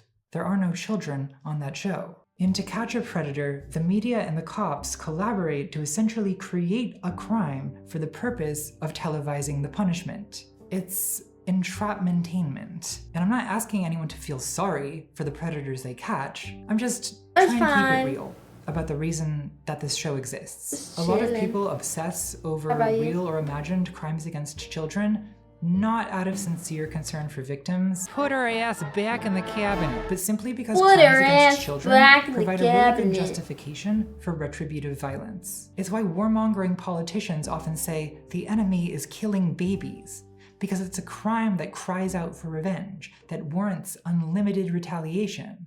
In 2017, the first ever Q drop claimed that Hillary Clinton had been arrested and was being extradited. So from day one, QAnon was a retributive fantasy that appealed to Trump supporters who were beginning to wonder when the Donald was planning to fulfill his campaign promise to lock her up. And from there, it escalated into this idea of the storm, the public mass executions of politicians aligned with the cabal. So that's another function of the satanic ritual abuse conspiracy. It sanctions violence, and it sanctifies violence. It makes violence sacred, because violence against evil is good. And what could be more evil than satanic pedophiles who murder children and wear their faces like a mask? So, like To Catch a Predator, QAnon was, in many ways, a bunch of people standing around a gallows looking for a criminal to hang. Scapegoating, the need to blame and punish someone, is where the three principles of conspiracism come together. Intentionalism, because punishment needs a criminal. Dualism, because if the criminals are purely evil, we can rest assured our violence against them is purely righteous. Nice and symbolism, because we need a method to discover criminals and reveal their purely evil nature. This is how occultists talk to each other. This here is a psilocybin mushroom. So satanic rituals are proof, both of That's guilt a good song. and of deliberate allegiance to the devil. Where does this desire for retaliation come from? Why does scapegoating happen? Well, one, it can be a response to an unintended disaster like COVID-19, where conspiracists blamed Bill Gates or the World Health Organization or the Chinese. Two, it can be a response to an actual crime, like 9/11, a crime against the American people. We couldn't retaliate against the hijackers, obviously, but from the moment the second plane hit the South Tower, it was collectively decided we were going to retaliate against someone. And Iraq and Afghanistan became the surrogate victims. We will make no distinction between the terrorists who committed these acts and those who harbor them. 3, scapegoating can be an act of projective guilt, where our own guilt or feeling of guilt is either forgiven or repressed by transferring guilt to the scapegoat. This is actually closest to the origin of the concept of scapegoating in Leviticus, where on the Day of Atonement, the high priest lays his hands on the head of a goat and confesses the sins of the Israelites. He then sends the goat out into the desert, symbolically transferring the sins away from the community. Conspiracists are usually not as self-aware about this as the Israelites. A month before Edgar Madison Welch, the Pizzagate shooter, barged into Comet Ping Pong with an AR-15, he'd severely injured a 13-year-old pedestrian in a car accident. On his drive to DC, he recorded a message to his own kids about his duty to protect children. Protect people who can't protect themselves. The 80s satanic panic began when Michelle Smith came to her psychiatrist Dr. Pazder with severe and persistent grief she was experiencing over a recent miscarriage. And it was only after Dr. Pazder encouraged her to free associate that she began recovering memories of satanic ritual baby killing. Witches chant and babies burn. Mustn't talk. It will be my turn. The 9/11 Truth Movement began before the towers even fell and attracted a variety of people for a variety of reasons, but it didn't peak until 2006, around the time American public opinion turned against the war in Iraq. There were no weapons of mass destruction, a sectarian civil war had broken out with no end in sight, and photos had been leaked of American soldiers running a torture prison at Abu Ghraib. So it was around 2006 that Americans began to tell the story of that war in the way we tell it still. The Bush administration lied about weapons of mass destruction and tricked us all into going to war. That's not entirely false, but it's not the whole truth either. Weapons of mass destruction were the pretext given, but the evidence they provided was not very convincing. The UN Security Council didn't buy it, France, in particular, didn't buy it and was very opposed to the war, and Americans spent the next several years calling the French cheese-eating surrender monkeys, I believe that was the phrase, and renaming French fries freedom fries. French's Mustard had to release a statement disavowing any association with the French Republic. The only thing French about French's Mustard is the name. Yeah, we can tell. So that's how popular Operation That's like, Iraqi did you guys Freedom see was that like with today Americans or in yesterday 2003, Trump when 72% tried of to Americans delete supported like the invasion, 26,000 and President Bush's approval rating went up 13 articles points. off the internet or, I something, or think off the at that particular moment, Pentagon's Americans would have database been or willing to go to something war with almost any Middle Eastern that country it had on anything to almost do any with the word pretext. gay. And one of those things was the article in history of Enola Gay, the plane that dropped the nuke on Hiroshima, and then also the file of some soldier, some Admiral Major, whatever, AC Gay, because his last name's Gay, and they just literally had just like Control F the word gay in the database and like, okay, delete everything. Only then did we Everything related to gay in the Pentagon must go. For the war. And we They knew didn't read it emotionally first. that displaced revenge for 9/11, aka the War on Terror, was the deeper motivation. So blaming Bush for lying about WMDs was not enough. We needed 9/11 to have been a trick as well. Despite what conspiracists said, The real truth we couldn't handle was not that the Illuminati made us go to war. Sure, you but may that be they verified didn't. on Twitter, but are you That no one verified in the made eyes us of God? do anything.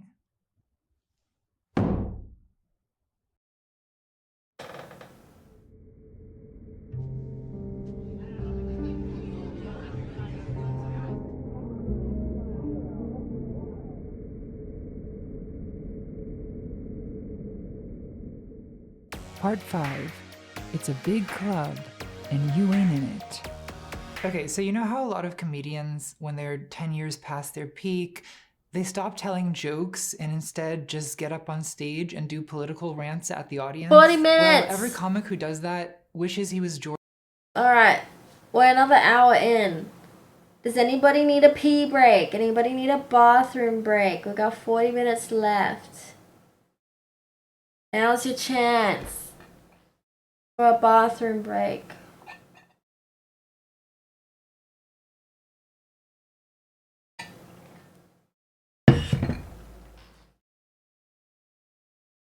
Wow, you must be really dehydrated, Noided. You need an IV drip. Yeah, but it was like, okay, I don't remember, because I'm not American. I didn't pay that much. I was just kind of like, oh my god. I think it was stretch, not in this outfit, but I did do my physio stretches today, so does that count? Hodler, thank you for becoming a citizen of Cringe City. Enjoy your stay because you cannot leave. I have no friends, no exchanges, and no dual citizenship policy, so you're stuck here. Yeah, I remember it was, I think it was the Pentagon's database or something they were trying to purge. But it was like 26,000 articles because they were tagged as having or relating to diversity, inclusion, and equality or whatever, because you know how they're overturning that act, whatever, so they were like, purge all these documents because they're associated with diversity, inclusion, and equality. I think that's the term. Anyway, but they literally had just like Control F'd the word like gay and what other words they wanted. And we're like, okay, delete everything that returns this result. But they obviously didn't read it because it was like personnel files with people that have the last name Gay. And like the fucking plane, Enola Gay, that dropped the bomb on Hiroshima. But that plane still exists in the museum as well, so it's like, you're gonna delete the file, but like the plane is still there on display? What?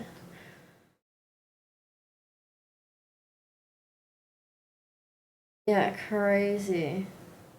You're gonna delete someone's whole existence because their last name's Gay.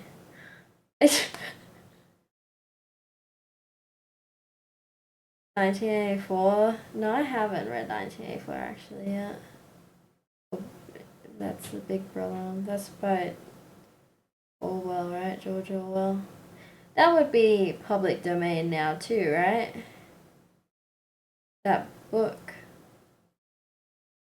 I could do an audiobook of that. My readings. I wonder where the world would be if that guy had better aim.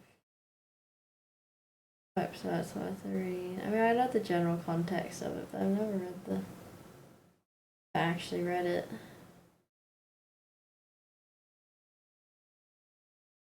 You mean Illuminati?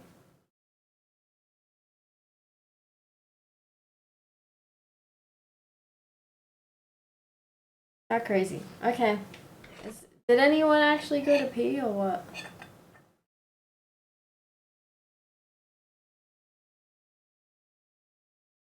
Hell yeah, public domain. We can make an audiobook out of it. So far I've got To Kill a Mockingbird. That'll probably be the first one I do. I wanted to read it anyway. Atticus Finch! Atticus Finch. Yeah, I can't believe Papa Leaf, she like lived so long. She lived till over 100.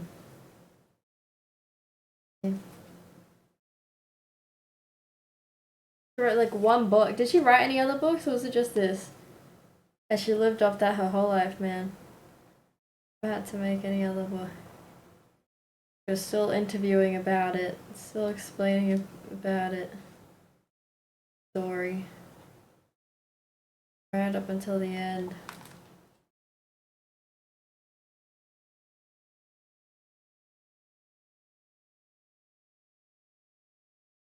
Anyway, so I've got To Kill a Mockingbird. I've got Alice in Wonderland and The Looking Glass, Through the Looking Glass. I think those are the only public domain books I have that I own right now. I'll do 1984 because that would also be, because I want to kind of do the ones that people study in high school because people are more likely to search that up and I'll get more views. And then, you know, be discovered, become voice actor, yada yada. Macbeth, oh, I guess, but I hate fucking speaking in the old-timey.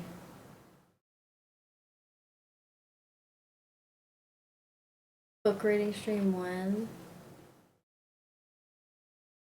Well, I'll be making it YouTube videos, so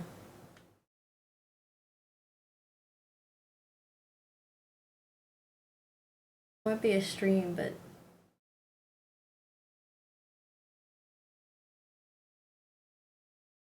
it'll be up on YouTube. Quite a short book. Looking back on it, it's only 300 pages.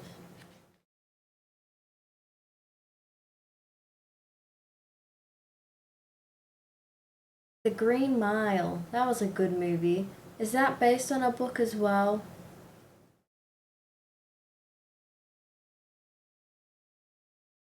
Not very salty reform-esque. What?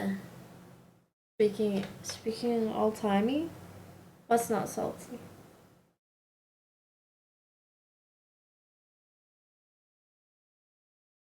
Wait, wanting views? Well, that's not for stream views, that's for like to get my creative resume expanded. To add it to the showreel, if I have more reputation, I get more voice acting gigs and whatnot. Just to be more reputable. Alright, is everybody back? Everybody ready to resume?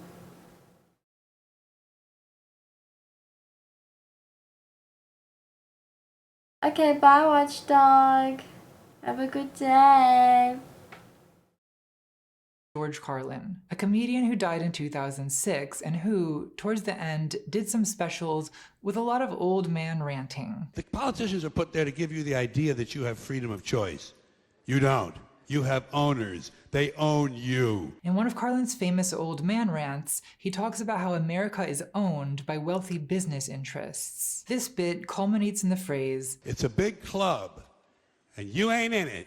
That line, "It's a big club and you ain't in it," has become a popular conspiracist slogan. You see it every day in online conspiracy spaces. It captures conspiracists' core feeling of exclusion, the feeling of being an outsider to political power, speculating frantically about what the insiders are up to. It's interesting that conspiracists like this line so much, because George Carlin was not a conspiracist. On a political talk show, he name-dropped Noam Chomsky and Howard Zinn, both thinkers I'd consider reasonable leftists. Howard Zinn and Noam Chomsky, those people aren't on TV because they have intellects and they're dissenters. On another talk show, Carlin was accused of being a conspiracy theorist, and he responded, "You don't need a formal conspiracy when interests converge." That is not conspiracist talk, but conspiracists claim Carlin as one of their own because he communicates in populist language, and populism is inherently ambiguous. It's always open to conspiracist interpretation. Let's define populism as the general idea that we, the common people, are in opposition to some they, the establishment elite. This is extremely vague, and That's the problem. Populism can be leftist, it can be fascist, it can be liberal, centrist, communist. Most political ideologies today identify in some way with the people in opposition to elites. It's why a lot of American politicians put on this folksy charade. You know what I'm talking about. I grew up in a small town. I work in a farm factory. I piss in a bucket. I grew up castrating hogs I on an piss in a Iowa sink. farm. Just ask the single mom from Swing State who sits around the kitchen table every night castrating hogs or whatever it is you people do. Are you a racist? Do you hate Mexicans? I mean, I guess it works, or they wouldn't do it. What? Everyone wants Was to that a brand real themselves ad? as Was that a clip from a anti-establishment. real ad? The problem, though, is anti-establishment is not in and of itself an actual political agenda, as any successful revolutionary will tell you. Because what happens after the revolution? You have to create a new I need to know if that was real. establishment. And then all your anti-establishment rhetoric gets a little awkward. It's a problem Mao solved with the ingeniously Machiavellian idea of a second revolution. Now, if you don't know what kind of establishment you want and don't have a realistic plan for how to get it, well, then you're just a complainer like George Carlin, who was influenced by leftists but whose politics was basically defeatist. It will never, ever, Defeatist. ever be fixed. Same. It's never going to get any better. Don't look for it. So you may as Be well have happy with what you fun. Don't vote, don't revolt, don't expect things to get better. The system's rigged, just sit back and laugh. And I get that. I'm something of a professional complainer myself. But the problem is, while we're sitting back and laughing, people with an agenda are getting things done. A populist agenda is defined by where the line is drawn between us and them. Who are the people and who are the elites? What is the big club that you ain't in? And this is a matter of life and death, so you better get this right. Populism escalates into violence when tensions in society reach a breaking point. Always a risk in a culture lacking an established ritual of sending a sin-laden goat out into the desert once a year. Now, I'm a liberal social democrat. I'd prefer to improve society through democratic reforms, but I'm aware my libcuck opinions are not popular at the moment, because the right doesn't want reform. They want to punish minorities. And the left doesn't want to vote. I was going to say they want to smash, but they don't even want to do that. They want to theorize the inevitability of smashing, as they've been doing for almost 2 centuries now. So one way or another, the people are out for blood. The question is, whose blood's it going to be this time? I'm sure CEOs are a little nervous right now, but probably not that nervous. There's reliable ways to escape the guillotine. Socialism always has to compete with nationalism to channel populist resentment. And socialism has a critical weakness, which is that it's just a little too intellectual. Socialists try to create class consciousness. That is, they try to build a working class we opposed to a capitalist they. Marxist theory is not conspiracist because the line between working class and capitalist is defined by an economic relation, not by inclusion or exclusion from a conspiracy. But that's a subtle distinction that's hard to communicate to normal people. And if you use weird jargon like bourgeois and dialectic, you sound like a creepy ideologue. So popular socialists like Bernie Sanders or sort of George Carlin don't say those words. They say the 1%. They say, it's a big club and you ain't in it. That language emotionally resonates with people, but the subtlety is lost in translation. Most people find conspiracism more intuitive than dialectical materialism. Lord have mercy. Just explain to Joe Rogan that it's simply a non-idealist inversion of Hegelianism. How difficult is that? For conspiracists, the belief in a they creates a we. The line between us and them is not based on class, it's based on the conspiracy. They, the insiders, are in on it. We, the outsiders, are not. Conspiracist Gary Allen says, unless you are an insider, you are a victim. Whether you are a multimillionaire or a pauper, you have an enormous amount at stake. So conspiracism potentially unites everyone from billionaires to the unemployed in a single we against the cabal, the deep state, the globalists, the international bankers, the radical left, the reptilians.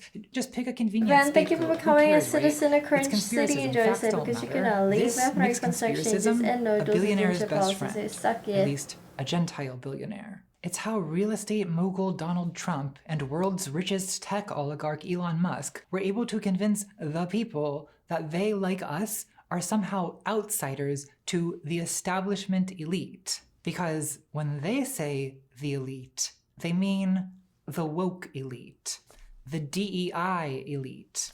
They mean minorities. For nationalists like Trump, conspiracism is not just useful, it's essential. Nationalism constructs a native, ethnic, or racial we opposed to a foreign, invasive, or degenerate they. The populist version of nationalism, national socialism, if you will, is the idea that the native, ethnic, or racial common people are opposed by a foreign, invasive, or degenerate elite. And in a country that's not literally ruled by a foreign colonial power, the only way to support that idea is with conspiracy theories. So now is probably the time to unpin the anti-Semitism discussion that I've been pinning this whole video. I put it off to avoid a comments section overly choked with claims that anti-Semite is a slur designed to silence truth seekers. Another favorite conspiracist slogan goes, "To learn who rules over you, simply find out who you are not allowed to criticize." BTS fans? In Jewish Space Lasers, Mike Rothschild, no relation to the wealthy banking family, but, what? you know, Jewish Space good luck Lasers? explaining that to the There Are No Coincidences brigade. Mike Rothschild says, quote, "Almost all conspiracy theories are rooted in anti-Semitism, and almost all anti-Semitism is rooted in conspiracy theories." For research on this video, I made an alt account on x.com, and even I was surprised by just how fast the app pipelined me straight to Hitler. And when I say Hitler, I don't mean Hitler as metonymy for bigotry in general, I mean Adolf Hitler, Reich Chancellor of Germany from 1933 until the bullet hit his brain. Hitler came to power, and within 6 years, Germany became the wealthiest economy in the world. How did this happen, Brother Joshua? Don't even trip, I got you. Hitler implemented 2 laws to make this happen. I could tell you about them personally, but I'd rather have a Jewish rabbi prove my point. If you think about it, doesn't disagreeing with the pro-Hitler rabbi make you the real anti-Semite? Andrew Tate finally said, "The Matrix is the Jews." Thread.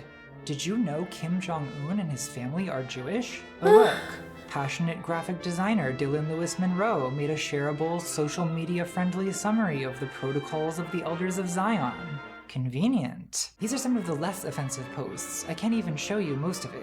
While I was working on this video, I went to a European war museum that had a bunch of historic Nazi propaganda, and honestly, some of the stuff I was seeing on Twitter was actually worse. If you don't believe me, I did screenshot evidence. There is so much Nazi propaganda on my phone. Yeah, it's mostly Nazi propaganda. Oh, that was a nice dinner. Conspiracists are constantly bickering among themselves about the answer to the question, who is they? With many preferring elaborate euphemisms like globalists, elitists, Frankists, Sabbateans, communists, deep state, Zionists, oligarchists, Rothschild bankers. And if you call out the euphemisms, the conspiracist says, "Wow, did you just assume I was talking about all Jews when I said the deep state Rothschild Frankists?" Doesn't that make you the real anti-Semite? But now that hate speech restrictions are being lifted on many platforms, a lot of them have started encouraging each other to just say Jews. Now it has to be said that a lot of these people are using Israel's crimes against Palestine as a pretext. And those crimes are real. And the Trump administration really is citing anti-Semitism to justify crackdowns on protests in universities. But it certainly doesn't help that conspiracists are exploiting the situation to promote Hitlerian Jew hatred. So why is conspiracism a funnel that leads to Hitler? Well, a bunch of reasons. One, Hitler was a conspiracy theorist. People don't usually categorize him that way, but he was. My struggle is full of ramblings about how, like, the Jews control the Freemasons and they're gonna make us all speak Esperanto. I assume conspiracists must find this relatable. Just kidding. They don't read. Kids these days can't even be bothered to read Mein Kampf. Is my struggle Sad. Mein Kampf? Two, oh, conspiracism is about I guess so. scapegoating, She and just said in it. Western culture, Jews that are what my traditional comp scapegoat. means? The Jews stole this from you. Israel took this from us. No, our beautiful dead wife. He's taken by Israel. Okasan. The Jews are to blame for my attraction to minors.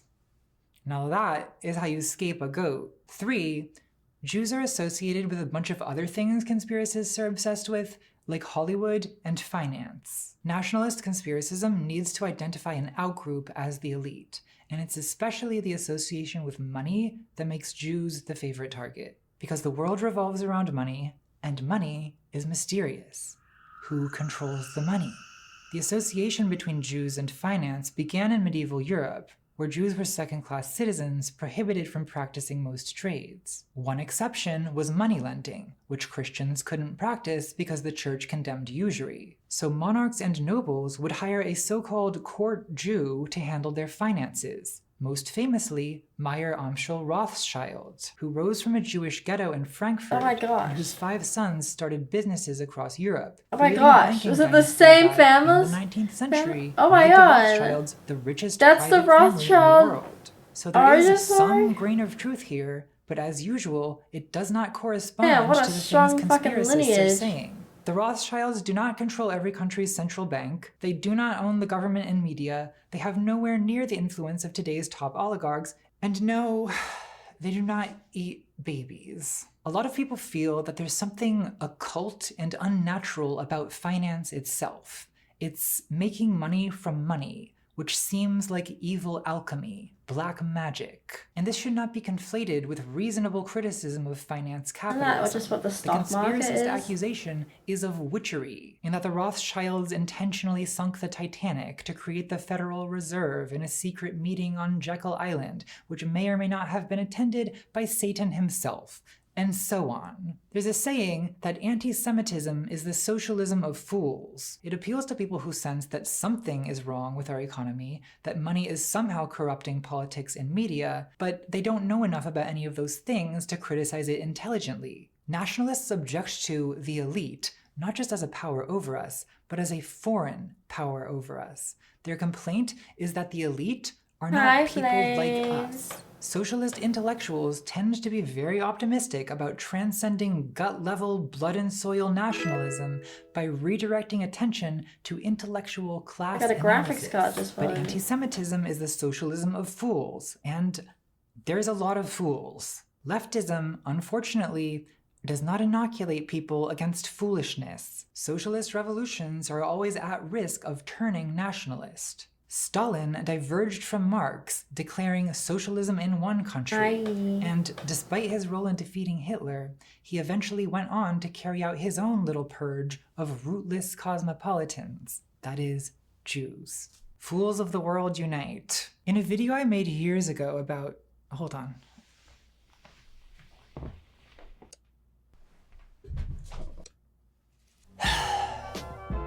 Capitalism. I suggested that David Icke's reptilians could be ironically appropriated as a metaphor for the ruling class, like in the movie They Live. Some people criticize this as anti-Semitic. Yeah, I watch her old videos. She used to always do everything with like that two lights on it. David Icke believes in literal extraterrestrial like reptilians. OG Twitch it's not days intended as a metaphor, lights, though Icke does say anti-Semitic stuff lights. all the time. I mean, he says Hitler was a Rothschild. See Appendix 2. Hitler was a Rothschild. But reptilian overlords, as a metaphor, imply elites who are alien, who are outsiders.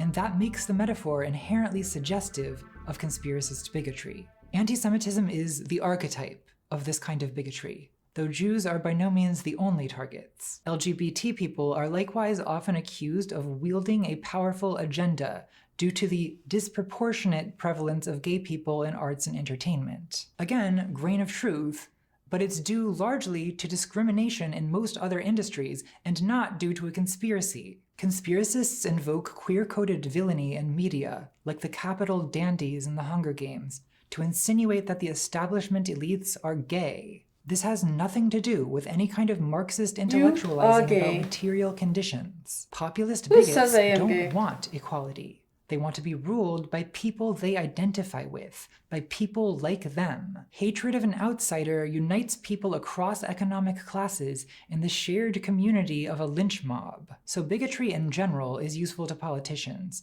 but conspiracist bigotry is particularly useful because it empowers them to continue railing against the establishment elite, the source of all our problems, even after they descended to the throne. Richard Nixon, who was literally the president, was endlessly conspiracist about the liberal establishment. The press is the enemy.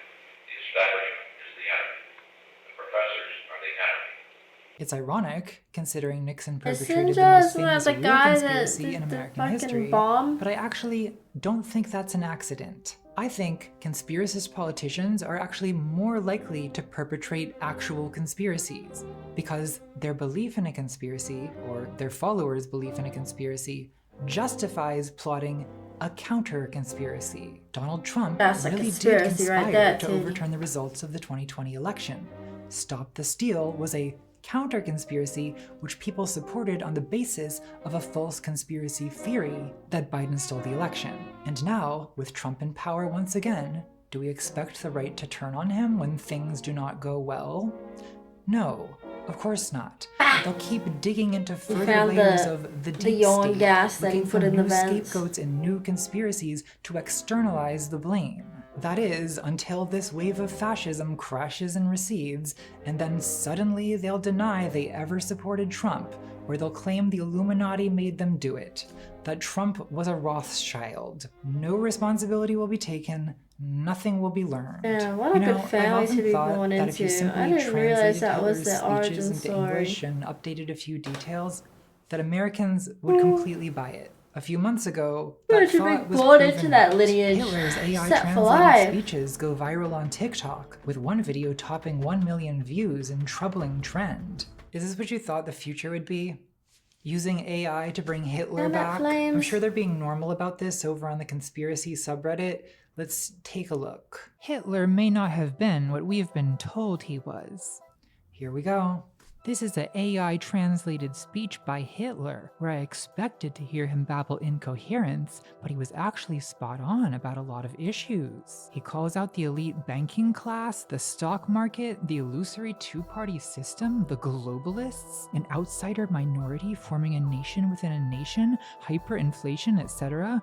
Blamed the Jews for everything. The poster then pastes what appears to be a ChatGPT summary of conspiracy theories Hitler believed, and then declares, promoting communist ideals, degenerate ideals, liberal ideals about sexuality and gender roles, undermining Christianity? Guys, it's the same shit happening today. The post concludes by pointing out that Nazis burned books about transsexualism, and therefore that Hitler was, dare I say it, based?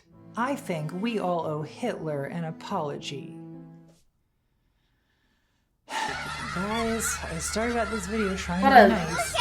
What a sentence to come into. What a sentence to raid on. So stupid. What a sentence to come in. Be this stupid. I'm not asking you to be intellectual. I'm not asking you to write a thesis on fucking Wittgenstein. Oopsie. I'm asking you to be 10% smarter than the absolute dumbest it is okay, possible bye, for a human to Tana. be. Have fun. Enjoy your show. Thank you for the raid. Mind. Thank you for How the susceptible raid. to propaganda you are. It's not like someone tricked you by giving you a transcript without telling you. Thank you for the raid. Welcome in, everybody. Told you it was Hitler. And when you agreed with it anyway, did you question your own judgment? Watching this is ContraPoints, if you don't know her.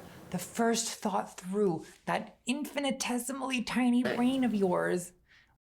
This is ContraPoints. She's a philosopher, and like she makes these really in-depth, like kind of like journalistic video essays on topics and stuff. Like she puts in like high production and like does a lot of research, so her videos are like months if not years apart. This like her last video was like a year ago, so she's been working on this one for like a year. It's about conspiracy and conspiracy theories and stuff like that. That's what we're up to. She's discussing Hitler was also a conspiracist. That's where we're up to in the discussion. Yes, no, this is ContraPoint. So this is her latest video on conspiracy. We have 20 minutes left.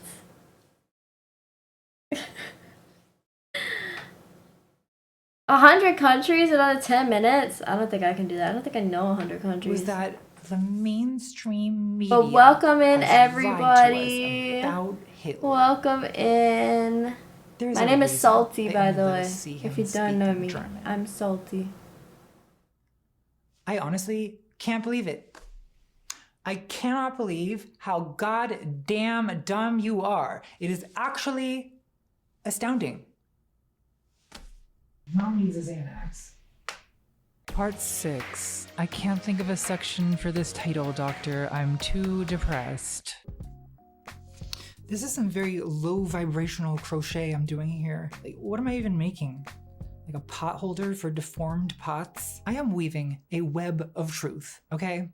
I don't want to hear any crap about it in the comments. So I suspect the main criticism of this video from conspiracists will be that I didn't debunk anything. And that's true. My goal has been to analyze a way of thinking, not to, litigate the evidence of JFK Jr. living in secret tunnels beneath Denver International Airport. I don't know what he's doing down there, and I'm not interested in finding out. The problem with debunking is it's not an efficient use of time. Some nerd online came up with an idea called Brandolini's Law. The amount of energy needed to refute bullshit is an order of magnitude bigger than that needed to produce it. Conspiracists can invent 100 conspiracies in the time it takes to debunk one. And even then, they'll invent a conspiracy to explain the lack of evidence for the one you just debunked. Conspiracism is a parody of critical thinking that empowers people to believe whatever they want to verified believe, on Twitter, and to dismiss but are you anything verified in the eyes challenging or of God? inconvenient. Has a disaster happened that's awkward for your politics?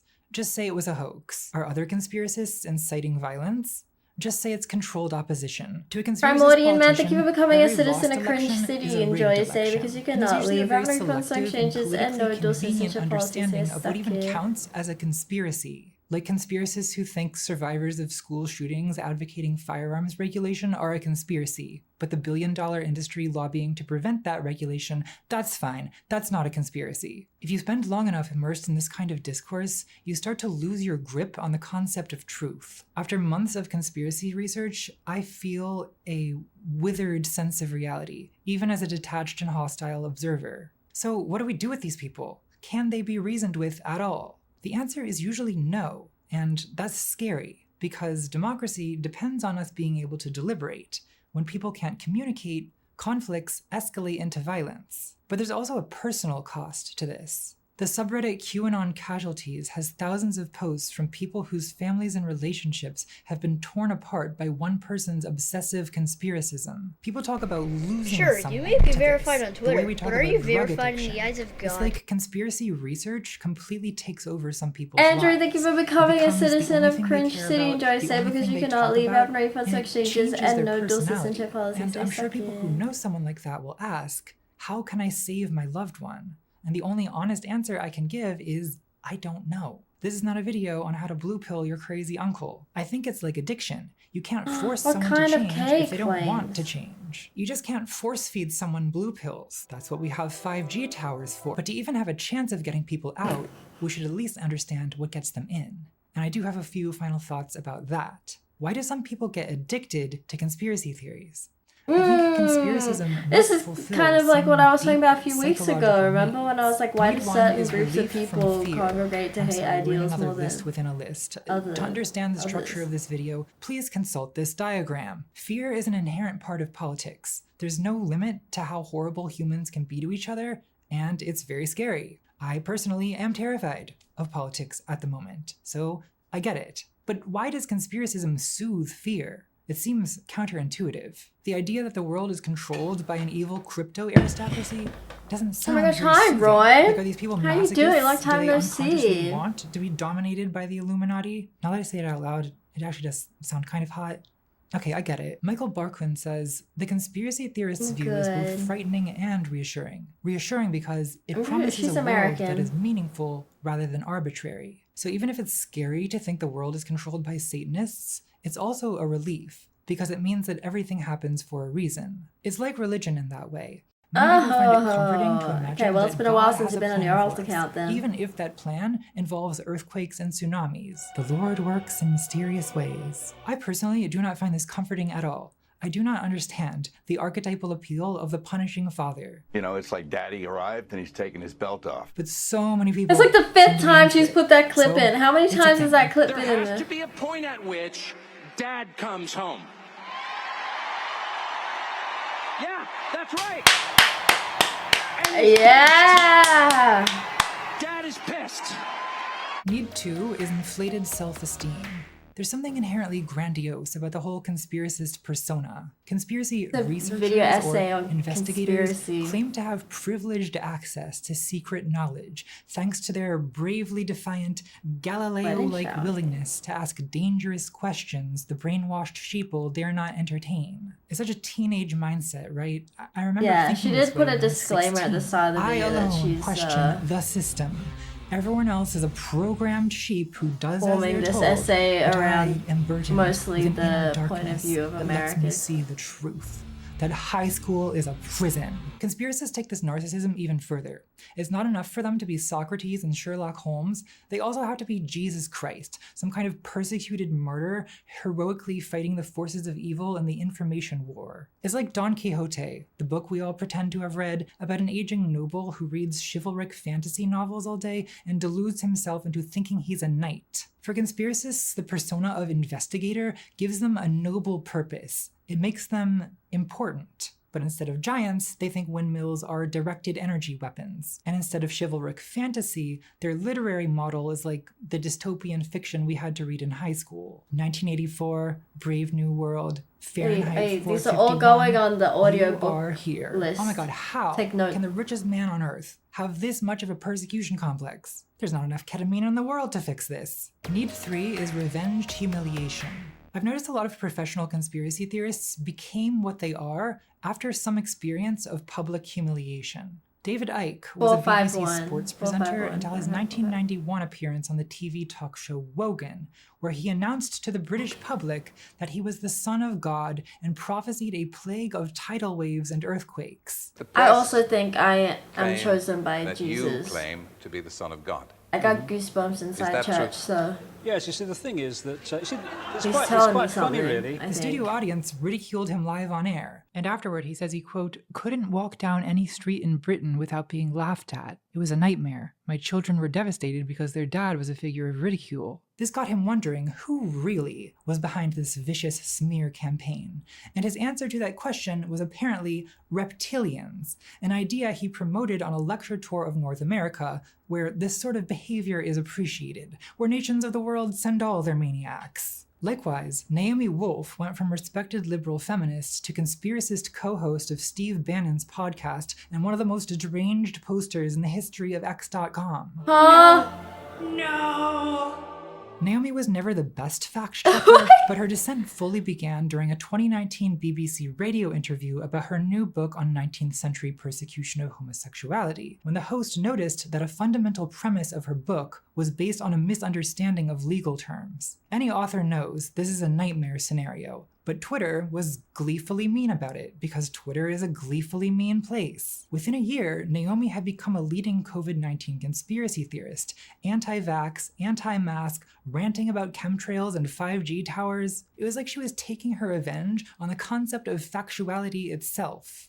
What the heck is in our oxygen supply? Candace Owens is a conservative pundit whose latest obsession What is is in claiming our that Judaism oxygen is controlled supply? from Is that what within she by a secret said? sect called Frankists, who practice ritual murder and child abuse. These pedophiles are in power. What we are referring to is a religion that is known as Frankism, which became the Thelema religion. It is the preferred religion of the elites, okay? They believe and they worship the devil. You can't even say that this is like a modern take on blood libel, because it's literally just blood libel. Candace Owens is a blood libel promoter. In the air is a different question. What's in oxygen is oxygen. She experienced racist threats from classmates, influencing her to become a critic of systemic racism. Until And immensely yeah, in mostly 2016, nitrogen. when she launched socialautopsy.com, KFC a secret platform spice. that would archive offensive social media posts and connect them to posters' names, which would then be searchable by employers. This did not go over well on any part of the political spectrum. The consensus was that she had created essentially a doxing database,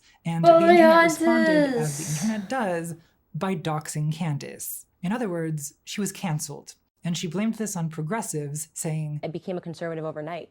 You know, I realized that liberals were actually the racists, that liberals were actually the trolls. And then Trump is on the screen saying that the media is lying, that CNN is fake. It all began to resonate with me because I realized that everything he was saying was true, because I knew that the media hired hitmen. Within a year, she was denying the existence of systemic racism and claiming that Black Americans' problems stem from welfare, handouts, broken families. You know the song and dance. So it seems like Naomi Wolf and Candace Owens' feminism and anti-racism were mostly based on personal feelings of persecution. And then the moment they felt personally persecuted by progressives, they switched teams. I became a conservative overnight. Conspiracism appeals to people who feel humiliated because it externalizes blame and casts you as the hero fighting back. 2,000 years ago, had a guy called Jesus sat here and said these same things, you would still be laughing. It's really, really funny that we've not really moved on that much. Of course, for everyday, non-celebrity conspiracists, I guess he's right. the source of that humiliation might be more subtle. It could be a divorce, losing a job, or just a feeling that your life didn't turn out the way you wanted it to. You miss being young and full of hope, and you're like, who took that from me? Remember what the Jews took from you.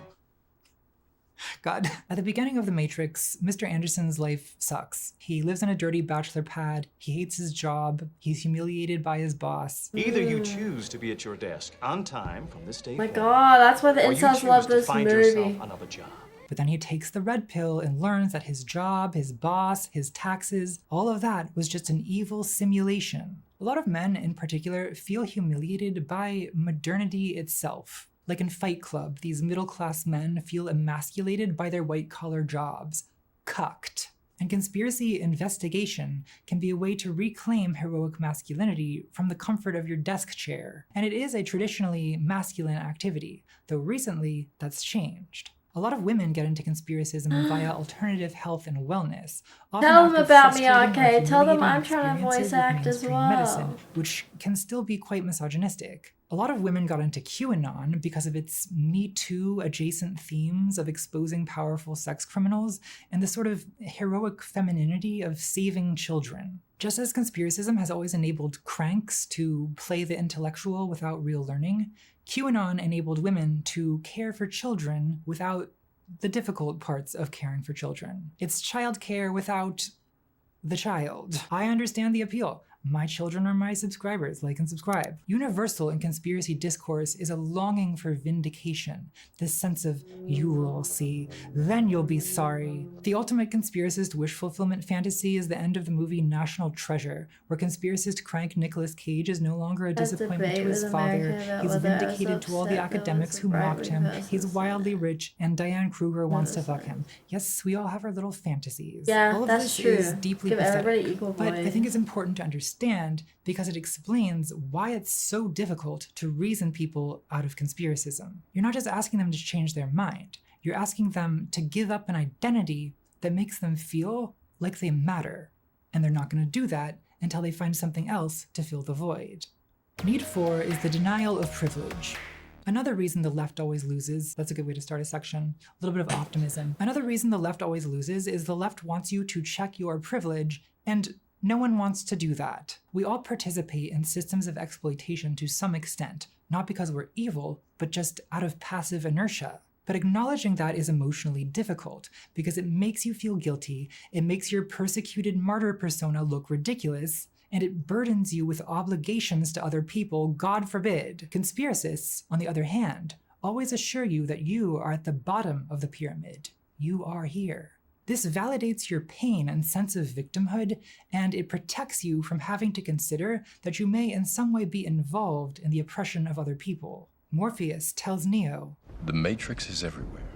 It is the world that has been pulled over your eyes to blind you from the truth." "What truth?"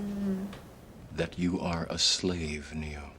In a way, it's the ultimate white person fantasy that a wise black man tells you that it's you who's really the slave. Conspiracists don't think in terms of systems. To them, oppression is always an intentional act of evil. This makes them amazingly oblivious to more diffuse forms of power, like the power of men over women or the power of an empire over its colonies. In other words, conspiracists do not notice the clubs that they are in. Now, if you point this out, you'll be told that this is identity politics, which is a tactic the elites use to divide us. Okay, but those divides are already there. You just choose not to notice them except when it's convenient. And it blinds you to the truth about the real reasons for oppression and injustice. Most of us, in fact, exist somewhere in the middle of the pyramid. Most people watching this video benefit to some extent from a very unequal global distribution of power built on the exploitation of other people, other species, and the Earth itself. Conspiracists love their livestock metaphors, always comparing we the people to cattle and sheep. But how do we the people treat literal sheep and cattle? Good point. Not well. I notice most conspiracists are not vegan, and I'm not being preachy here. I'm not vegan either. Yes, I've seen all the sad vegan documentaries, and I agree, the way animals are treated is horrible. But it doesn't actually motivate me to stop eating meat. Why? Well, I've been introspecting about this, and I think it's because I am just not that good of a person. Not that I'm satanic. I don't slaughter animals for fun while chanting the names of demons. At least, not anymore. I've listened, and I'm learning. But I am complacent and selfish. I prioritize my own habits, comfort, health, and pleasure. I don't have this martyr impulse. I don't think this makes me evil. I think it makes me morally average. And when you take a vast global economy built on centuries of exploitation and fill it with morally average primates who evolved to survive in small groups with limited resources, I strive to be in my life. You don't need a conspiracy to explain the results. If you want to understand the mindset of the elites, look at yourself. Billionaires are not a different species. They're just people, often broken people, with way too much power. When you deny the humanity of the oppressors, you also conceal the potential oppressor in yourself, and in all people, even people you think of as the good guys. We are all, metaphorically, part reptile. So stop hunting for witches and Satanists and pay more attention to ordinary selfishness, ignorance, complacency, fear, envy, sadism, scapegoating, the psychology of mobs, the drive for retribution, and pay attention to how all of that interacts with power. These are the real forces behind human events, not secret What are you verified between good guys and bad guys. Thank you for becoming a citizen of Cringe City. Enjoy stay because you cannot leave. Have make fun exchanges and no doses and controls the world. Policies they suck you. No one. There are no adults. It's just us. There is no plan unless we make one.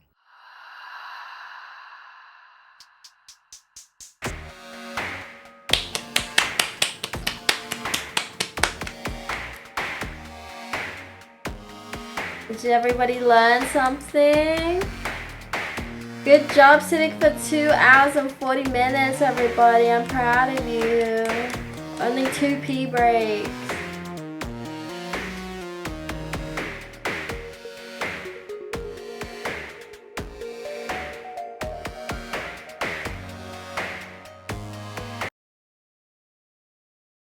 Two hours and 40 minutes to be precise. Wow.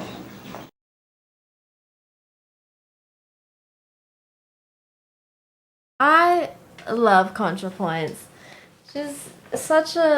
She makes thinking fun.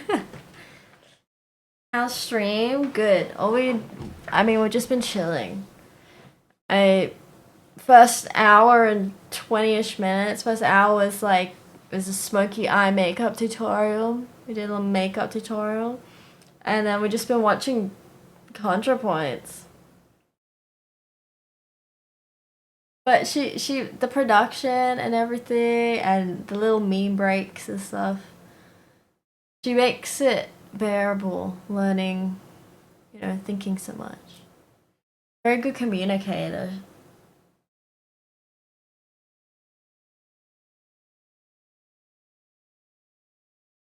Hi, Mihail. How are you? If you're gonna make a video like that, what would it be about? Pickles.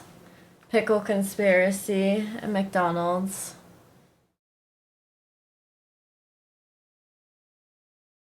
She's a good communicator, but I think most people know this. Yeah, she's great. I actually made a video about that as well, if I remember. It was her, it was in her lesbian video. What was it called? And she was talking about like if both of you could communicate, then you just kind of like. What's it called? Was it the hunger? I think it's the hunger.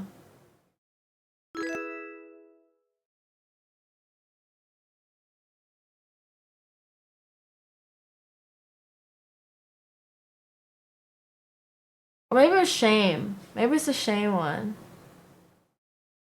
Maybe it's a shame video.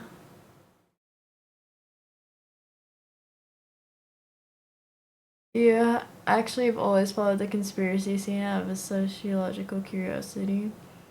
So knew a lot of the stuff as well presented. Yeah. I mean, it's just nice to hear things well presented, yeah. But you already have a pickle video. I know, but I feel like we could do investigative journalism type take into why does Macca's only let you have one pickle sometimes. I don't think she made a theoretical epistemological case for her sensible practical observations, and what's the answer? What answer? She wasn't providing an answer, she was just speaking on, she was just analyzing why conspiracies exist. Mostly do like viewing party things on stream? No, we do a bit of everything. Whatever I feel like doing. We were maybe gonna play R6 tonight, but that video went so long, so probably not gonna play game. It's already 1:30 a.m. The problem can be articulated, and it is, but how to resolve it. She wasn't offering to resolve it. Sometimes people are just telling you things to tell you things. You don't always have to have a solution for everything. Sometimes it's just nice to hear someone out.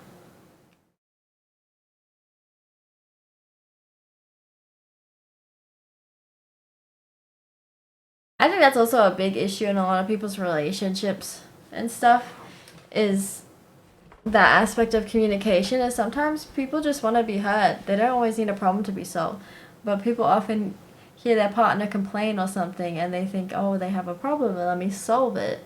And that, you know, but then that upsets their partner because they're like, why are you trying to fix me? I just want to tell you something. Why can't you just be like, yeah, that's rough, that sucks, how can I help, you know? Instead of being like, oh, why don't you do XYZ then? You know, it's like, no, you don't get it. Yeah, she did say at the start, yeah, that she's just analyzing.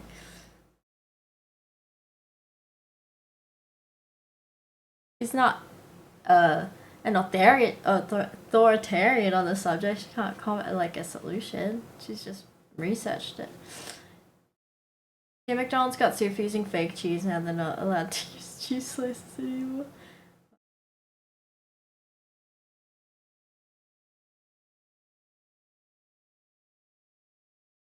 Democratic side of the law. Did you watch? Have you seen the prior video, or did you only see what you came in for the travel mart during the raid? Because there was a whole lot of context leading up. You missed 2 hours or 20 minutes. Yeah, well, Mac is here. I don't know what their fucking problem is, why they're so fucking stingy on the pickles. But sometimes you can only, like, you can only have one pickle, and other times you can have 5 pickles. And, like, what's the fucking point? What? And you can't add them? Like, just today, okay, I had a mixed smart meal. I don't know if everybody has those, but it's the mixed smart meal. It's $6.90 Australian, and you get a small cheeseburger meal plus an additional side, which could be a cheeseburger, a hot fudge sundae, or something else. And so I picked another cheeseburger because I was like, I'm a grown girl. I need 2 cheeseburgers to satisfy my appetite. 2 small cheeseburgers and small fries. You know? I gotta customize, I gotta add on and my extra pickles cannot. It's capped at 1 fucking pickle. It's capped at 1 fucking pickle on this mixed start deal. You can't edit it. But if you were to go into like just order a singular cheeseburger, then you can customize and add 5 pickles. But you can't do it when it's in a meal. What the fuck is that about? Why do you care? Why does the cheeseburger change depending on what's accompanied by? What the fuck? Why can't I have extra pickles in my meal? I'm trying not to get into it because, you know, we'll be here for a while on my fucking pickle rampage. But what the fuck? What's the difference? Why are you being stingy on the fucking pickle slice? It doesn't cost anything. Your mass-produced burger. Why can I have 4 pickles if I don't order it with a side of fries? But if I do order with a side of fries, so I'm not entitled to an extra pickle. What the fuck? What logic? Because that's not even like the regular amount that's on a regular cheeseburger anyway. Also, let me just, like, for context, if you order like a cheeseburger on its own, right, the standard amount that comes on a cheeseburger on its own regularly is 2. Like, if you check the box, like if you check it when you go to order, it's already automatically ticks 2. Like, 2 is the standard amount of pickles on a standard cheeseburger. But in this meal, for some reason, they reduce it to 1, and it's capped at 1. What has changed about the cheeseburger being in this meal? What the fuck is up, Kyle?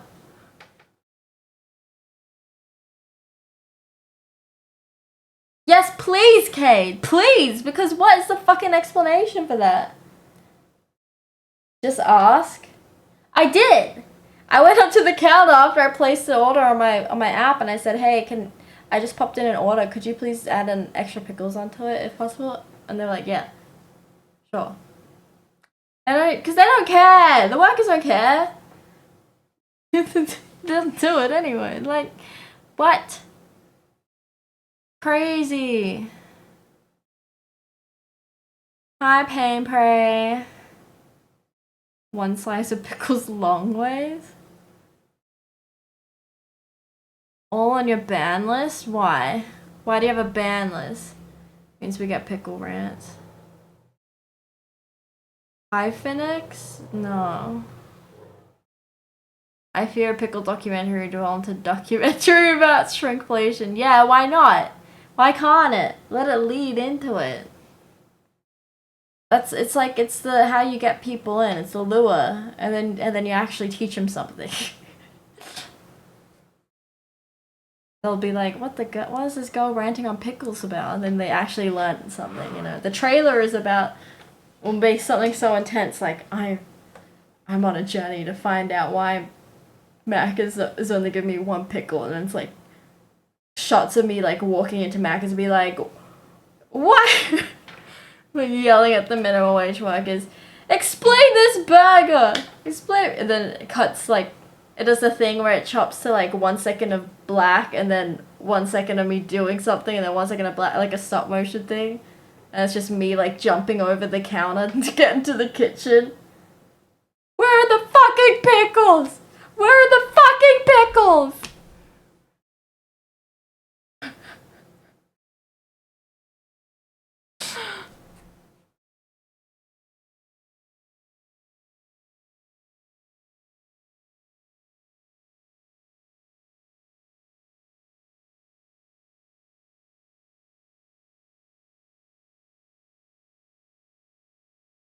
Who was behind Big Pickle? Big Pickle! Big Pickle conspiracy. What Big Pickle doesn't want you to know? What don't they want us to know? I need to find out. It's a matter of national security. The world economic order is changing and we can only vote with our wallets. Okay, someone has told you lately you should really Sure, bring you you may in. be verified on Twitter, Wow, but thanks, are you verified in PewDiePie. the eyes of God? I respect putting your money where your morals are. In case no one told you, lately Smokey killed. These companies are not gonna be here in 100 years' time. Time to suplex the minimum wage. Need to start writing a script for it. Andrew, thank you for becoming a citizen of Cringe City. Enjoy your stay because you cannot leave We have no funds exchanges and no dual citizenship policy, so you're stuck here. Ayo, who's behind Big Pickle? We're gonna find out. Who's under the mask of Ronald McDonald? We're gonna pull it off him, Scooby-Doo style. It was you all along! And I would've got away with it too if it weren't for you meddling kids.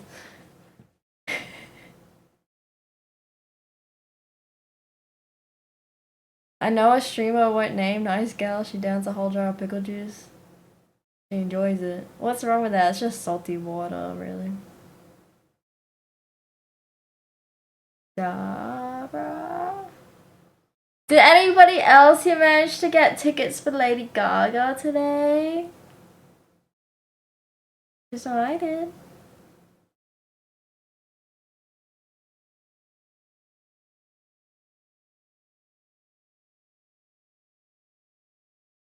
I kind of want to watch old ContraPoint stuff now.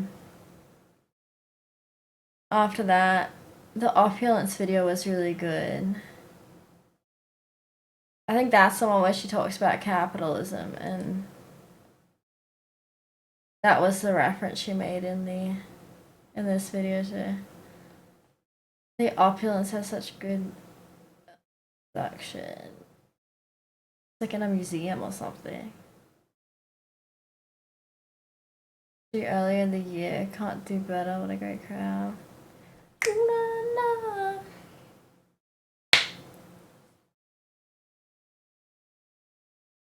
Do have conspiracy for it though. They can't put too many pickles on because then it'll be classified as confectionery. There is so much sugar in the bun. But that doesn't explain why they decrease it in meals. Because the standard cheeseburger has 2 pickles. So why does it decrease to 1 when it's in a meal? You know? Just be playing with these things. How's that look? One shoulder. The Shane video is really good too, I remember. Little Adam and Eve moment. Slay. Slay?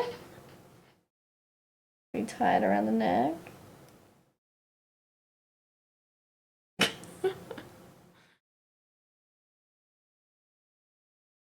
More info needed. Kanye got into a small local lake during the concert and people took the water sheep. Anyone could say that they got that lake water though. How are they gonna know? Total sodium? Interesting look. Ooh la la. Wait, this actually might be a good shirt for Gaga. If we go with the Mayhem era look. With the reds and stuff. Kadabra. Feel the beat under your feet and roll.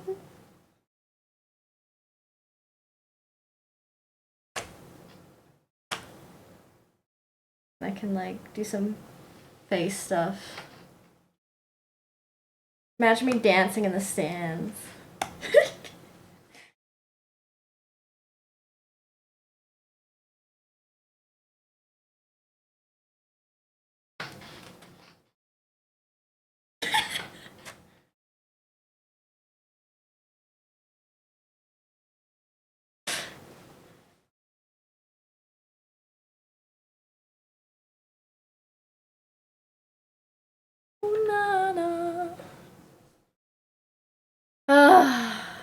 We should watch her incels video.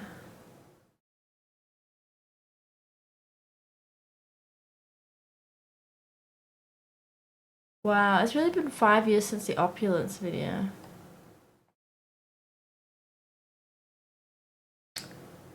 That's crazy. I think the opulence video was the one that I found her from.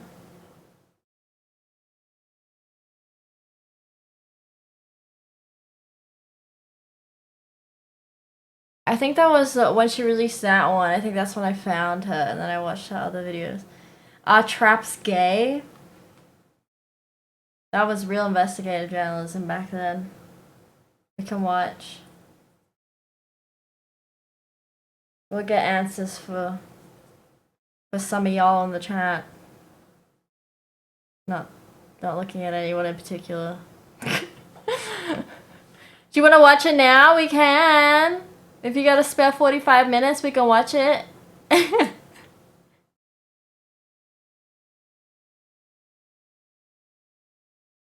Red Rooster for the money laundering. Really don't know him. What is that shirt or dress? It's a shirt. It's a long shirt.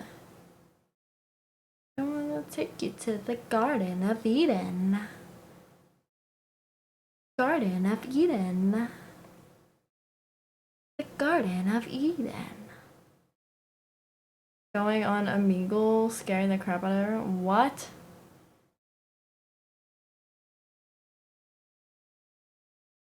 What music are you into? I see keyboard. On piano, more classical music, but I was gonna learn some pop ones just to play on stream because they're quick and easy to learn. We're learning Boulevard of Broken Dreams, but then I just didn't do it. The real answer is why it doesn't matter if they are. Things don't need to matter for people to know the answer though. Why hot food tastes better than cold food doesn't really matter, but I'd like to know why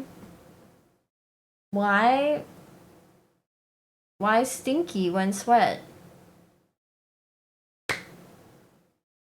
Why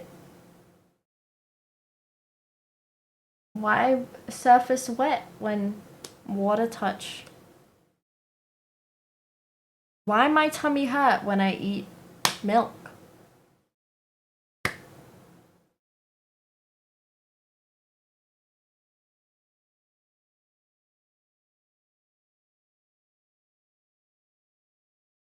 Why not, rookie? Yeah, you can eat milk. It can be a little thick.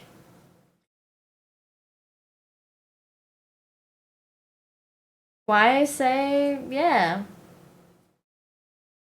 Well, you know, you ever been to Singapore? Can. Few words, much meaning. Few words can. Few words can! To the Garden of Eden. I'll take you to the Garden of Eden. Guess we'll just roll with that. How high is your sink off the floor? Stop trying to guess my height from how I piss. You'll never know. It's a mystery. I could piss in various sink sizes.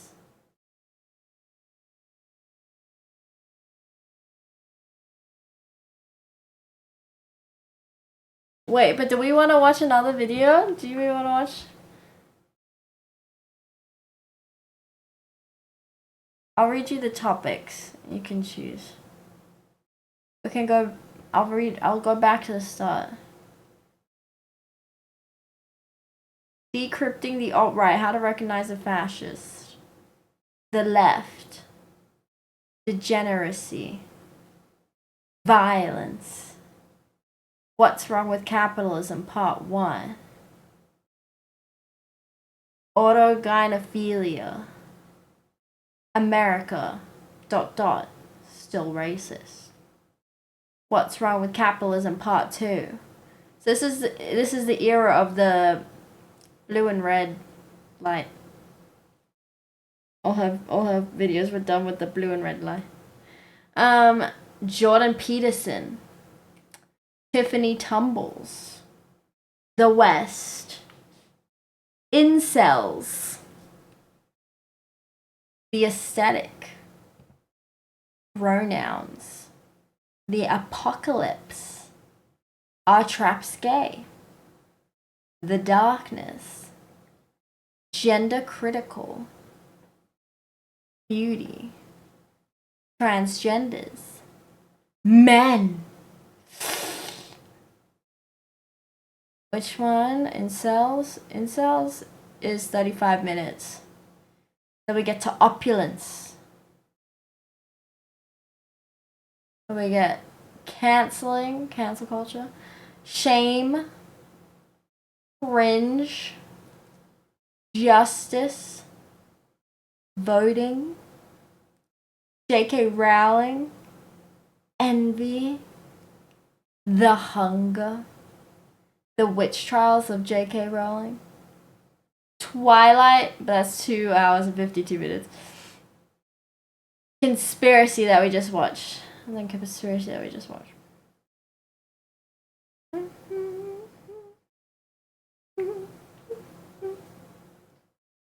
Louis Theroux? I do love Louis Theroux. My friend that I'm going to Lady Gaga with, her and I went and watched his documentary back in, was it 2016? It came out in cinemas. This is the last, I think that's the last documentary you made, right? Like cinematic documentary. I can't remember what it was. We went and watched it cinemas, the premiere. We love Louis Theroux.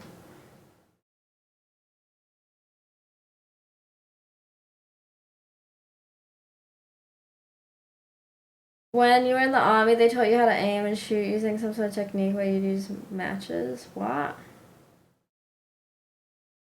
You vote for incels. You watch this piece on trans kids. He is a good journalist, because he's so deadpan. He like doesn't. He's, you know, lets you say what you say. He doesn't.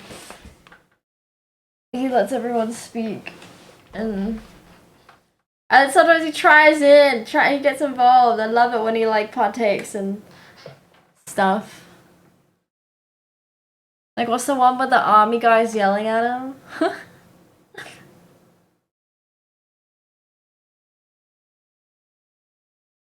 He's so awkward. He's a lovely chap. Does everybody want to watch another video, or is it bedtime? The incels video is 35 minutes if you want to watch the incels video. These acting one? Probably. I've seen so many, but they all blur together. I just know I like it. I think it was 2016 that the last cinema release was of his. That was so good, I remember.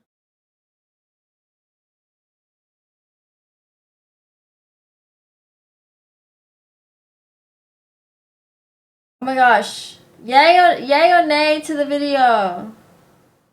I need a response, otherwise I'm going to bed.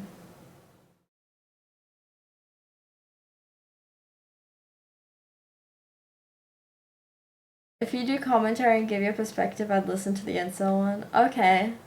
But I need to like listen first before I give it. Nay. Oh, we got one nayer. Oh, we got 2 nayers. How many horses are in this barn? Horses? How many horses are in this barn? That's in the news. The number of young guys are having sex. Yeah, but things with incels, I don't believe it's truly. Maybe some people, maybe a small percentage are truly actually incel. But I think a lot of these boys choose to be celibate. I don't think it's quite voluntary. I think it's they like to view themselves as the victim and want to believe they cannot get a girl, but it's easy to blame it on the girl, you know? And actually like trying to be a nice person and take the long route to get sex, you know?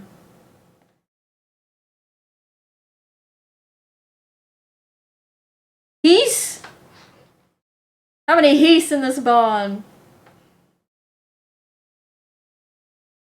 My guess on your height is 5'6", so roughly around 5'9". Is this based on the sink pissing? Are we guessing based on sink pissing?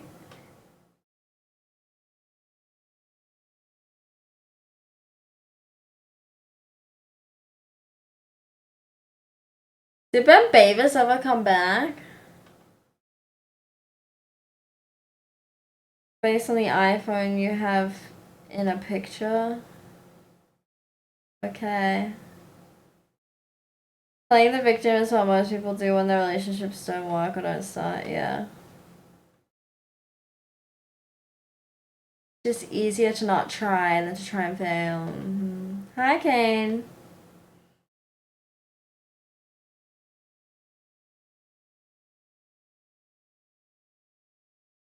Okay, let's pop on the incel video then.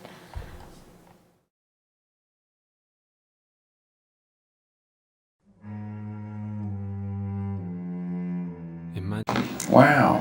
Feels. Imagine how soft and warm her skin feels. Imagine the sweet smell of her perfume. Imagine her tenderly pressing her soft lips against yours. Imagine her letting you get on top of her and insert your inside her, softly moaning as it slides in. Imagine the walls of her tight, soft, warm wrapped around every inch of your. Imagine her breathing getting heavier with every thrust.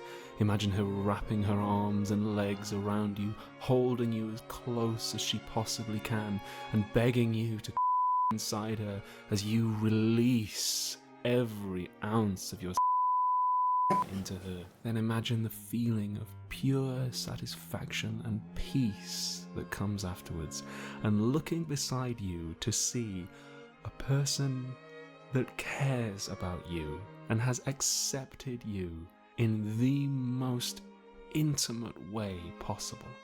You will never get to experience this because your skeleton is too small or the bones in your face are not the proper shape.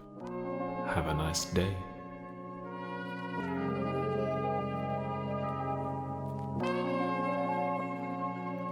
Hello, boys. Let's talk about bone structure.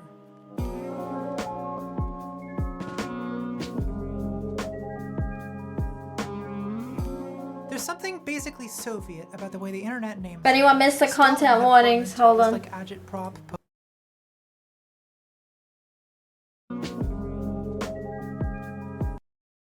Content warning, misogyny, transphobia, self-harm. 185 centimeters. There's something basically Soviet about the way the internet names things. Stalin had portmanteaus like agitprop, politburo, and kompromat, and we have webinar, podcast, and incel, short for involuntary celibate. The word incel was invented in the late 90s by a lonely bisexual called Alana, who created a website called Alana's Involuntary Celibacy Project that was essentially a safe space for people who just couldn't get it in. But in our own miserable moment of internet history, the word incel refers to a more specific community of mostly heterosexual men, centered around forums like incel.me and r/braincells. This group has recently gotten a lot of bad press because for the last few years they've been churning out mass murderers faster than Marvel can make Avengers movies. But most incels aren't violent killers, they're just men who've formed an identity around not getting laid. In this video, I don't want to mock incels or lecture them or even sympathize with them. I just want to understand who they are and why they're like this. To start with, sometimes the best way to understand a person's world is to learn their language. And the language of the incels, well, you'll see. First base, incelese. Does it ever bother you that the word women makes adult females sound just a little bit too human? Well, incels have a solution to that. They've taken to calling women femoids. The choice of vocabulary tells us how incels think of women, not as sisters or mothers, and certainly not as autonomous people, but as a kind of foreign, inscrutable object, comparable to a natural resource, unobtainium, to which incels believe all men are entitled, and to which they feel they have been unjustly denied. There's a long tradition of nerdy men talking about women in nerdily misogynistic ways. I'm reminded of famed rocket scientist Werner von Braun's remark about female astronauts. We are reserving 110 pounds of payload for recreational equipment. Which is not to say that alpha males are less misogynistic than nerds, but simply that nerds have a nerdy style of misogyny. Now, femoid is about as neutral a term as incels have. Sweating. and it's only Why? downhill from there. Do you There's the think you're an usual incel, stigmas, Rookie? bitches, sluts, whores, all conveying a searing resentment of female sexuality, the pinnacle of which is represented by the bespoke incel coinage roasty, which I'm sorry to inform you refers to the incel belief that the human vulva become mutilated through repeated penetration by different men, though not through repeated penetration by the same man, interestingly, and thereby come to resemble roast beef. Now, by definition, incels haven't actually observed any vaginas, but to incels, anatomy is more a matter of metaphysical speculation than crude science. Though if you ask me, the right metaphor for a veteran vag is not roast beef, but sour grapes. Of course, not all femoids are created equal. There are various subspecies. The Becky or normie femoid is to be contrasted with the Stacy, or sexually desirable femoid, whose distinguishing features include what makeup was it? on point, never works a day in her life, naturally curvy body gives men instant erections, big tits and ass show fertility. I don't think that's how Savages. The Stacy, naturally, has fertility a male works. counterpart, whom incels call the Chad. A Chad is a hunky alpha whose hands are always prepared to grab nearby fertile pussy. He has never heard a song in his entire life. He has a sloped forehead with a strong brow, ram-bow chin, strong jawline, flat occipital plate. It must needs be remarked that the skull of the Chad exhibiteth a brow ridge most pronounced, whereas the skull of the Virgin is most inadequate in this regard, Just like me for predisposing such specimens Senior Doodle to an watching an abject existence analysis on of himself right lamentation now. and cuckoldry. It's time to talk about bone structure. According to a classic incel meme, the difference between Chad and non-Chad is literally a few millimeters of bone. I would like to propose a sociological theory, Foppington's Law.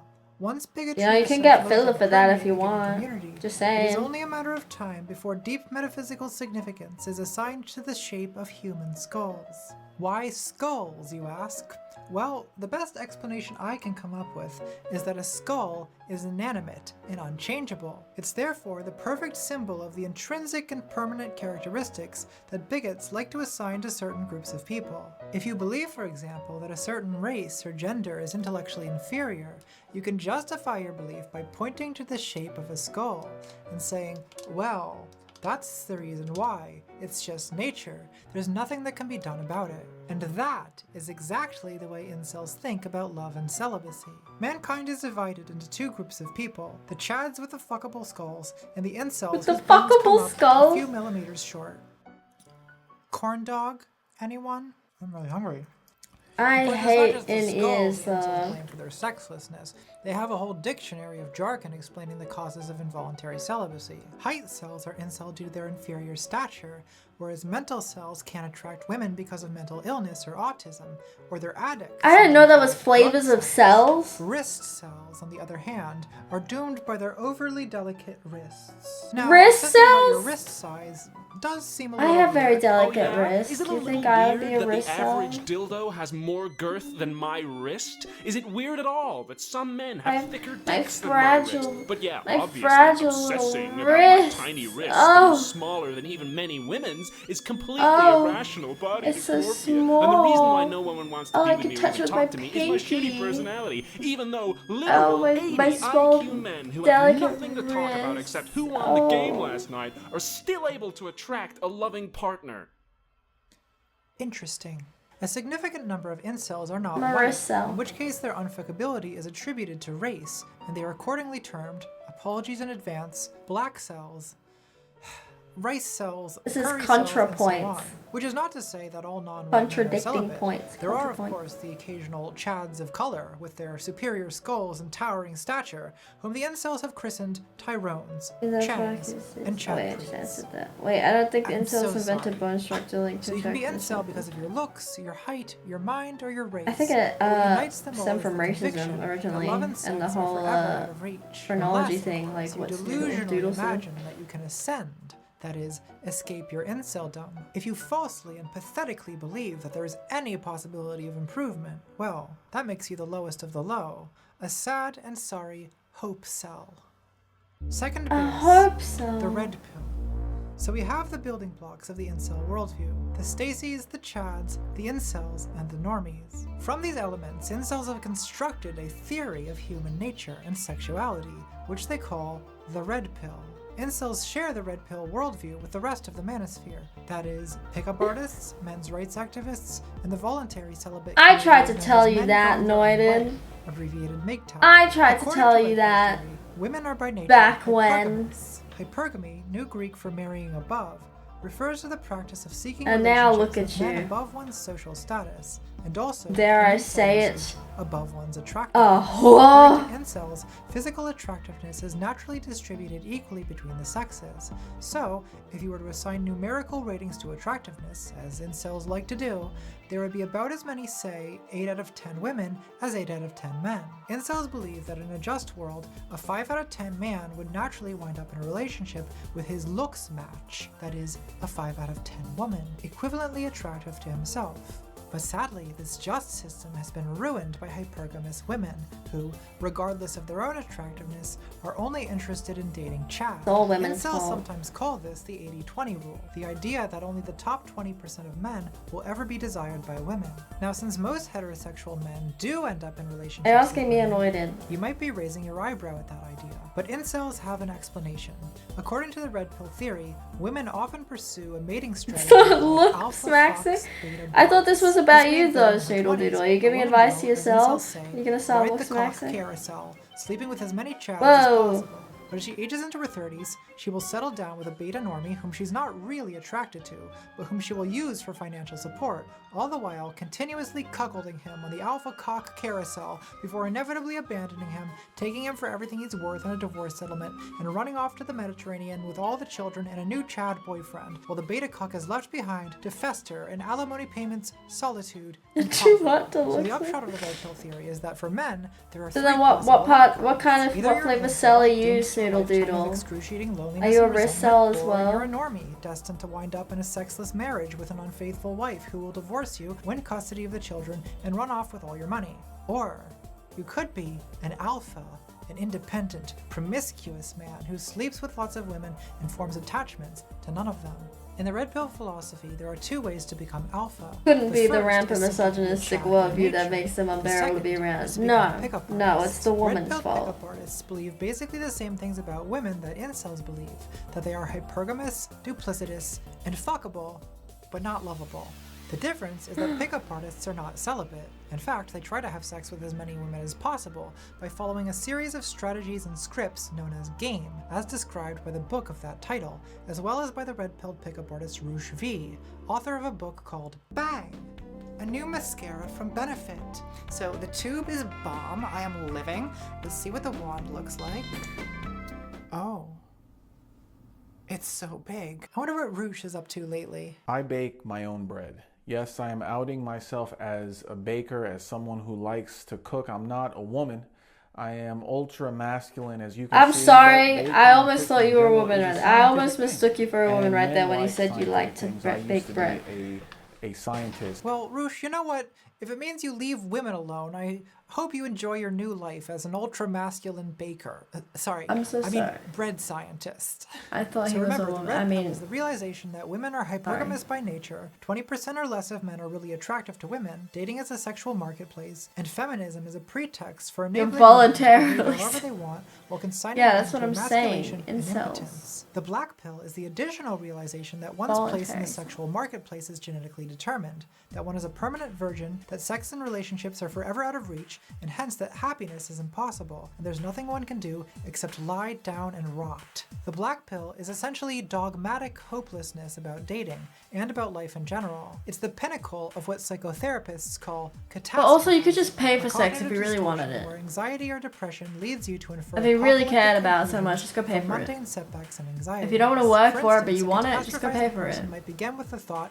oh no, I'm going to be late for work. And from there infer, my boss is going to be angry, I'm going to lose my job, I'm not going to be able to get another job, I'm going to be unemployed forever, my family will starve, oh god, we're all going to die. Catastrophizing. Each step in the sequence is sort of plausible, but the leap from step 1 to step 7 is completely absurd. This is exactly how the black pill works. You start with experiences of rejection and isolation.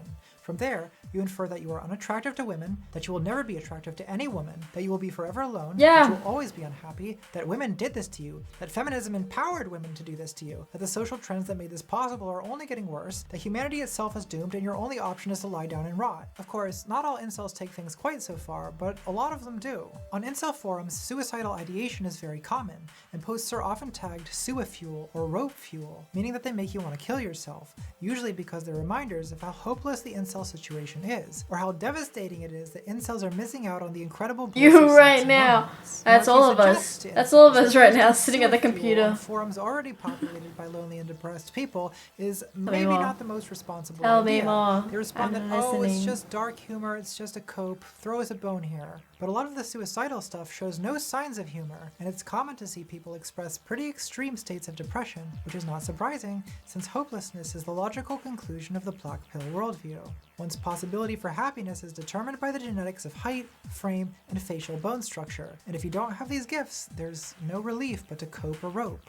Now, it's pretty tempting to just mom the shit out of these kids. You want to grab them by their Black Ops t-shirts, shake them a bit, and tell them there are millions of men with small wrists and weak chins getting laid every day, that they're their own worst enemies, that they need to get off the computer, go outside, make some friends, stop hating women, get some hobbies, and who knows, maybe they'll develop a disposition that women find a little more approachable. Essentially, you want to tell them, clean your room, bucko. In fact, for the young men in this demographic who are receptive to How that to kind of advice, Academy, Jordan bro. Peterson is probably helpful because he's telling them a lot of what they need to hear, and he's kind of a sexist old man, so they might actually listen. But most incels don't want to hear this kind of advice. In fact, they view it as essentially a microaggression. You are, in effect, Chad-splaining their oppression to them. You give basic Chad-splaining. advice like take a shower, be more confident to people who've already experienced a lifetime of rejection and isolation, and who believe they've already I'm gonna tried Chad-splain everything. everyone I So they meet. despise this kind of advice and devote endless posts to bitterly mocking the futility and insensitivity of it. Just go out to parties, bro. Instead of hating on women all day, why don't you losers just try being confident like this average looks? Hold up. Where the fuck did this guy get a chair from? In the middle of this party where everybody's standing. This looks like the middle of a dance floor or something. Where the fuck did he get a chair from? This is like the middle of the dance floor. Bro, instead of hating on women all day, why don't you losers just try being confident like this average guy? Confidence is key. You incels need some hobbies. Try reading some books. Women love intelligence. It works for me, bro. No, you just need to get out more. No one knows what it's like to be hated. What To did you incels, say? their worldview seems ironclad. It has built-in defenses against anyone who would try to change their minds. So if you want to understand incels, and in particular, if you want to understand why their community produces so many mass murderers, you have to understand that the black pill is more than the dogma that you can't get laid. It's also the dogma that because you can't get laid, you can never be happy. So what we have in our hands here is more than a bunch of angry internet misogynists. It's, at worst, a kind of death cult, complete with an eternal hell and an omnipotent enemy. It is not surprising that that state of mind leads a few of them to conclude that since triumph is impossible, why not try revenge? Third base. Tinder is garbage. I know I said I wasn't going to sympathize with incels, and I know they don't want my sympathy anyway, and I know it's bad praxis to sympathize with the devil, but on some level, I can't help it. The internet is for introverts, so I'm sure a lot of people watching this feel the same way. I bet some of you have been this guy. I have been this guy. So look, I'm going to tell you something I've never really come out about on this channel, so this is like a really vulnerable moment for me, but I used to live as a man, and I'm not proud of that, but I'm ready to move on if you're ready to forgive. I'm in the unusual situation of being a woman who dates men, who used to be a man who dates women. What kind of fucked up shit is that? Is that even allowed? Alright, calm down, lesbian stans. I'm still attracted to women, and those who lieth betwixt. Cats, the inherent eroticism of the sea. Yeah. Like a ship captain. Don't you just want to get in there? He calls Take to me. mommy. But I have been on a blue heterosexual kick depths. lately. I gotta get my hetero on. What I'm getting at is I've used Tinder both as a man seeking women and as a woman seeking men. And I think that gives me some relevant experiences. When you're a man, the strategy is you've got to send a lot of messages because women get a lot of messages.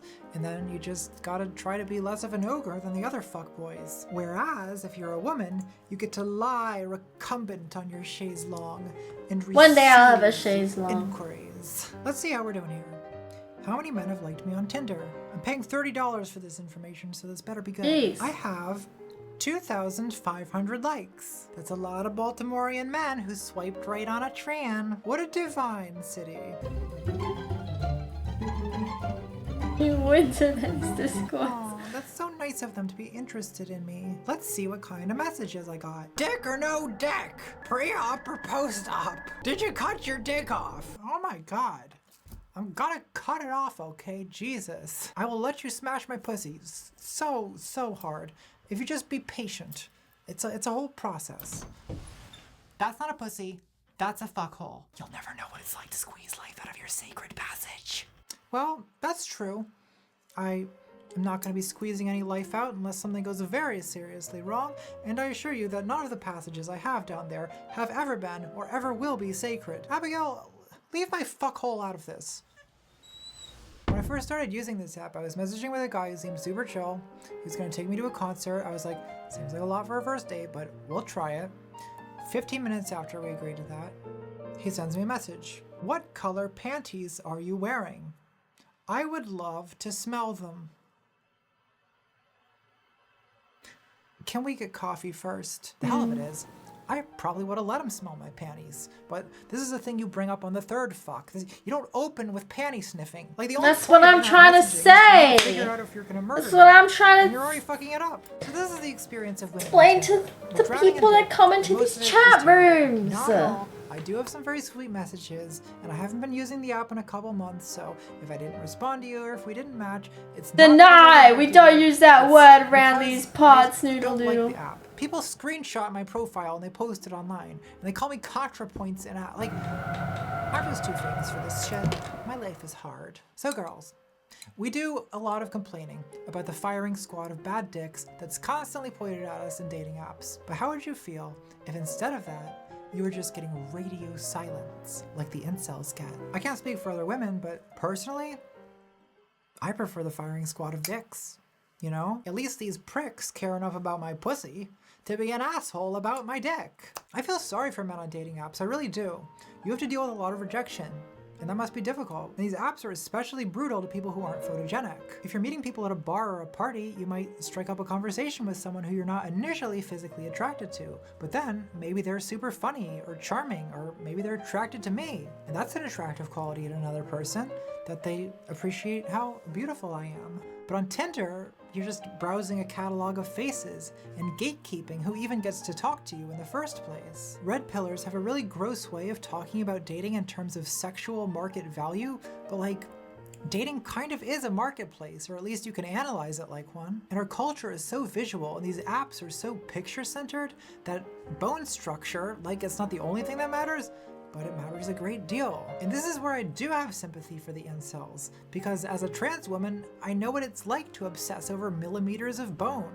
I actually had to interrupt work on this video to go to a consultation for facial feminization surgery, so I can pay luxury car amounts of money to shave off a few millimeters of bone here and there, because it must needs be remarked that the skull of the female exhibiteth a brow ridge less pronounced. I mean, I'm just as obsessed with bone structure as the goddamn incels. It's me about cosmetics discussion the other day. And I worry about it every day. We're all obsessed with the bones, honey. We all have bones inside us. We all love touching bones. You want to take a measurement from the supraorbital ridge to the lambdoid suture and multiply that figure by pi to calculate what we call the Chad circumference. Not the Why is Chad no one talking about the Chad circumference? Wait, is that an actual term? Just the tip. There's another one. That's the incels. As a trans woman, it's relevant to the incel discussion, and that's that I recognize delusional self-loathing when I see it. I'm far from the first to point out that the supreme gentleman, incel mass murderer Elliot Rodger was, apart from his narcissistic psychopath personality, an eminently bangable twink. Now I'm not going to show you pictures of incels, but on their forums, they do sometimes post selfie threads. And you can't say this on incel forums without enraging them. but in confidence, from one pretend clinician to another, let me tell you that the truth about incels is that almost all of them are completely normal-looking guys. But of course, that's not the feedback they get from other incels. The feedback they get is that their chins are weak, their hair is thin, their skin is garbage, and there's no hope whatsoever, no woman will ever love them, and they are true cells with no option but to lie down and rot. And the interesting thing is, those guys post selfies to those threads, knowing that's the kind of feedback they're gonna get. So why? Why do they do it? Well, I'll tell you a little story. Confirmation bias. There's a website on the internet called 4chan.org that has a board called LGBT. A few years ago, this was used mainly by the 25 gay men who actually like Milo Yiannopoulos, but recently it's used mostly by men who are entertaining the notion of becoming women, and by early transition trans women. So the board is jokingly called TTTT. Now I've recently moved beyond that first stage of my transition, but the memory is still fresh. And let me tell you, it is a painful, awkward, humiliating stage of life. So the trans women of TTTT are tragic. They're basically still in man mode, which is why they're using 4chan, and I bring them up because they remind me a lot of incels. For incels, the core frustration is that they can't get laid. For TTTT, it's that they can't pass as female. Both groups post selfies knowing they're going to get brutal, unconstructive feedback, and both groups have a weird vocabulary with which to express their anxieties. For instance, on TTTT, a major piece of jargon is hun, a slur used by trans women for other trans women, which basically means that you look like a man in a dress, which is what every trans woman is afraid of. And there's another commonality with incels too. Why would hun become a bad one? Which, Hun is just like honey. It's short for honey. You've already guessed. You will never be seen as a woman because of your head size. Have all the surgeries in the world. Your massive man noggin will stay the same. Not the man noggin! He has very soft facial features. His head is fucking huge, lol. And the Huns on Reddit are hugboxing him and telling him that there are women with big heads. No there aren't. There aren't fucking women with heads that do that. And FFS won't change shit. You might as well repress. You transition with a man's head, you will be clocked. You will be looked at as a freak. You will never be seen as a legit woman, 100%. This is why I'm not transitioning. Thank you, skull people, for showing me the way, and that no matter what I do, I will always be a manly man skull-wise. You saved me the embarrassment of being a literal big-headed man in a dress. 'Tis evident the cranial vault Go, of the autogynophile be much more voluminous, and the facial plane wider. It always comes back to the skulls, every time. The other interesting thing about TTTT is I used to get posted there a lot. For a while I had some stans on the board who basically viewed me as inspiration. Yikes, because of course that kind of post is frowned upon. If I'm not looked at as a big-skulled manly freak, if my transition is going well, that means that some of their transitions might go well too. And that is an unacceptable conclusion for a community founded on self-loathing and hopelessness. So it was necessary for the rest of the board to explain why I didn't pass, why I would never pass, and why anyone who looked less good than me shouldn't even fucking Hi, big dog. They shouldn't transition at all. They should just repress. They should lie down and rot. And I used to read this stuff all the time. Like, I would specifically seek out threads about me, which might seem strange, considering I had hundreds of fans telling me I was a gorgeous goddess every day. So why did I turn away from that to intentionally seek out this dismal den of Huns talking about how my giant Hun skull is clockable at 1,000 paces and my voice sounds like a ridiculous Muppet falsetto hybrid of Mickey Mouse and Winnie the Pooh? Well, basically, there was part of my brain that just watching a simply video refused to essay on believe it. incels. I was gorgeous, and for semi-plausible reasons. A lot of trans people on the internet tell other trans people they look gorgeous no matter what they look like. That's where the word hun comes from. You look great, hun. So what TTTT is saying about Reddit hugboxing is true to some extent. Yeah, there is a kind of honey. a priori and Why are you dogmatic making flattery me? that prevails in some trans spaces. He's from So I America. tend to regard all compliments as USA. everyone is beautiful, politically correct cuckoldry. And there would be this Splinter thrill Cell, of no, going to I haven't even heard of TTT that. and reading other people say what my deepest anxieties told me was really true. And that was always painful, but there was a kind of pleasure too. There was a rush. Formation It's exciting bias. to burst out of the politically correct bubble and say what you're really thinking. That personality doesn't matter because big-skulled Chads get all the girls. That ContraPoints is a big-skulled Hun with a voice like nails on a chalkboard. And at first, I justified the habit by telling myself I was just doing research. I have to keep tabs on what the bigots are saying, it's simply my job. But soon I realized it wasn't just research, and it was infecting me away from the computer. This ridiculous vocabulary, Huns, AGP, was popping up in my head at unexpected times. It was starting to color how I thought about myself, and worse, it was starting to infect how I thought about other trans women. And that's the moment I realized I need to stop looking at this stuff right now or I'm gonna become a monster. And once that happens, it's gonna be very difficult to fix. This is exactly how the incel black pill works. There's something infectious about these vocabularies. Like on days I've been working on this video, I'll go out at night and these words just involuntarily show up in my thoughts. That bartender is such a Chad. He's totally hype-mocking that tiny cock. And the tragic thing is, some incels don't realize what this is doing to their minds until it's too late. Let's face it, black pills are suey fuel, and a lot of us can't handle them. I gleefully indulged in this subreddit the moment I discovered it, since I loved uncovering secrets that society had been hiding from me. But it has affected my mental health in a bad way. I made my first call to the suicide hotline a few weeks ago, and I've never needed to do that before. I could always talk myself out of it through logic, but my mind is ruined now. This is a form of what psychologists are calling digital self-harm, prototypically teens who leave themselves abusive comments from sock puppet accounts. But the more sophisticated adult version of this involves intentionally seeking out abusive and disparaging comments. Back in the day, you had the burn book for that. I have a long history of doing this. Intentionally looking for abusive comments, That's me, girls. especially ones that cut to the core of my deepest insecurities and fears. Why? I don't know.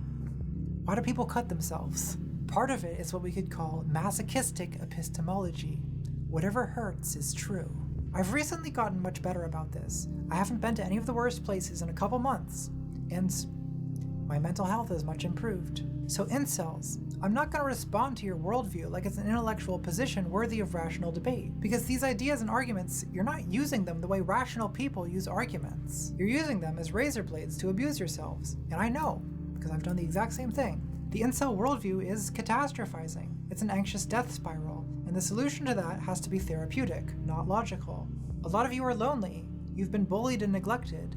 You feel left behind by society. But what you're doing when you're reading incel forums is you're slowly internalizing a cruel and distorted way of looking at yourselves and at other people in your situation, and at women. And you're forming mental habits that are going to make it very difficult for you to live a happy life. So what you have to do is get off those forums as fast as possible. I'm going to post a link in the description of this video to instructions on how to block. She does certain websites research. from your computer, because for me, girl, that's what it took. Fifth base. Anal. So the incel Reddit transgender 4chan analogy has a limit. And that limit is that for a significant subset of the incel community, their primary hatred is not directed at themselves, but at women. And they really hate women. Like, I'm basically a professional internet bigotry scholar at this point. I look at this kind of stuff all the time.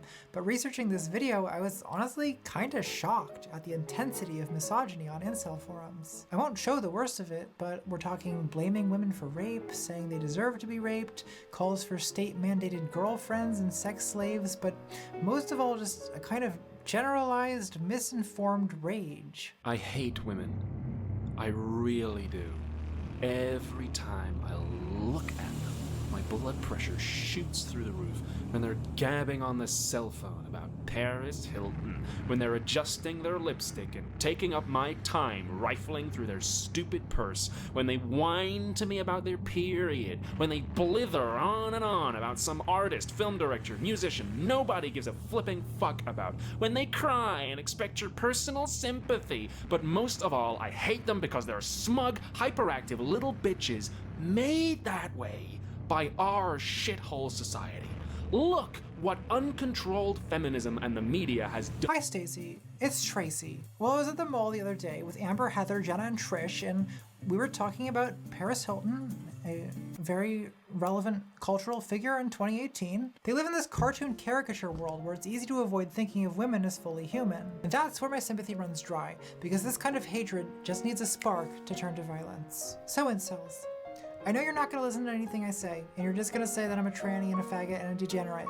And to that, I say, how dare you say things that are entirely true? But also, vol sell if you wouldn't, bitches. And I know you don't listen to suggestions about how you probably actually could have healthy relationships, so no one can really reach you until you get out of those forums and allow yourselves to be reached. But by way of a closing remark, I guess I simply invite you to consider that you don't even need a warm body or a sex robot to satisfy the erotic longing. You know, when I was your age, Go to the in ocean! 1975, every teenage You're boy a had a ship. Stratocaster in his bedroom. That was the outlet for his sexual frustration. What I'm suggesting is the manosphere exists because rock and roll is dead. But there's other options. Think about the eroticism of a rainstorm, the clap of thunder, the rustle of the leaves, the steam rising off the warm pavement.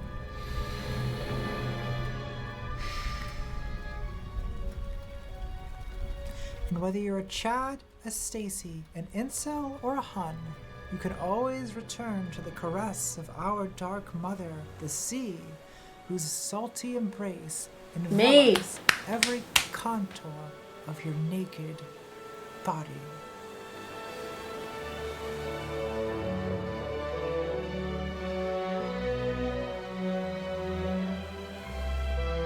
There you go. What'd you think of that one? Wow. What do you think about the salty embrace of the ocean? Hi, Selcook. How are you? Welcome back. I'm ending now. We're gonna go to bed. Because it's 2:30 a.m. and it's bedtime. Is the waterline has managed to last for quite a while. It's starting to come off a little bit, but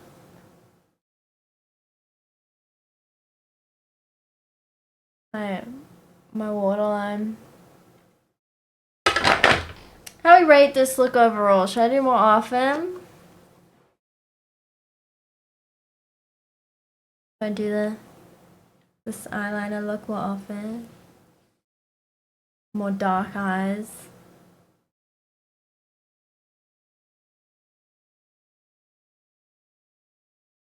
I was a bit cynical, not really covering the issue, just one corner of the internet somewhere. Yeah, that's what it was meant to do. Again, she said right at the start of the video, I'm not here to offer you a solution or anything. I'm here for just to view it. Just to analyze it. She never provides like a solution. She's not a therapist. She's like an anthropology and philosophy major. She just talks about society and humans.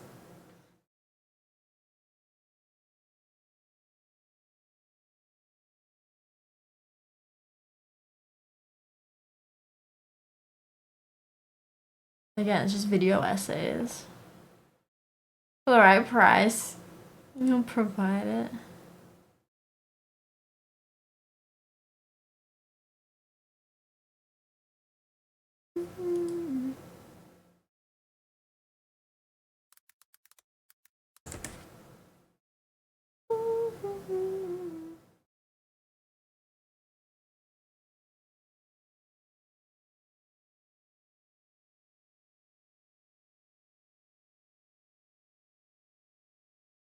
You've seen better coverage of issues by others. Coverage? What? She's not covering. She's just making a video essay. It's not meant to be like a. It's not a. I don't know. It's not like a scientific report. She's just speaking about commentary on what research she's done in particular groups.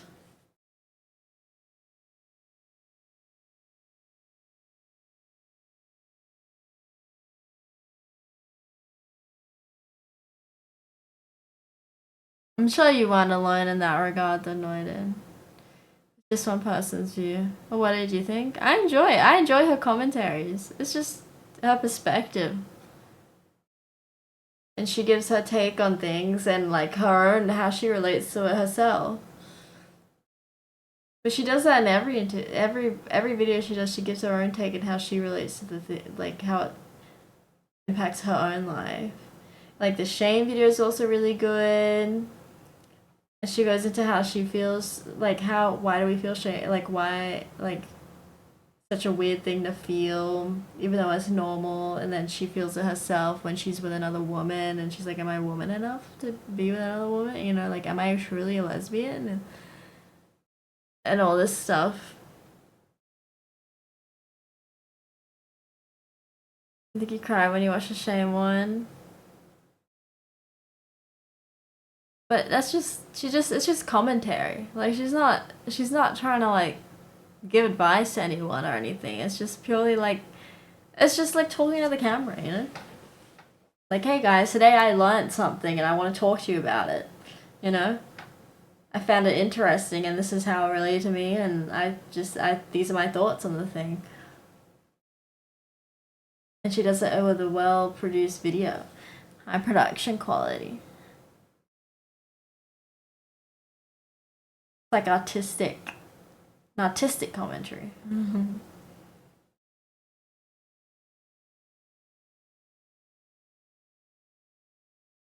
It doesn't need to be something big, you know? She's not doing it to like help other people. You want to make interesting videos like that would be fun. I do too. But then I think I would like give up partway because I'd get frustrated that I can't do it the way I envisioned it in my head. You know, I'd have big creative ideas that I can't execute, and then I'd get frustrated that it's not looking how I envisioned, and I'd give up.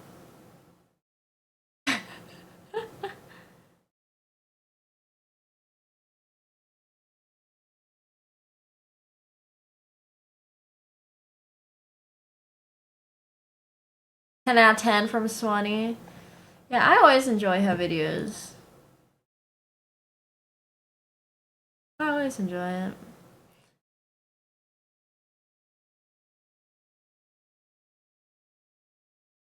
Ay. If you did a video like that, Noida, what would your topic be? What topic do you want to talk about?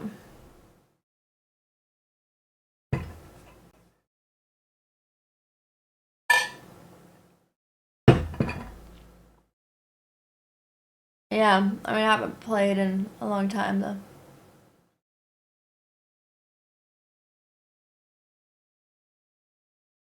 I have to think. Yeah, I don't know what I would... I fear I would just get a bit angry speaking also. I have to retake things.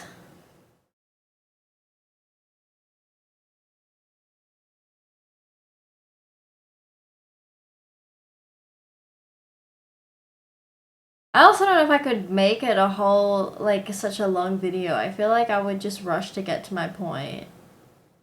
I'm not good at setting up too much context like that, where she works through each point in time. I'll be like, oi, this is what's up, and the main reason is because of these other things. Like, that's how I'd probably end up delivering. It's like, this is what's happening. And it stems from this thing. And that originated from that. But yeah, this is the big problem. So, yeah. Steady.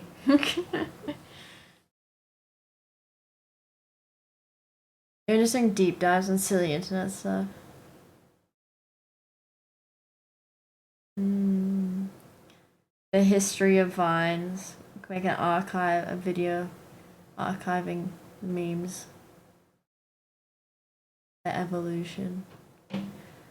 And how language evolves so quickly these days. Oh my god, I only just learnt about this. Have you heard about this new phrase the kids are using? On the internet, it's called, they say, you just turned 19 in Poland. Or something. They just turned 19 in Poland. Like, what the fuck? Apparently, it's another way of saying you've served. Like, you're serving. Like, you ate, you know? Because when you turn 19 in Poland, you gotta go do your military service. they're saying you serve. You're serving, you know? I'm like, what the fuck? Why did we pick that? Why did you pick that? There's also so many countries that do that also. Like, why was it turning 19 about? Why did that come from? Why can't we just keep saying serving? Serving was already stemming from, like, you know, you're doing a service to someone. You're serving the community. That was already, like, the stem of it. Like, you're looking so good, you're serving the community. You're doing charity work. You're doing charity work. That was, like, the stem of that. And now we're adding another layer onto it.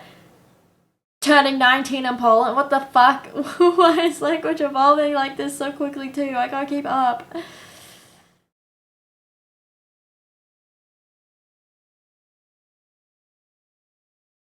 Crazy.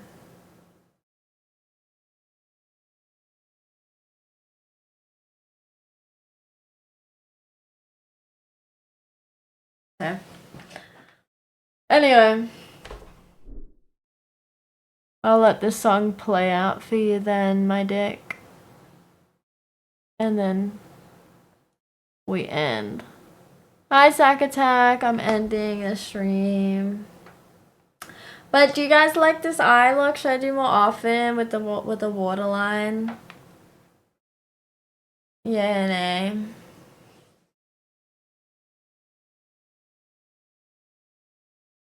I think it's kind of thing you eventually work out for W.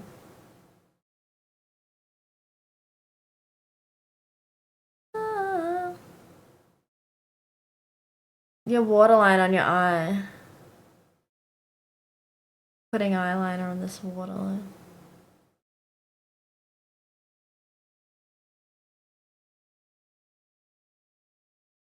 I don't think the waterline makes your eyes look small or anything. That makes my eyes look more brown.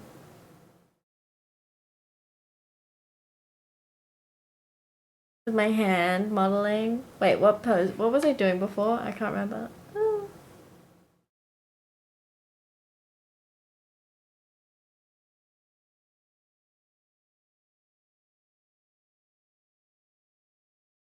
You like that pose? Is that thumbnail worthy? For the thumbnail on the VOD? Or should I do something else with my arm? How did I have it before?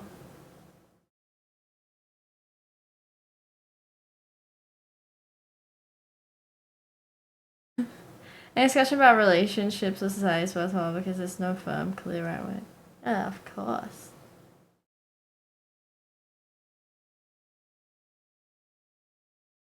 Yes, and then I wanna be next.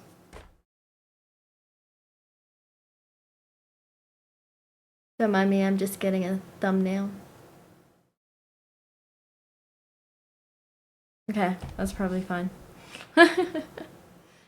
Okay, bye! Song is over, so stream is over.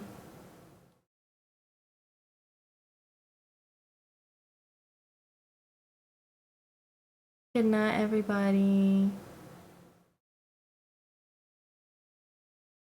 Bye, bye, bye, bye, bye.